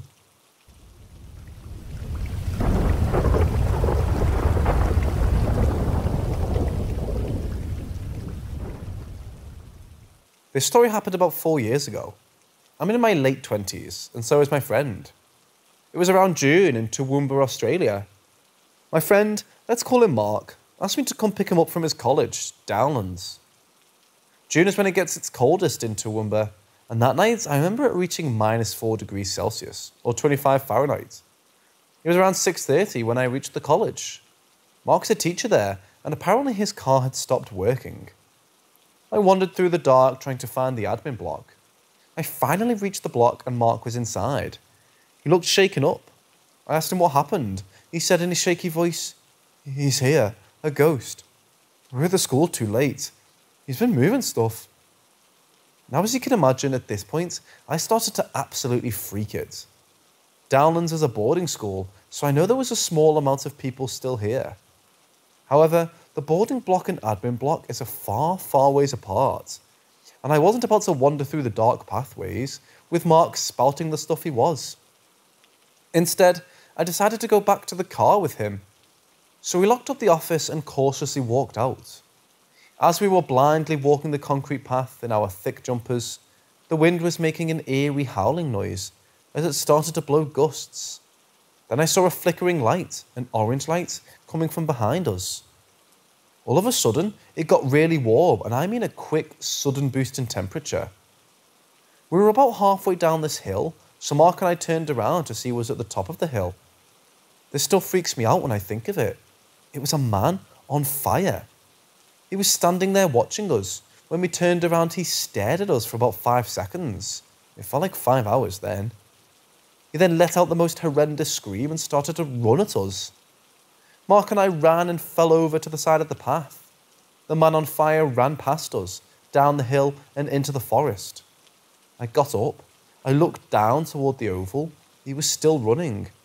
He just came out of the forest and was running towards a road until him and the fire vanished. At that point, we decided to run to the boarding block and find another member of faculty. We reached the block. We found one of Mark's colleagues. He let us stay the night. We were told, it's a common thing to see if you stay in the admin block too late, or if you're walking those paths at that time of night. Even from this block, everyone can hear his screams at least once a week, as he terrorizes the school grounds at dark. Apparently, the faculty member, who was also a teacher, said he had only seen the burning man once. When I asked Mark the next morning what he had seen in the admin block, He replied with, all the drawers started to open, and I heard a voice say, the fire has been lit. When I first started to work here, the office ladies warned me that I shouldn't stay late near the building. Now I know why. Before we left the next morning, we went to the admin block and asked the office ladies if they had ever seen him. We went in and saw a younger lady in her 30s. She asked, do you have an appointment, Mark? No, but we just wanted to ask if you had ever seen... Then an older lady, maybe late 60s, early 70s, came back out from the back and said, you two saw the burning man, didn't you? Mark replied, yes, we did. We saw him last night. The old woman came close and said, yes, all the drawers were open. I've seen him many a times. Not a pleasant experience. Try not to stay late. If you do, don't come anywhere near this building. The younger lady spoke up. I've seen him twice. I hated it. I've never stayed late again. We both left. Mark got the day off. I never stepped foot on those school grounds ever again. The Burning Man at Downlands College has been noted as one of Toowoomba's most menacious paranormal experiences.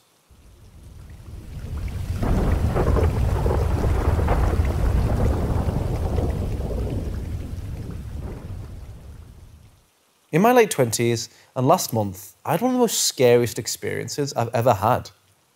My family attracts spirits. As in the 18th century, some of my family dabbled in some of the spirit stuff. They got blamed as witches and they got burned at the stake. That's a story for another day. Anyway, I was on a 4-wheel drive adventure with my dad, mum and my dog. We have a buffed up Pajero. Not the best 4-wheel drive, but it still makes it across desert tracks. It was on the 12th of December, I believe. We were crossing a track in the Northern Territory, Australia. We had just finished crossing a rocky portion of the track and was now on flat dirt road. We started to set up camp for the night. As I stepped out of the car, I went around the back to the water containers to fetch some water for my dog. But as I walked near them, I heard a trickling and gushing noise. Sure enough, a rock had punctured both external water containers. I quickly went and told Dad we had barely enough internal water to last us a day. So we made the decision to drive at night. You should only really drive at night if you most definitely have to. Otherwise, you should generally avoid it. We knew there was a small community just outside of Yundumu, around 45 minutes away. It was already 7:15 and pitch black. We got in the car and started to drive. This road was particularly dangerous, as it was long and straight. People often fell asleep and drove off the road doing 110 kilometers an hour. We were about halfway there. I was sitting in the back with my standard schnauzer on my lap. He was drifting asleep until his ears pricked up. He then jumped up. It looked like he was trying to look behind us. I turned around and saw nothing but a black, empty, eerie desert. I turned back to the front to see my mum drifting to sleep and my dad wide awake. Then all of a sudden, my dog started to whine really loud. A really bright light was reflecting in the side mirrors and rear view mirror. My dad said, "What, is that a car behind us?" I looked behind us. There were 2 extremely bright lights tailgating our car. At this point, my dog was barking and whining. My mum had woken up and immediately started to panic. The lights continued to tailgate us for the next 2 minutes. We then passed a tree, and all of a sudden the lights had stopped. The car was no longer behind us. It had disappeared. My dad stopped the car. He turned it around, thinking the car may have crashed. We got near the tree. I got up on the roof, turned on the giant spotlights we had fitted for this trip, and shone it all around us, searching for the car. There was no sight of it, just empty red dirt. We searched for another 15 minutes, even on foot. Nothing. So we continued on with the drive, hoping to find some help in the coming community. Once we reached the small settlement just outside of Yuendumu, we raced into the pub. The pub was empty except for the bartender. He immediately asked us, "What's wrong? Something up?" My dad replied with, "We were just driving along the track. We saw a car disappear off the road. Someone could be hurt." The bartender put down his rag and said, "You guys saw the Northern Nissan. No one's hurt, at least not now." I replied in a somewhat impatient tone, "What do you mean? Someone could be hurt." He then pointed to a news article up on the wood wall. It read, "Nissan crashes into tree, killing all 2 on board." What you saw was the ghost of the Northern Nissan. It crashed about a bit more than a decade ago. It was two brothers, quickly making their way into town as one of the brothers was sick. They crashed into that tree at about 7:30. Many people who make that road at night see them, at around the time you guys saw them. My mum's mouth had dropped. My dad sat down. We stayed in that small settlement for the night.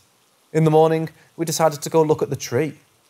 What we saw was a scar from a crash and exactly where we saw the car disappear the night before. It was creepy to think. I got out on foot searching for a ghost car seconds after it had disappeared. My family had seen the Northern Nissan.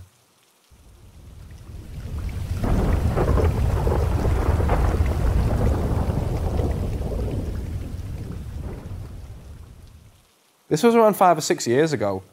I would say I was a skeptic, but not adverse to the idea of ghosts. I worked in a nursery, kids, not plants, and the building itself used to be a hospital for tuberculosis. The baby side of the nursery was in the old morgue for the hospital, not my side. I'd never heard anything in that building in the nursery, but numerous girls, staff, had said they had seen a woman walking around the baby's nap room in the old morgue. But when they ran in, it was empty. It had a video monitor, so they would see her on the black and white screen. The older kids were in the old hospital. Anyway, I had covered many times in the old morgue and had worked in the old hospital side for 3 years without any incident or hearing of any incidents. One night though, when I had moved to the office, not working with the kids anymore, I had a few things to finish up when the nursery was closing, so I spoke to the manager and got their keys so I could close. The owner lived in a house right behind the nursery, and there were houses all around. Also, again, I'd worked there 3 years and was often the first person to arrive in the morning. So when I decided to close, I wasn't worried. It was also Scotland in the summer, so even though it was 6 at night, it was very bright outside. It was about 6:30 when I finished what I was doing. I was in no rush and was in a great mood because I had managed to finish something so important. So I was kind of swanning around the building. As the last one out, I had to check every room to make sure there were no kids or fire hazards. And as I was checking a room at the back with glass, Perpix walkway looking into the entrance, I saw a tall man dressed in dark clothes walking in the front door. I ran to the entrance to tell them all the kids were gone already and to check the other building, but no one was there. Very strange, but I figured I must have imagined it, because I was looking from the other side of the building, so I cracked on with checking the rooms. I got to the next room, and I had a panicked feeling telling me to get out, run as fast as I could and not look back. I have anxiety, but I've never experienced anything like it. It was like a serial killer was chasing you. As soon as I got outside the door, I felt a wave of calm over me. I locked the door and cycled away. I actually met one of my colleagues just driving away. That's how quick I'd been. Anyway, the next morning I told the manager and basically said I wouldn't close again and I wouldn't want anyone else doing it on their own. That's when the girl who'd been doing it for months said that she had seen the figure, the same as I'd seen, every night, either at the door or preschool, and she always felt that it meant her harm. She needed the pay increase with closing, and she was very level-headed. Like me. We actually worked in the same room and got on for that reason. I didn't want to think about it too much. But she did what she had to do, then got out of there ASAP. During the day, we had no problems at all, so we thought that maybe the entity was fine with day-to-day business. But once it was done, they wanted us out of there. Either way, that feeling and the clearness with which I saw that man has made me seriously rethink ghosts. I'm not even sure if that's what it was, but honestly, that feeling was unlike anything I've ever felt before or since. Pure hatred in your heart.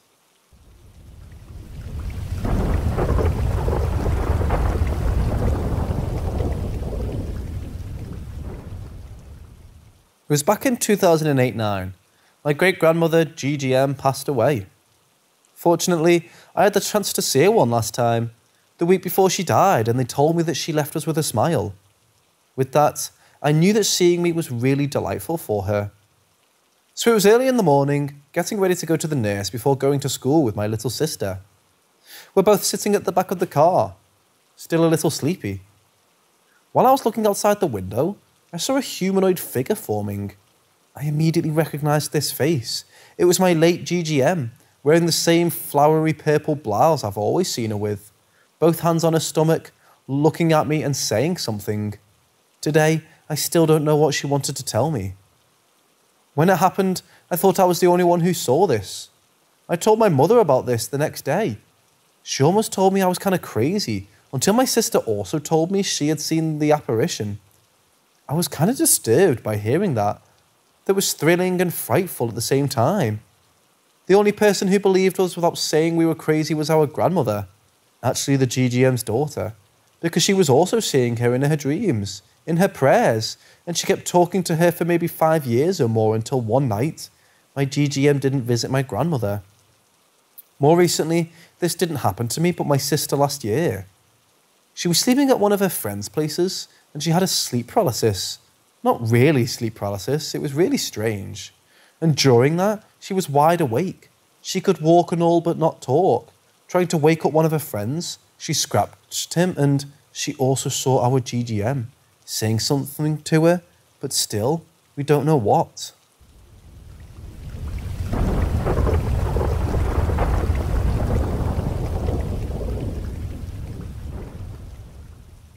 From a cloaked man in a hood without a face, to someone with an affinity for a certain room, as well as several other sightings in between, the Holy Family Parish Church in Maine is haunted with a lot of activities. The Stillwater Montessori School rented out 2 rooms and utilised a good part of the building for their interests. From 1990 to 1997, I went to this school.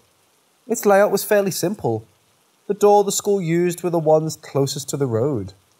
It opened up to a long hallway immediately in front, and a hallway to the right. This right hallway was where the school resided. This shorter hallway, on the right side, had a classroom that we used as a dining room, then 2 classrooms, Terry's and Al's. Past those 3 rooms was a large open coat closet. Around the corner along the adjacent wall was a large kitchen with a few tables.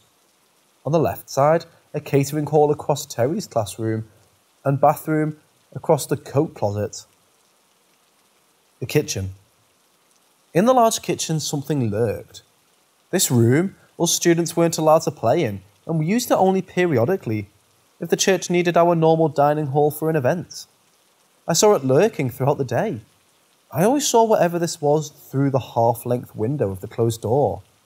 It looked like a man with head with long dark hair. Every time I saw him, he walked past the door.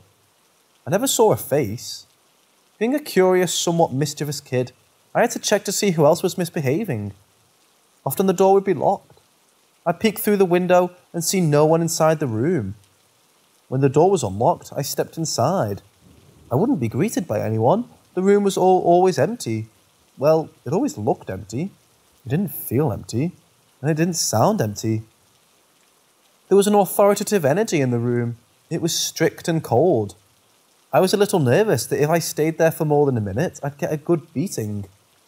The minimal moments I poked my whole body in the room, I could faintly hear dishes rattling by the sink and general mixing and cooking sounds. Sometimes we'd have to eat lunch in this room because our normal dining room was occupied. I was the only student not excited to eat my lunch here. Upon finding out would be guests in this room, I'd dread it and lose my appetite. I wasn't the only one eating there, so that made it a little bit better. I still didn't feel welcome. I'd constantly hear extra noises that didn't match students who were eating packed lunches. It was unsettling. I was always glad lunch was over when in this room. The reception hall. The school used the catering hall for potlucks throughout the year. The potlucks would include a theatre show put on by the students. The energy in this hall was somewhat ominous. Due to the kitchen and bathrooms jutting out from an otherwise large rectangular room, there were 3 sections of this room. The open area in front of the bathrooms, the large area overlooking the kitchen, and the smaller area that faced the entrance. This smaller area had a dark corner where the panelling was different. It looked like a booth or nook that maybe a cash register might be placed. Behind the counter, there was a weird room and closet that didn't feel right. Other than this section, light brown panelling, A suspended ceiling and white-grey speckled vinyl adorned the room. In the centre of the longest back wall hung a large crucifix, between two large windows. There were 2 potlucks a year. Rehearsals took place in the hall, on a makeshift stage between the 2 windows. This is where all shows were performed. I always felt an audience of 2 extra people watching us. In the height of this feeling, whenever I'd look over by the kitchen wall, directly across from where I was standing, I'd see a faint shadow of a man in a top hat. The man wasn't letting off a whole lot of emotions. He was just there like an overseer, sending wide bits of compassion in a slightly ominous way. Meanwhile, over by the darker panelling, an angry energy lingered behind the shadows, invisible to the eye, but I could feel it. Sorrowful anger, looming. As long as I stood clear of this dark area and never ventured there alone, I knew I was safe. Midnight Mass at Christmas. Growing up, it was a tradition to go to midnight Mass on Christmas. My Aunt Claire, my brother Josh and I would nap in the evening and got up at 11 and head to Mass. Often the church that would host the Mass was the Holy Family Parish Church. One Christmas, while I was in high school, probably 2003, we arrived at the church and entered the church by way of the main entrance, overlooking the road. The 3 of us walked down the alley to sit in the pew we wanted, towards the middle of the floor. We sat down. As the Mass went on, eventually I caught a glimpse of a man on the stage. Anger and confusion added to the overwhelming gracious, peaceful Christmas atmosphere. He was wearing black cloak. The hood was over his invisible head. It just stood there for a few seconds before it just turned around and disappeared behind a red curtain. Even though this hooded figure scared me, I never mentioned it to anyone. I knew it wouldn't be able to hurt me. Usually, all Catholic churches have some energy. None of the energy is anything like what looms here.